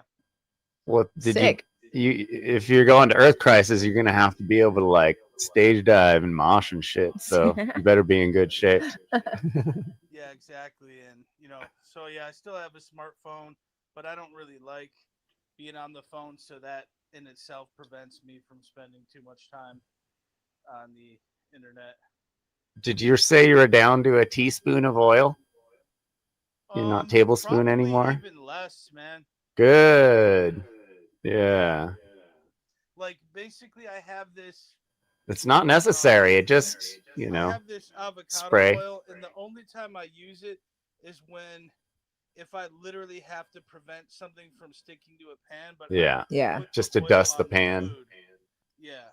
Yeah. So if I spray like what ends up being a teaspoon, it it's just like for my air fryer basket. So Yeah. it doesn't stick. Yeah. Yep. People are like, oh, I love how fucking oil tastes. And I'm like, are you sure about that? Until you don't, man. I had Yeah. what did I have a few days ago? Was it fries? Something fried. Yeah, no. It fucked me up, man. Yeah, when you eat regular oil after not eating regular oil, like you feel it. You're like, ooh, I don't like that. It slows you down. You're like not hungry for a long time, but it's like artificial. It's gross. Yeah, it looked good at the moment. I think I don't know. It was either fries or some kind of like vegan like stir fry. Might have been could have been like a vegan fried rice from a Thai place, and I just yeah. it like tasted good, and then as soon as I was done eating, my guts were just like ugh. Yeah, man. Once you quit oil, it's like it's a big deal. Or at least, yeah, get it down to as little as possible. I only ate fruit and salad the next day because I didn't want to look at anything oily or that would remind me of it. It just felt so bad. It's gross shit. Yeah, I know that feeling. I remember I believe how normalized oil is in our society. It's crazy. And like how many foods are just oil sponges? Like fucking Braxton was out here and he's like, there's this gas station that has these JoJo fries, you know, they're like breaded fries. And he was like, oh, these are the fucking best and all this shit. And like I was going somewhere to go do something early in the morning and I went to that gas station. I was like, fuck, I'll just grab like a small fry, like 5 or something. It was hard to eat, and then it was just like, what the fuck did I eat? Like it was literally more oil than plant, you know, and like the cheapest oil, like just fucking it's engine lubricant. It's not an ingredient for food. It's something to make cooking easier, but not impossible without it, you know, like steaming. And if you have the right, she's got like a porcelain, no, what is it? Ceramic. Yeah, I actually asked Allie what pan she used and she sent me the link. Dude, nothing sticks to those things. And they're not like Teflon or anything like that. It's just ceramic, but nothing sticks to them. Like, you don't need any of that shit. And then air fryer and a fucking Instapot, like you can kill all your food with those things. Kill it all. You know, like always having an Instapot with rice in it saves you so much money and time and cooking and shit. You just get some rice, throw some fucking coconut aminos on it or something, and like that shit's bomb. And it's like a 50-cent meal. You know, it's like a 25-cent meal. And what Rogos was trying to tell me earlier, he's like, oh, not everyone could go vegan, bro. And I'm like, come on, bro. Give me a break. Anyone can fucking eat rice and vegetables and fucking lentils and beans. Like, it's all the cheapest food is vegan. The cheapest, most available food is vegan. Like, it's ridiculous. Yeah. And everything's getting expensive now too. Yeah, even the cheap shit. Bags of rice are still fucking $20 for a 20-pound bag. And it's less. Sometimes you get $16 for a 20-pound bag of rice. That's like 2 weeks of food, you know, like, and it's good. Yeah, it's like rice where you cook it, you open up the rice cooker and you're like, oh my God, that fucking smells good. Like, it's like danky ass rice. Cheap rice is garbage. Like, you really become a rice connoisseur when you eat a lot of rice. Yeah, I got Who's feedbacking? Oh, that might be my speaker. I got This basmati, guy. and then I have some Korean sticky rice right now. Yeah, Korean rice is really good. Yeah. But yeah, I can't eat peanut butter and jelly anymore because the peanut butter is too oily. It's really What fatty. I found is I take like a teaspoon of the cashew butter. Powdered stuff? Oh, yeah. Yeah, so it's like it's stronger, so you need less of it. And I Yeah. just spread a real thin layer of cashew butter and then blueberry preserves. Ooh. Sourdough. Oh my God. So danky. We eat shit like that all the time. Potato sourdough, non-GMO. Have you seen the dry peanut butter? The PB stuff? Yes. Dude, it's way low fat. Making Thai food. Yeah. Oh yeah. Peanut sauce. Hell yeah. And then also just in smoothies. In just smoothies, it danks up anything. Like in fruit smoothies, you put that shit in there, and it's like, whoo, like really good. And it's not all oily, which is cool. And they have I think they have like an almond one too. Like they have a couple kinds, but yeah, we've had a lot of people asking us like, oh, where do you get your recipes? And it's just like, you just cook, but like without dairy and meat, you know, it's really not that. Yeah, you just, and you know, you get a little unorthodox about things. And, you know, we eat weird. Hey, Arian's here. Put the link in. Maybe he's come up. We've had a lot of people ask us. Yeah, it's not that hard, and it's super cheap, but a lot of people just really get stuck on that first transition, and it's just eat comfort food. Fucking make a bunch of French fries, make mashed potatoes, and like stuff you can just eat a lot of. And while it might not be the most healthiest thing in the beginning, at least you'll ease into it. Everyone starts, and even like the goofy store-bought vegan stuff, it's all like novelty food to get you going when you don't have that many ideas. But it's really not hard to eat vegan. Yeah, like literally just eat fruit all day. It's literally the best thing. Like look at a piece of meat and then imagine like eating a raw piece of meat. Then imagine eating a fruit. What does that do with your brain? You immediately feel like an explosion in your brain. Like that's what we're supposed to be eating. When I see fruit, I'm like, oh, like that's not. We're programmed to. Yeah. Through that. We're not we're not colored. We're not sensitive to like gold and like brown stuff. Like the stuff that we normally serve is just like that weird golden brown, like dead stuff. Yeah. Cooked, dead, nothing left in them. Versus apples are the shit. Junk food. Honeycrisp apples around. Yeah. Yeah, apples are insane. Pink potatoes are super unadulterated. They're like kind of like a source potato. What the hell? You freaking interrupted me, Arian. How dare you? Sweet potatoes. Sweet potatoes. Respect the round table. The potato table. Sweet potatoes. Taking accountability for cutting me off. I was telling the story and you guys just, cut me off. So, you didn't even mention that. Thank you. Sweet potatoes. No, continue to sweet potatoes. You're doing great. Yeah, well, please go on.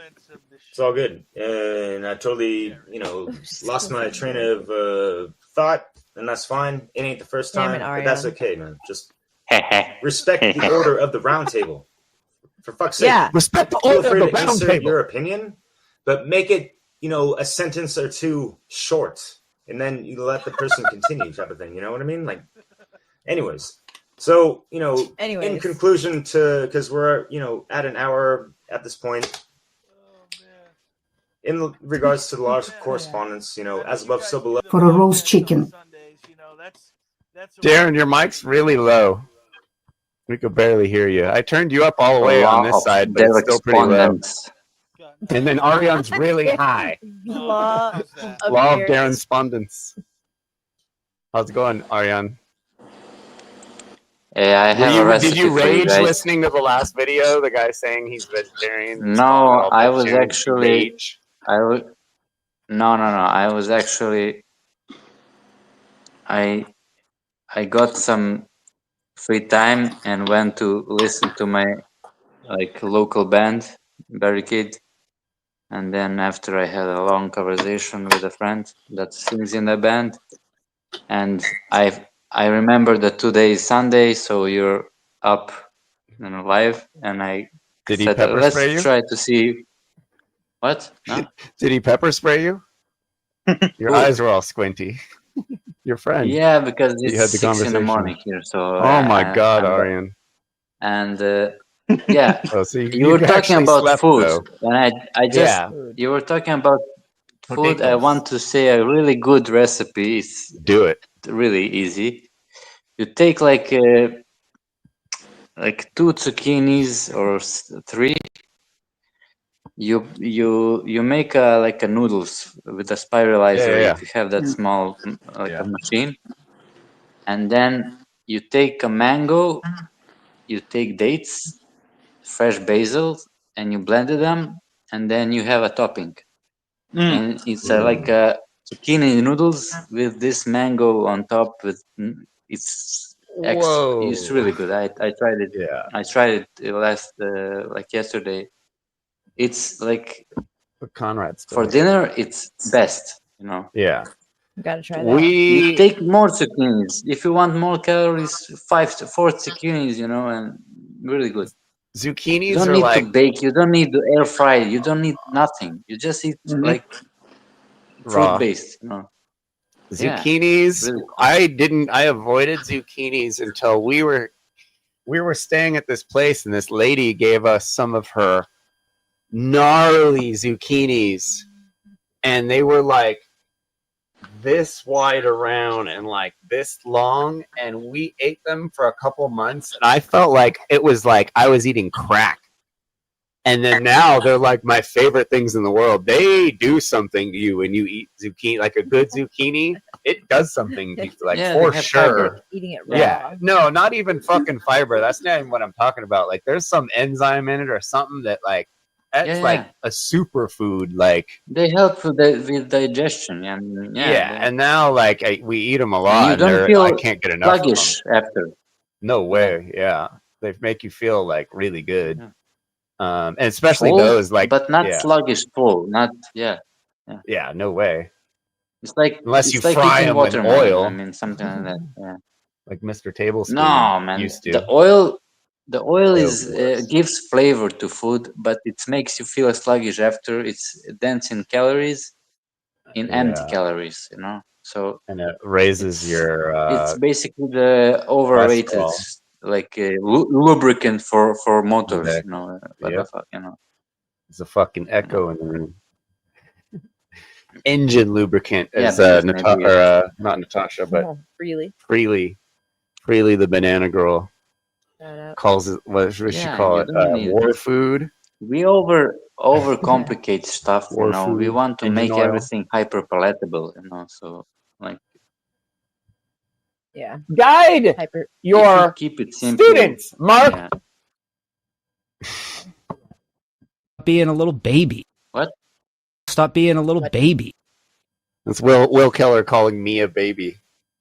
Stop being a little baby. Did Passio have a live? Was he a guest on Freedom Under Natural Law or something? Possibly that they're starting to advertise Funnel, I think. Or Soundpath. Are you talking about Soundpath? I think I saw. He was on Soundpath, and it was extremely dull. He was in the audience. He was in the audience, but didn't speak I got at the it. notification. I think Conrad came with a lot of convenient excuses for things that happened. He's like, "Oh, Mark doesn't. Mark, we don't like." He was like, "Everyone just left Mark alone." I don't know. It was like kind of funny. It's like, dude, if he cared, he would have fucking spoke at the event. He would have. Conrad, I can help you make a lot of money. He's gonna be getting the phone call this week. Like, oh, you talked to Jeffrey, huh? Moneybags. Manny Moneybags is gonna hit him up, offer him Jeffrey. They're gonna pay him to have me not be co-host on his podcast. It's pretty. You have to stop putting these Americans on the. Europa natural law. I don't even know to impersonate him. Stop inviting all these American people over to the Europa natural law. I think I was the reason he said that. I started. Well, there was one day that I invited like half of the people from my VGT group into there, and he was just losing his mind because it was Americans mostly, but like Nemo was like, no, anyone can be here, from anywhere. It's and, not like, called Derek's Europa just- natural law because it's supposed to be exclusively Europeans. It was because that's what happened to be the majority of people when it started. Yeah. So it was just a little silly. Yeah, like Eurovision, had Israel in it, and Israel is not in Europe. So. Lol. This is from Jeffrey Phillips. How do we hold bad actors in our community accountable if the social hierarchy of the community is protecting them? Oh, Jeffrey.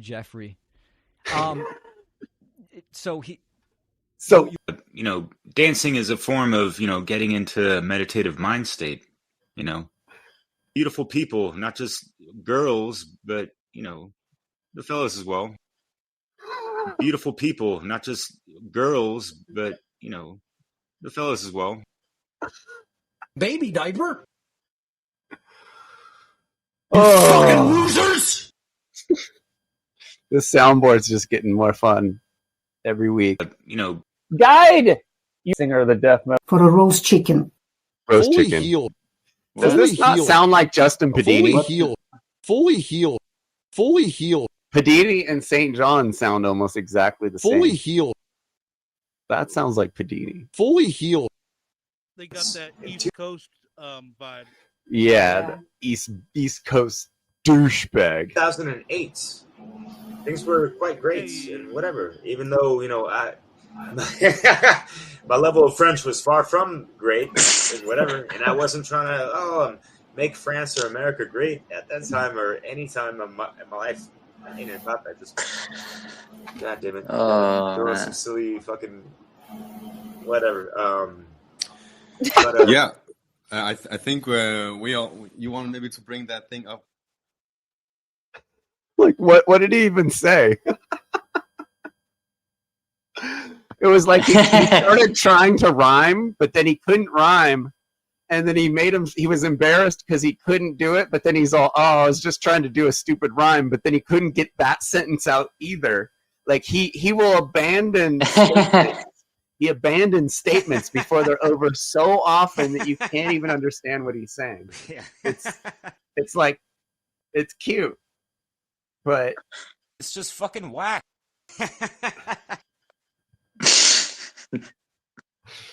the giggle is just. Man, if I said that as an alarm, that smile, I think I would trip out in the morning. Real quick. Yeah. Notification sound. Yeah. Great, and whatever. Even though my level. What was that Well, one? French was far Like from the first one. It sounds exactly the same. I've heard him laugh 900 times. It is like carbon copy every time. Oh, okay. So you know what I realized it sounds like? So you see those videos where people try and laugh without smiling, and then they do a straight face laugh. It's like that. Like, yeah, try and laugh without smiling. It's pretty whack, bro.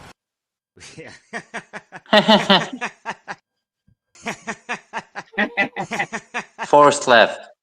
Yeah, forced. Well, it's masking. Remember, I was like, you guys treat Derek like he's autistic, and he went ballistic, and everyone got mad at me because I was like, you treat him like he's autistic. And Down it's like, and jiggy because with he it. is. Get He's down and jiggy masking. with it. Get He's down and trying jiggy with to. He's trying to act how he thinks people normally act because he doesn't have voluntary emotions. He's like, I mean, that's kind of psychopathic, right? No, it's how autists cope with people. They have to learn how to react in the right way because they don't know how to because they're a little weird. They're a little different. Socially, you know. So they'll be kind of, they'll seem kind of, it's like, it's not inauthentic. They're trying their hardest. It's just they don't know how to act normally, so they have this like something they learned when they were a kid. This is how I should laugh, and I should laugh, and people will think I'm funny. Wait, let Derek explain it. Let Derek explain Yeah, sometimes I get a little fired up or worked up or whatever. See, that's it. He just gets fired up sometimes. Yeah. Not bisexual, but Did we finish this What one? about Oh my taking God, the accountability meltdown? for cutting me off? I was telling a story and you guys just, cut me off. So Oh man. The fucking flat earthers. Did we get to it? Yeah, Ariane. Ariane. Ariane. Oh boy. Did you hear, Ariane, that we're going to Earth Crisis and Darren's flying in? We're going to see Earth Crisis and Judge. You better watch out. Jerry and St. John might be watching this. Oh They're shit! They might totally assassinate me at doxing the Earth Crisis show. Oh man. I mean, Earth is in crisis. It is. And I found out today Earth Crisis named themselves after a Earth isn't. Humanity is. an old Earth reggae is song. gonna be fine without. Yeah, they'll recover after we're gone. Earth will be fine. Yeah. It always rebounds from major catastrophes. Huh, Adrian? Adrian. Yeah. Oh shit! He's got his gaming headset on. Yep. Adrian is not at the club anymore. No, he's not partying. He usually hangs out.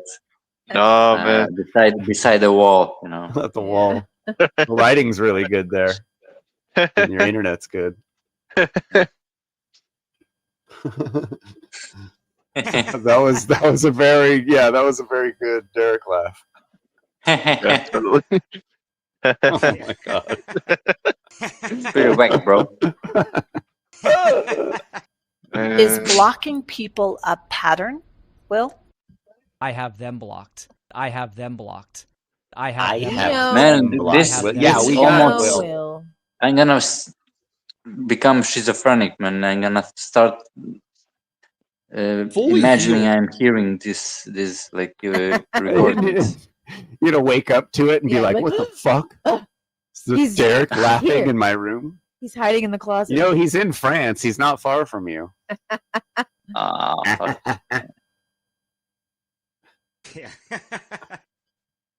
I would not like to have him as a neighbor, man. Yeah. Oh, can you imagine working with him? I keep thinking, like he's like a waiter. It's just fucking Oh my whack. god! If I had a waiter, S'il vous plaît, monsieur. Yeah. I'm pretty sure he is like a sociable side. You just gotta listen to the dude. Sure, Yeah, maybe.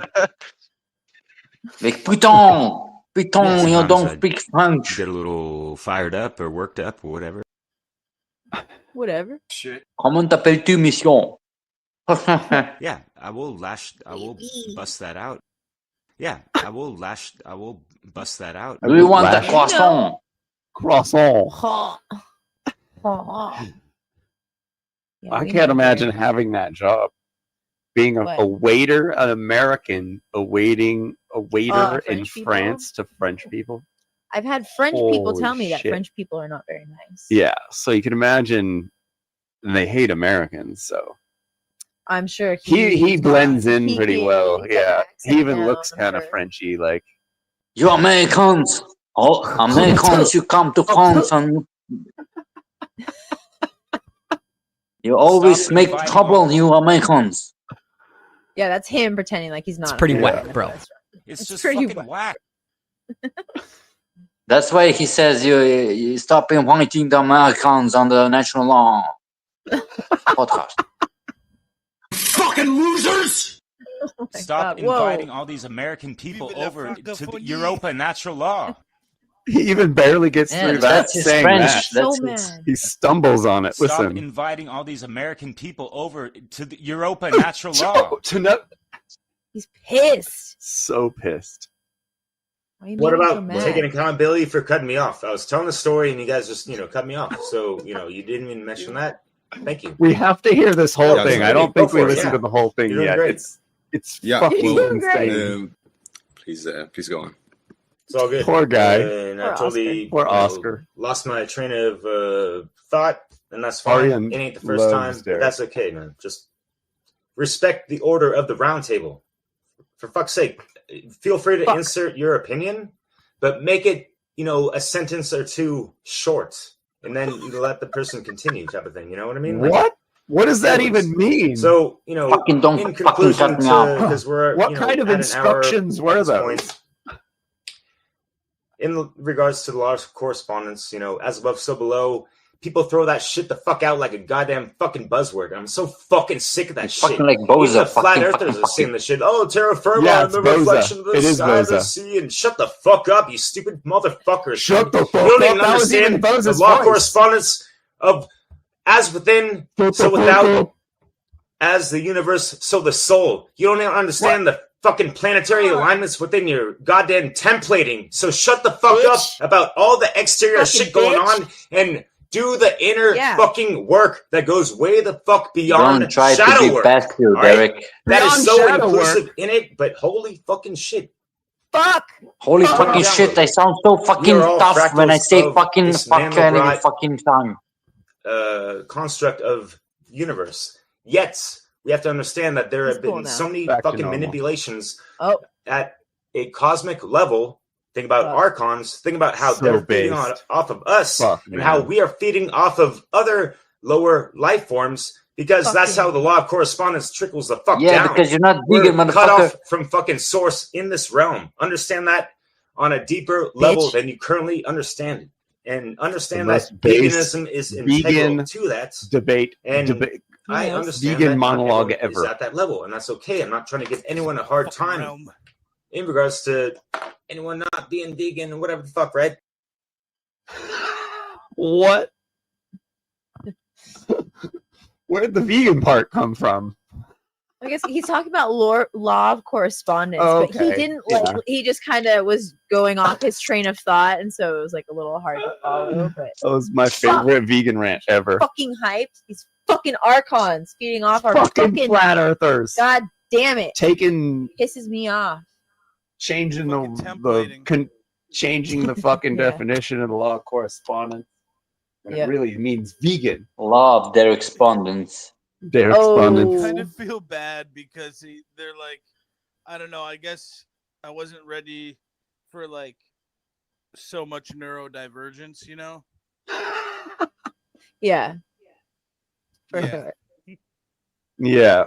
Yeah, sometimes the excuses get a were little funny. fired up or worked up or whatever.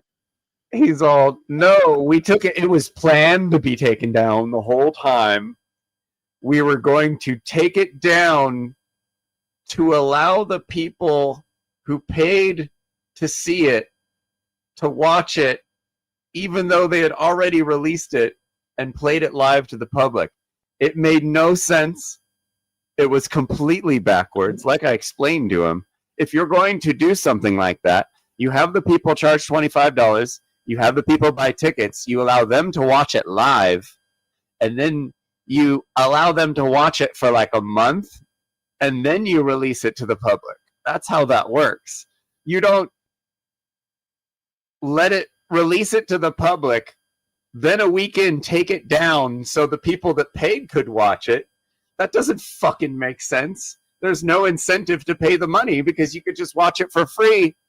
It doesn't make any sense. And God bless Conrad. I like the guy, but I don't think I think if he actually believes that, whoever made that decision was a dumbass, because that's just not, it just doesn't make any sense. And then once you take that down from YouTube, YouTube isn't going to put it in the algorithm again. You just stunted your own video. It would made sense if they took it down, immediately edited it, and put it back up. It would take 2 days to edit it. But no, I don't believe the couple excuses he gave us for why it was taken down. And there was one other big He excuse. says they discussed it before. So It doesn't make any sense. And if like I said, if that was the plan, it was a dumbass plan. And I think there are some smart people there. I don't think that dumbass of a plan would have made it through the vetting. That was cool. He said that he felt bad about Nemo, and he actually told us the truth. That's so many people lied to us about the truth about what happened with Nemo. There was a vote, and he was very impulsively kicked off. Everyone, of course, just believed good old Derek's side of the story. No one wanted to spend the time to actually find out the truth.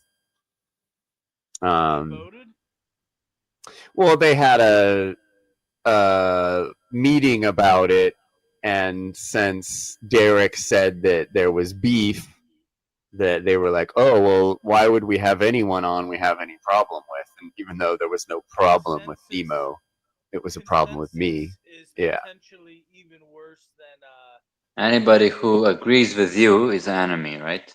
Yes, exactly.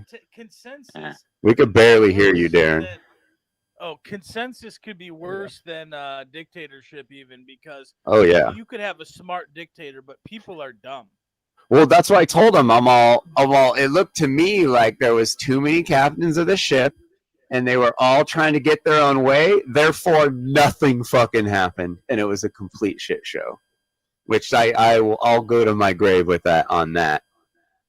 He was trying to say, and it was just funny because he's all, yeah, Jerry did everything, and I'm all, well, why didn't you all fucking help her out since she's. I was like, I'm the one giving her good fucking advice here. You guys are all kissing her ass saying she's doing great shit with her life when she isn't. She's public about it. Oh, by the way, that's what we're supposed to fucking look at. What? Woo! Jerry's court paperwork. Oh, holy shit, boys. Boy, oh boy. Was she not thinking when she put this shit up? Oh my god. Oy, oy, oy, oy, oy. Okay. So that's not it. By the way, can I ask one quick question? You guys maybe are more updated. Like, yeah. What is like now? Do you know any news? What is Pasio doing right now? Like, he has like a seminar or something, or what? Yeah, he's got his natural laws, or his natural law. He's got his shadow work seminar. Three steps to shadow work by Mark Basio. Just costs $85. Yes, it's 3 steps. Yes, $75 for my for his 3-hour, 4-hour. Yeah, literally. Basically, you can ask ChatGPT to make 3 steps for a shadow work to you, and that's most likely what Mark will be saying. His seminars aren't super educational. They're mostly just a Mark Passio hangout where you can possibly ask him a question, where you might hear some juicy gossip about what's going on in his life. He tends to vent to the people in his courses as if they're his support group, which is interesting. Okay. Mark really should be probably talking to someone who's a professional. He's been through a lot in the last couple of years. And like he said recently, 2025 has been his hardest year he's had in a long time. Yeah, he lost his father. Yeah. Well, he lost one of his partners not that long ago. Yeah, Barbara. R.I.P. Barb. And, we quit the podcast. His dad She had died. an addiction, Lots of stuff. right? Something like that. I am not 100% sure, but that's what I think I heard. Yeah. So yeah, I mean, the guy says, he's talking about, I've done all the shadow work. That's the most egoistic shit, Like, and if you're saying that, or even if you're like, I've done, like, if you're speaking like you aren't actively doing it, it's not a great sign. And then for someone people pick on that, and then people use it as an excuse. Yeah. For someone to be going through all that shit, meanwhile saying that, I've done all my shadow work, it's just not a good sign. And then he has no discernment with the people around him, obviously. Derek and Jerry being the latest 2 people on the network. And Nemo is on like tours and that stuff, right? Because of music. Nemo's doing kombucha videos. And he just did a live stream yesterday about whether or not podcasting was ever worth it, I think. But his sound was really bad during it. Unfortunately, Nemo's a little bit of a Luddite, and he's constantly having technical difficulties, or his mic's not working or something like that. He has trouble running StreamYard and all that stuff. But yeah, Nemo's a cool dude. Yeah, he is. But he seems like he's doing well. I feel bad You know, I definitely feel bad how everything went The whole down. situation, yeah, with He Soundpath. He didn't had deserve the abuse. and his podcast like he used to have a full house every week on his podcast, and I came and ruined that. And it wasn't like he was like, all right, guys, you all need to like Jeffrey and stuff. Yeah. It was just Fuck off, you cunts. Yeah, cunts, mate. But he was like, he just allowed the conversation to happen, and he was ostracized from the social circle for not blocking me. For not blocking me. Yeah, and kicking me out of the group. I have them blocked. I have He was them too blocked. polite. I have them blocked. He's, yeah. Common law, mate. I have them blocked. Oi, oi, oi. I have them blocked. Is blocking people a pattern, Will? Hey, but the shit is the fucking same pattern in the vegan movement, like every movement. Is the co-founder of fucking Anonymous for the Voices start blocking like criticizers of their Down and jiggy with like outreach, right? And when they ask the co-founder why he blocks, he said they block themselves. And then when I asked him in person, he said to me, because they are idiots. I mean, they're so fucking egoistical, you know, these guys. Like, you're never going to get what you want by blocking people. You're basically shutting down a coward discussion and free flow information, right? Yes, you're occulting information, and you're occulting the truth. Exactly. It's pretty whack, bro. But his excuse is, you're harming the vegan movement. Exactly. Fuck you know what? Yeah. No, the natural law movement. No, but these are like the vegan activists. Yeah, Baby same diaper. shit. Like the natural law movement, you're harming. Shit. No, what the fuck? Fuck shit. You don't own natural law. I mean, I mean, fuck. Yeah. It's same like, you know, you're speaking against the church, you know, or something like that. Yeah. So Jerry made a website. I'm sad in Pinellas County, and she came to the freedom movement trying to find people to back My her freedom up. movement. Yes, my freedom movement. So to get your custody taken away from you when you are a mother is a big fucking deal. From what I've read from her paperwork that she has put on the internet, her baby daddy of 2 got a temporary emergency custody. I believe he did an ex parte and went inside and showed the judge some sort of extremely compelling evidence. They do not take mothers away from children that often. You'd have to do something pretty fucked up. So all we have seen, so Jerry and St. John are in legal troubles right now. They've both posted videos about how they're in legal troubles. They've both posted videos going down to the courthouse and harassing the clerks, being very rude and obnoxious, going in very angry with cameras in the clerks' faces, demanding things. And then what Jerry is trying to do, instead of defending herself on whatever was used against her, she has decided to try and disqualify her judge. And without a lawyer, without a lawyer's guidance, you can submit paperwork in the wrong order, right? I've been through family court twice, successfully. And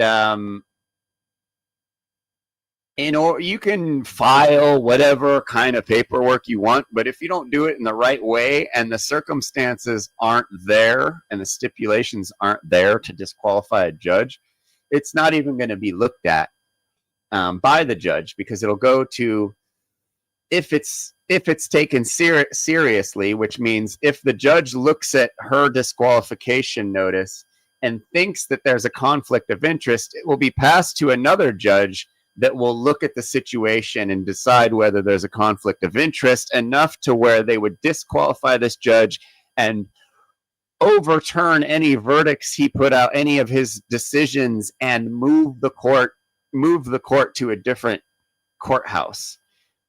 If you want, that's a very, like, there has to be a very serious conflict of interest there. And what Jerry's showing here is a ChatGPT written sort of like attempt at getting this judge recused with scribbles all over it. You can get it filed. She's got it filed here. Any piece of paper you can get filed into evidence or into a court. So she, instead of going to the next, so a temporary custody order, basically what happens, they'll give the husband custody until a court date, and then the husband has to subpoena the Jerry, and Jerry has to go into court and defend herself. And so instead of preparing to defend herself, which if she's done nothing wrong, she should have no problem doing, she's trying to do this like sovereign citizen, I'm going to file to disbar you or get your judgment overturned, right? And this is called forum shopping. It's kind of like a couple going to couples counseling, and one of the two people not liking what they hear in couples counseling and wanting a different counselor, like thinking that someone else is going to agree with them when, like most couples counselors and most family court judges, they've seen and heard everything, and they're really just bullshit detectors.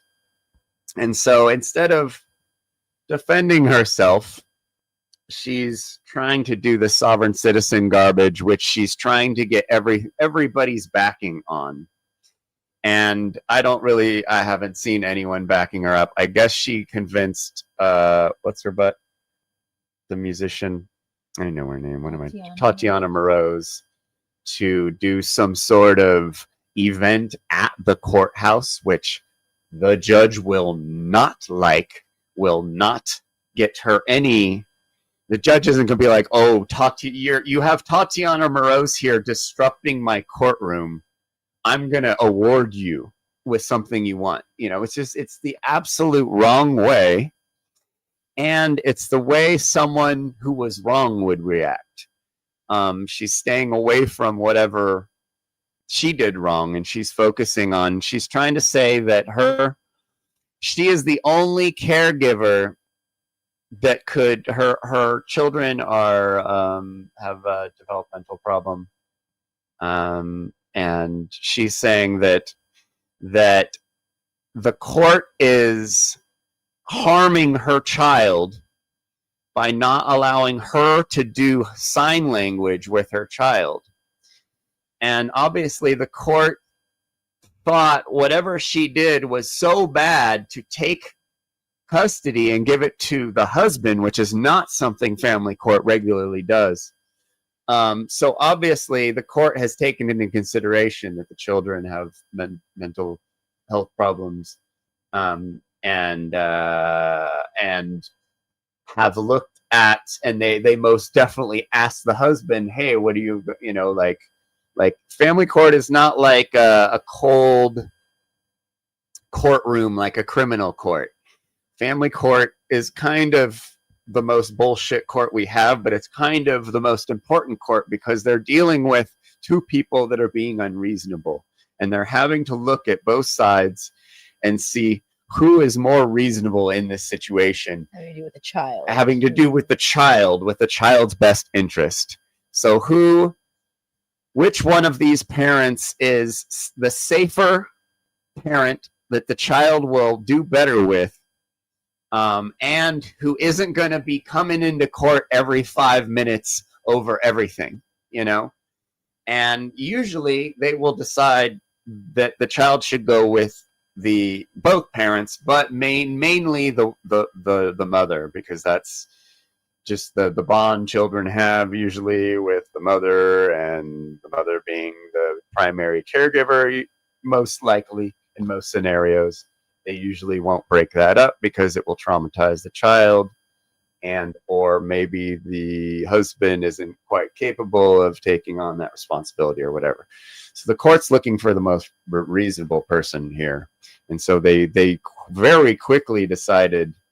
So I would assume something pretty. Jerry did something like DUI, substance abuse, some sort of pretty bad thing. Because I've heard of moms doing real bad shit and still keep in custody their kids. So she's trying to say that, oh, Jerry, this is really insane. You guys should all look through it. This isn't it. This recusal motion. She basically said that the judge's statements about how the judge sees Jerry as a mother were all prejudicial. So she's saying that before the judge ever met Jerry, he made these decisions that biasedly somehow, and that him saying that he feels bad for families that have to deal with children with developmental health problems. He's a terrible person because he feels sad for them, because there's nothing wrong with her kids, which is kind of like the whole, there's autism, kids with autisms are superheroes. They're smarter than everyone, which, okay, but that's blowing smoke up people's asses when you say that. And your children, it's not good for them to hear, any children, whether they have problems or not. Look at that cute ass animal. They shouldn't be lied to in that way. It's Down syndrome is not an easy thing to deal with. These children will not have the same lives. They will have they will have lots of difficulties not fitting in with everyone else. This is a fact. Sure, they can, there are autistic kids that are super freaking human smart in certain ways, but not all of them. So it's new age bullshit what is happening here. She's trying to say that nobody in the world cannot harm her child right now like she can, and that because she knows how to sign language, that her children will be irreparably damaged. All kinds of wild statements, like the kind of statements Will and Logan make about their MLM scam, are made in these court documents. And there's all these videos of Jerry going down to the courthouse and just yelling at these ladies. And, the clerks in my court case, in my family court case, I know this may be an anecdote, but the clerks fucking saved my ass. The clerks and the judges, discernment and discernment for seeing bullshit, and it really gave me hope when I was completely alone in family court, when my baby mama made some wild claims in order to just beat me in court any way possible to get back at me, because she was mad at me and didn't want to talk to me about it. So she ran off to the court and tried to take my daughter away from me. But what a lot of people don't know about family court, there's a lot of stigma, and there's a lot of wives' tales. What? Misconceptions about family court. If the judge figures out that you're just dragging everyone through court because you just want to, you're not going to win, and you're going to be punished, most likely.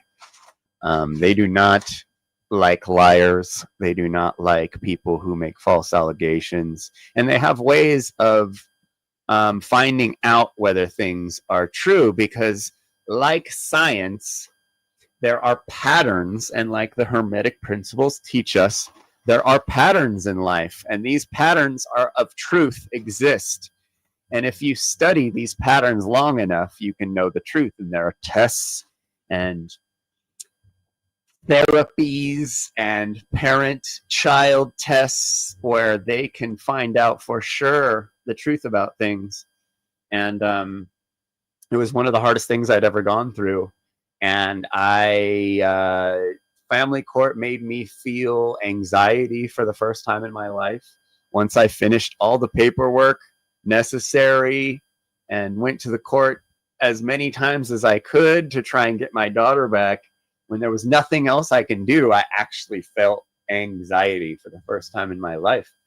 Staying up all night, it destroys your sleeping patterns, because you just stay up all night going over all the details and what you're going to say next time in court and the fears you have. And it's awful, but it's like kind of the only way of figuring shit out when you're dealing with two people that are immovable. And these people that work in these courts, they're I mean, obviously not all of them. Obviously, this is just my circumstance, but I was pretty, you know, once the truth was out, I was well taken care of, which was pretty surprising. And Child Protective Services, even, like, I had an amazing experience with them, being a tattooed guy, you know, like with like who was a rock star in Hollywood and who's an anarchist who hates the government. Like, I had everything working against me. So I think, you know, I don't know, it's a very weird circumstance. But anyway, after my experience, I very much wanted to literally go to school to become a father's rights lawyer. Because I was, or just a truth rights lawyer, you know, like not even just you know, I think because the court tends to bias with the mother, the dudes get pretty screwed often. And I heard horror stories my whole life of guys going to family court and just getting destroyed. And I had a completely different experience. It was the worst thing I had to pay $100 an hour to hang out with my daughter while someone followed us around. You know, like, it's crazy what they put you through. But it's the only way, you know, like, I had my judge like try and trigger me because she was saying I had anger problems, and he would like just try and say the craziest shit to me to freak me out. It's trying to trigger you trying to trigger actually me. test to see if you had that. To see if I had it in temper. me, you know, basically. He'd tell me that he believes everything my baby mama says, and like, you know, like, he'd just say all this stuff, and he'd raise his voice at me and yell at me and snap at me sometimes. And it was always at kind of weird times where I was like, why did he get so upset at me about that? But I figured it out later, and watching him in court with other cases. I don't know. But anyway, getting back to Jerry here. Jerry's trying to do some... She's just not... She's not doing the right thing. If it is all my advice with court, family court, you cannot go in there and present yourself in this way. You are not going to win. You are not going to get what you want when you try and do this kinds of stuff. It's very impulsive, and she's just not doing it right. And she's expecting everyone to get behind her in her nonsense, you know. And it's the same, you know, these people letting her threaten people, letting her threaten me and Darren, and just being all, oh, it's just Jerry, you know, like, what? Like, you know, and like you saw earlier with Conrad, like, I grilled him. I was like, what do you think about this? What do you think about this? What do you think about this? And he's just all, I don't want to talk about that stuff. And it's like, well, dude, This is what are we doing here? We're letting everyone slack off and be immoral fucks in the fucking natural law movement. Got it. Cool. I really want to spend my time with these people. I really want to be a part of a movement and recommend people get involved in learning about this stuff when they're going to go online and find these fucking assholes.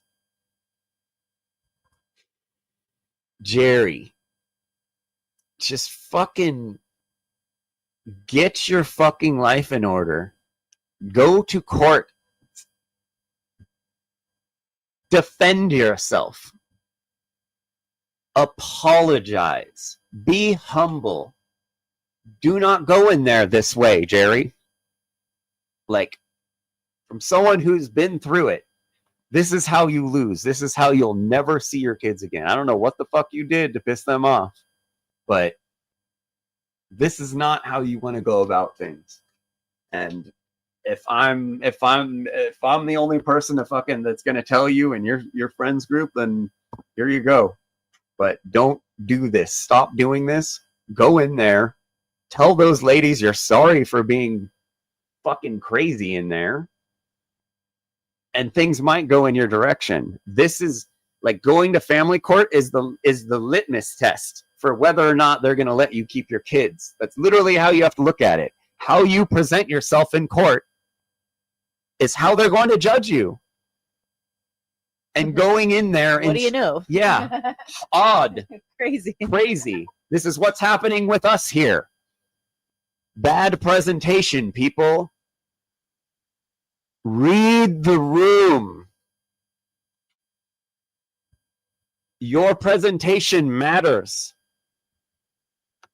And taking this sov sit, I'm going to fucking just fight the court. I'm going to protest the court.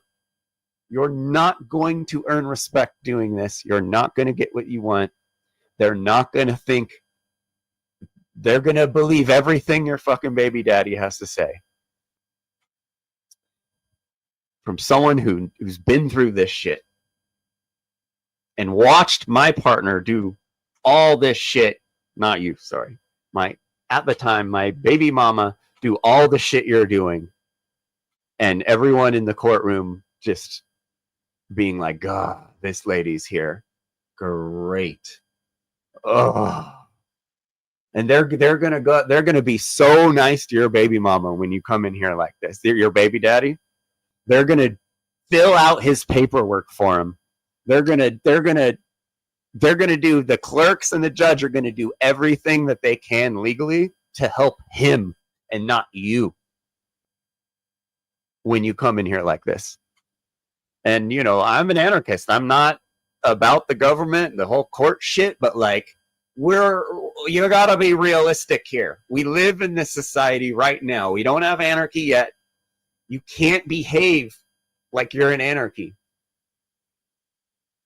We're still here. You can't do this shit. It's not gonna fucking work. And if any of those people fucking around you were your friends, they fucking tell you Jeffrey is fucking right. Unfortunately, I know we never got off on the right foot, Jerry, but like this shit fucking matters more than anything you are doing. Coming from someone who wasted a lot of my kids' childhood on fucking bullshit activism. Like this shit matters more than anything. Don't go in here like this, Jerry. If they see you go, if they see you go in there like this, it's not going to end well. But if you go in there humble, they're going to be like, you're going to blow everyone's mind. Your baby daddy's going to be all, fuck, shit. Because he's expecting you to come in here like this. Control yourself.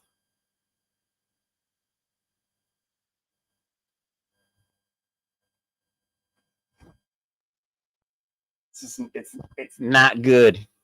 I'm sorry, but it's not good. Obviously, I don't know the whole story, but kids need their moms. I hope you didn't do anything too bad. I hope it's just a policy, because then I could be just as mad as you are. But I don't know the whole story because you only put out part of it, conveniently. So yeah, this recusal, you should not bring this up next time you go in court. Do not bring this recusal up. It's gonna just, it's not gonna help. It's gonna make everything longer. The judge is just not gonna, it's not going to work, for one. They're not going to do any of these things you want to do. Based on what you are saying here, all these personal attacks you're saying you were attacked. Attacked what? He jumped over and hit you with his gavel? We're back to the discernment and the trivium process and nonviolent communication again, and not using the correct definitions for words. No, I'm good. Oh. Anyways. Yeah, so this isn't going to work. I'm not going to keep repeating it, but yeah, not really, not feeling good. And yeah, so, and it takes a lot. Hey Rose, what's up? Rose in the house. Yo. Rose is sad because fake cheeses are made of oil. Oh wait, she was behind. Oh. No, I'm talking about court and not oil. Yeah, so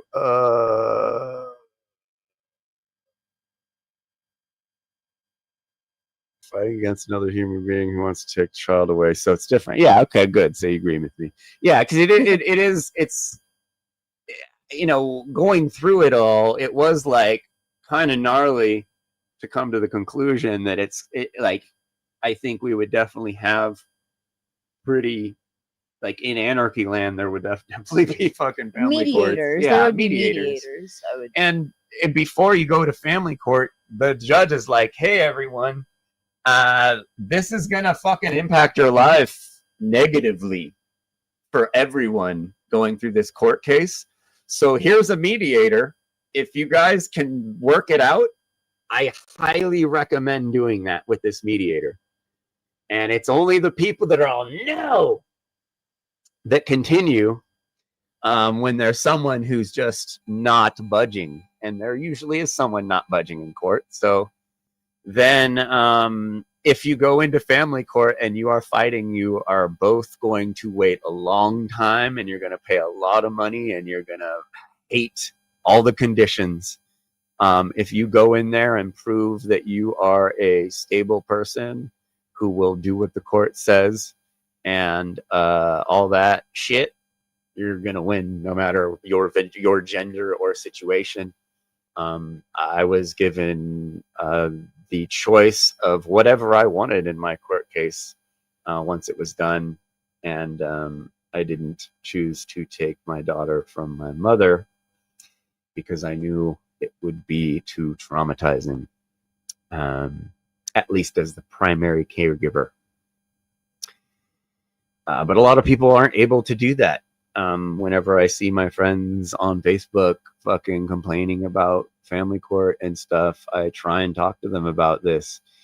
And most of them have a serious problem. They're so triggered by their partner. Holy shit. Or like they can't even think straight.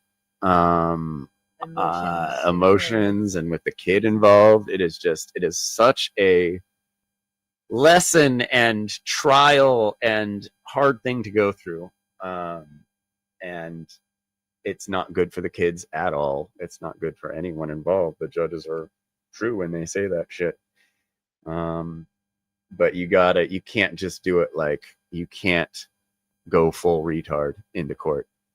You will lose all your rights unless you want to. Some people don't care about their kids and they just flail and don't show up to court. They just fight the court. They argue with the judge, and it's like, okay, so you're just trying to get your kid taken away. You actually don't want your kids. You just want to party and, you know, do the great work.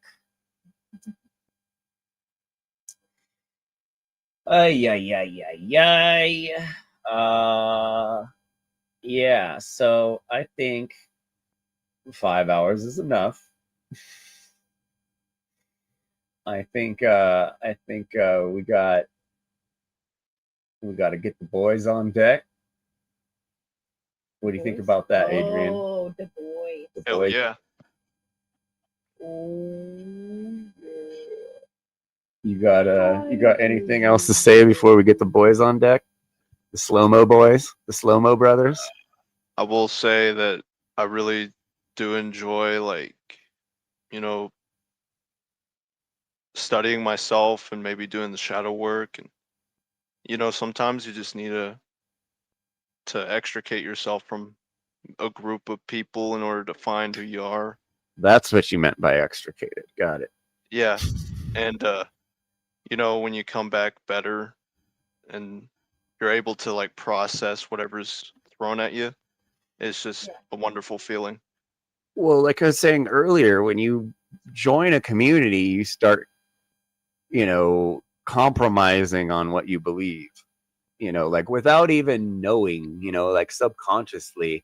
And then groups are so distracting, and it's not like a great play unless everyone's just like on point. It's not really a great place for learning or like any of that kind of stuff.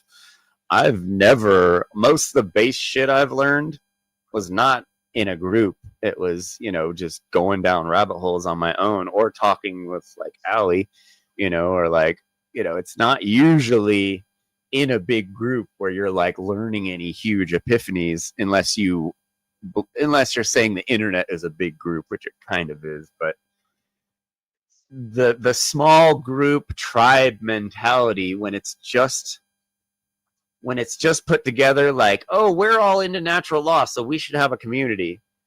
And it's not like, oh, we should start a community to spread the message of natural law. Those are two different things. When you have the let's start a community to spread the natural law, there's a purpose there. Like community, if a community pops up in the middle of the desert, that community got together to survive. And they will have pretty good odds in a group of surviving with teamwork if survival is the purpose. But if just having a community of like-minded people is the purpose, it's just not going to work because people are assholes, and people, especially in these like kind of pseudo-intellectual groups, everybody thinks they know everything, and people start trying to control the group, and then the people that are weak will go along with the controlling of the group and the compromising of their beliefs, and the people that are strong will leave the group, extricate themselves. It's a very paramedic word. My dad uses that word. He was a paramedic. He's always extricating people out of the car after a car crash. Anyway, yeah. So what was I saying? Real quick before you change the subject, I think going back to what you were saying, Adrian, like the stepping away and doing the contemplation within yourself, like I think that's a super important part of all of this and interacting in communities, because that's really like more than anything, like the value in them in these communities is learning and seeing patterns and just having a better awareness of not just like the social dynamics, but like of yourself essentially, right? Because like the stuff that bothers us and the people, a lot of times, you know, it's like it's something within ourselves that, you know, we're seeing in the other person that's making us feel like extra icky. But yeah, and it's like contemplation. And when these groups are made around a guy, Mark, it immediately sets a foundation for competition because everybody wants to get near that I don't guy. even know if it's like made, like it organically forms around people who are like Mark. He has a lot of good things to teach, so naturally there are going to be people that charismatic, gravitate towards him. I mean, I don't even know. he would probably Well, be not bigger. he's charismatic to people who like him. Yeah, I mean, charismatic, like putting me on the network, putting people they like on the network. Yeah. But yeah. Wah wah. Yeah. So. Yeah. There's, there are people like you, Adrian, and there are people that just say they're like you. They're like, oh yeah, I've done all this. But they're just like, kind of like, oh, I don't really know. Like, when they think in their head, they're just like, fuck, I don't even know what the hell that is. And that's fine, but then the faking part is kind of lame, like like Jana's husband, Noah, like, I'm always like, dude, you guys are fucking, I don't even know what you guys are talking about. I'm like, not smart compared to you guys. And he's like, Jesus Christ, I never hear people say anything like that. Like, it's really refreshing, because I try not to talk about shit I don't know about. And, people, there are definitely a lot of people around me that are way fucking smarter than me. I just have a big mouth. And, I know how to do a podcast a little bit. But people, so many people, once they're in that hierarchical thing, they're just like, oh, I need to be really cool and smart and say a bunch of cool shit and have everyone like me so I can go hang out with Mark. When it's like, dude, it's like the wrong way of doing things. Getting off on the wrong foot if you want to be original or like do something different. Nobody's going to do Mark better than Mark did Mark, So anyone trying to do Mark is a half-assed version of Mark that shouldn't be paid attention to. Yeah, even Mark says, be your own, be the first you, be the best you. But Mark only likes people who are like him on his network. And he only likes people doing shit like he does on his network. And he only likes people with his aesthetic on his network. We have definitely noticed that. If you don't somewhat do a natural law presentation in the way he does it, you're probably not ending up on the network. If you promote anything else but natural law, you're probably not going to end up on the network.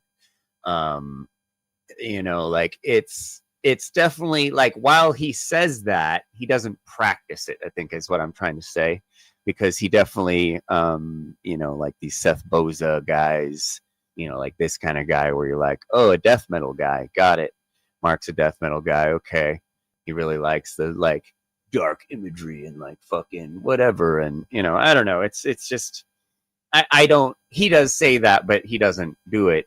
And that's kind of, one of my complaints about Mark. He's saying all the right shit, but then he's kind of leaving us in the cul-de-sac with the action part and personally guiding. He doesn't want to personally guide anyone. Like I am.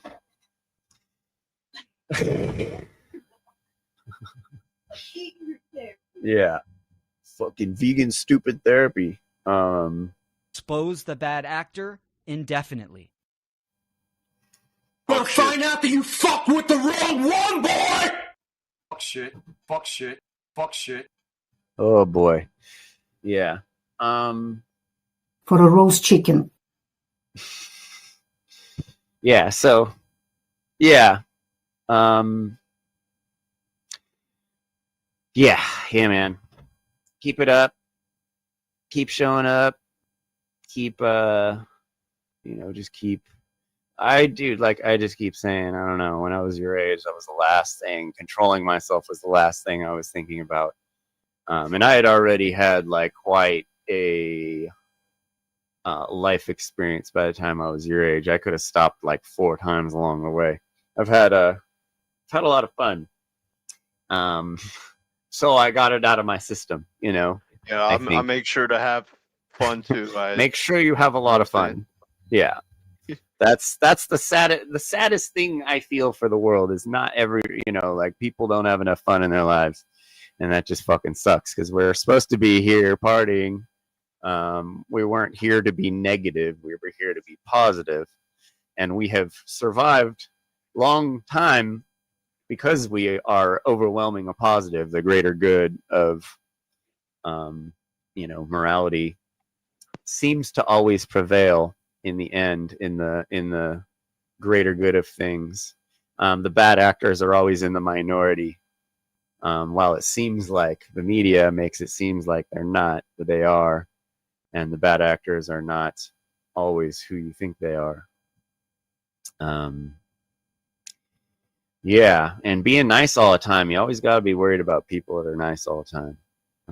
That's a sure sign of brainwashing, and people who say that they've done the work to unbrainwash themselves from societal and the powers that be, the brainwashing that gets done to us, but they can't get through basic stuff like that. And they don't want to hear about anyone beefing, and they don't want to hear about anyone's shortcomings or conflicts. All they want to do is make this fucking community work. That's just scary shit. It's the definition of a co-op. Like Jana said, this movement will be co-opted, and I think it's officially, I think Mark knows it's been co-opted. I think it's out of his hands, and I think this fucking movement's dead in the water. And this Soundpath thing was just kind of proof of that. This movement spiraling down the toilet. And if I have the biggest, most popular natural law podcast on the internet, then this fucking movement's dead. Because I shouldn't have all these views. Not that it's a lot, but it's a lot fucking more than any of these other people can get. Not that means everything, but in and out, in a movement that is solely exists and survives off of outreach, it's very important. Because this is the only outreach. This is the mainstream outreach that we have right now. We aren't in anarchy land yet. We still have to use YouTube. Views fucking matter. That's eyes on the content. And you don't see us selling shit over here. We just giving shit away. But anyway, keep up the good work, Adrian. It's good seeing you here every week. It's often, you've been the only guy around here. Often there's only one person on the show, and that keeps me going, because like if I was alone all the time, I'd just be like, meh. Not that I've been alone in a long time on the podcast, but it's always cool having someone sitting there, even if they're being quiet. Right. Yeah. But we'll see you next time, bro. All right. I'm gonna get the bros cranking. Get them ripping. Here, hydrogen therapy, they think of one thing. Maybe drinking hydrogen water or inhaling the Singer of the death metal band Insanity. It's pretty whack, bro. Not in your fucking meat industry propaganda cult. There are Stop being a little baby. multiple ways to get hydrogen. This is from Jeffrey Phillips. How do we hold bad actors in our community accountable if the social hierarchy of the community is protecting them? Is blocking people a pattern? Well, got down to one benefits. From water to inhalation, hydrogen baths, topical applications, even water ionizers. There's a lot of buzz out there. but which ones actually work? And which ones make sense for everyday use? Today we're breaking it all down. You'll walk away knowing the pros and cons of each method, and which approach is best for your lifestyle and goals. That's coming up, so stay tuned.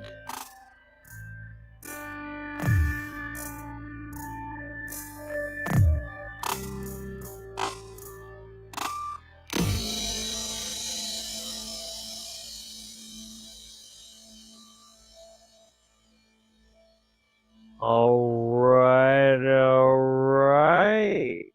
And yet again, here we are with another episode of the Healing with Hydrogen podcast.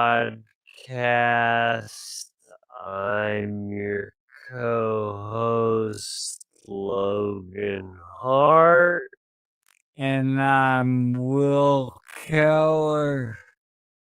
And today is very simple.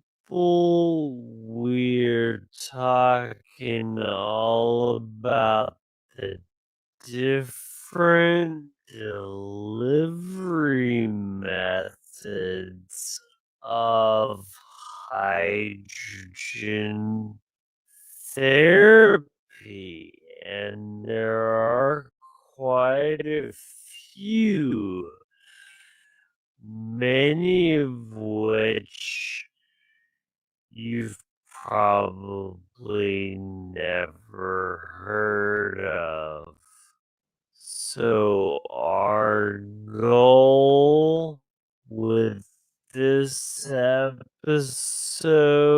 is to give you clarity on how to use hydrogen therapy based on your own specific lifestyle and needs.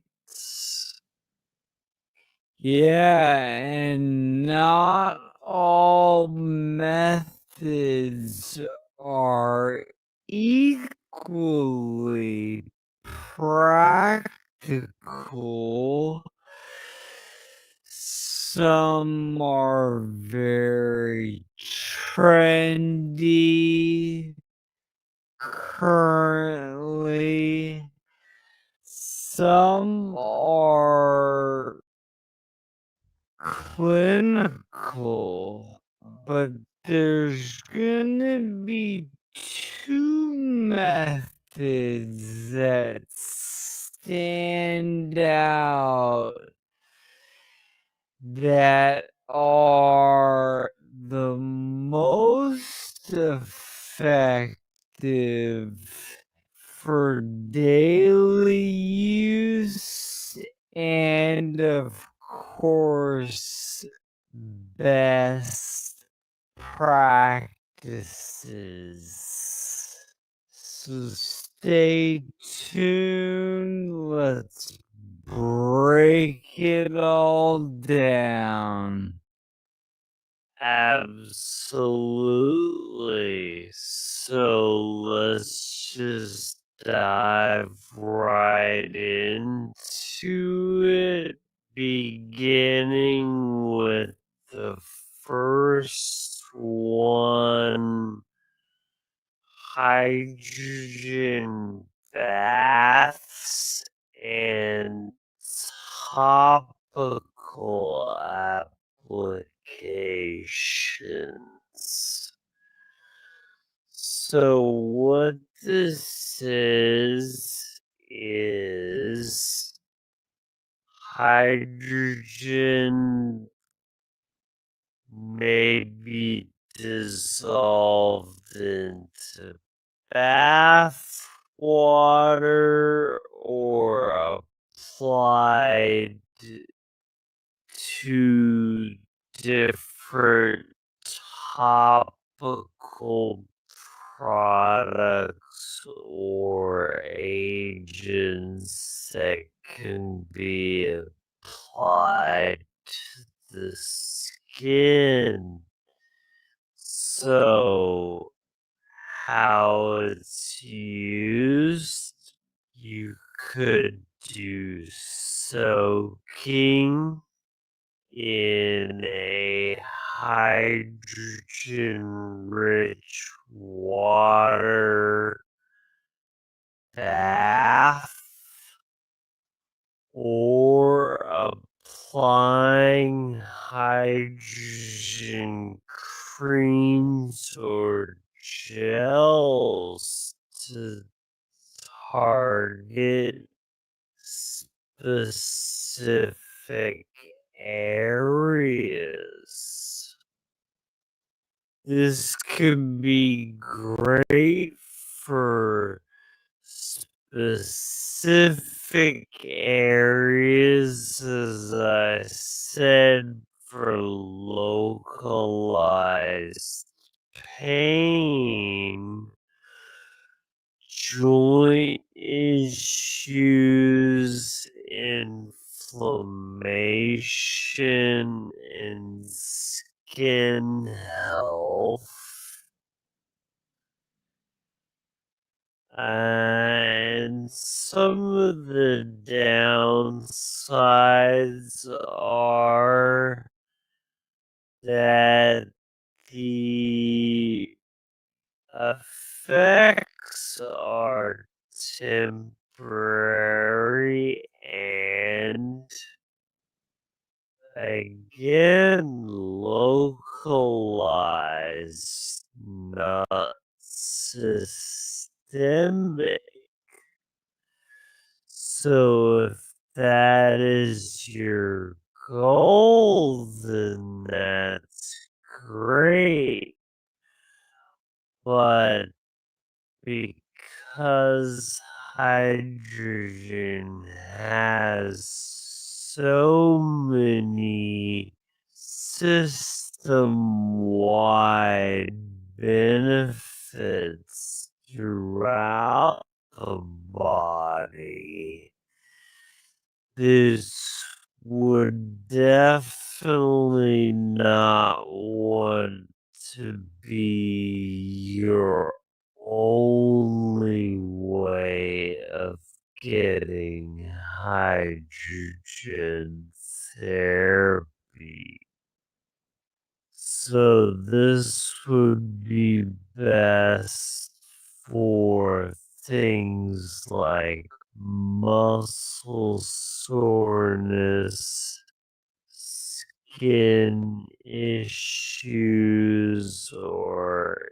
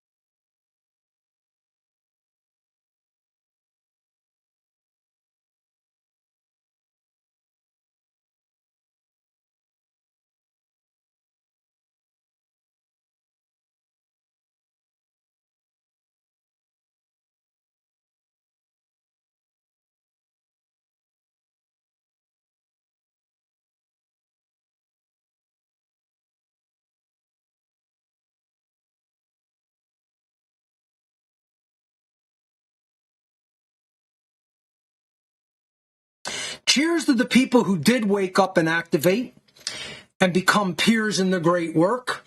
Nothing but admiration and thanks. And this forced shadow work has not been for you. It has been for those who did not respond to the fucking call of freedom. And you guys already know that. I don't even need to repeat that. But I will say with my Vienna lager here, cheers to the people who really did the great work. The ones who really activated, the ones who spoke out, the ones who put the message of freedom publicly out into the world through the creation, the creative expression that came from within themselves to publish and communicate it to those in need of that knowledge. You're my brothers and sisters, and you're my peers in the great work, and thank you.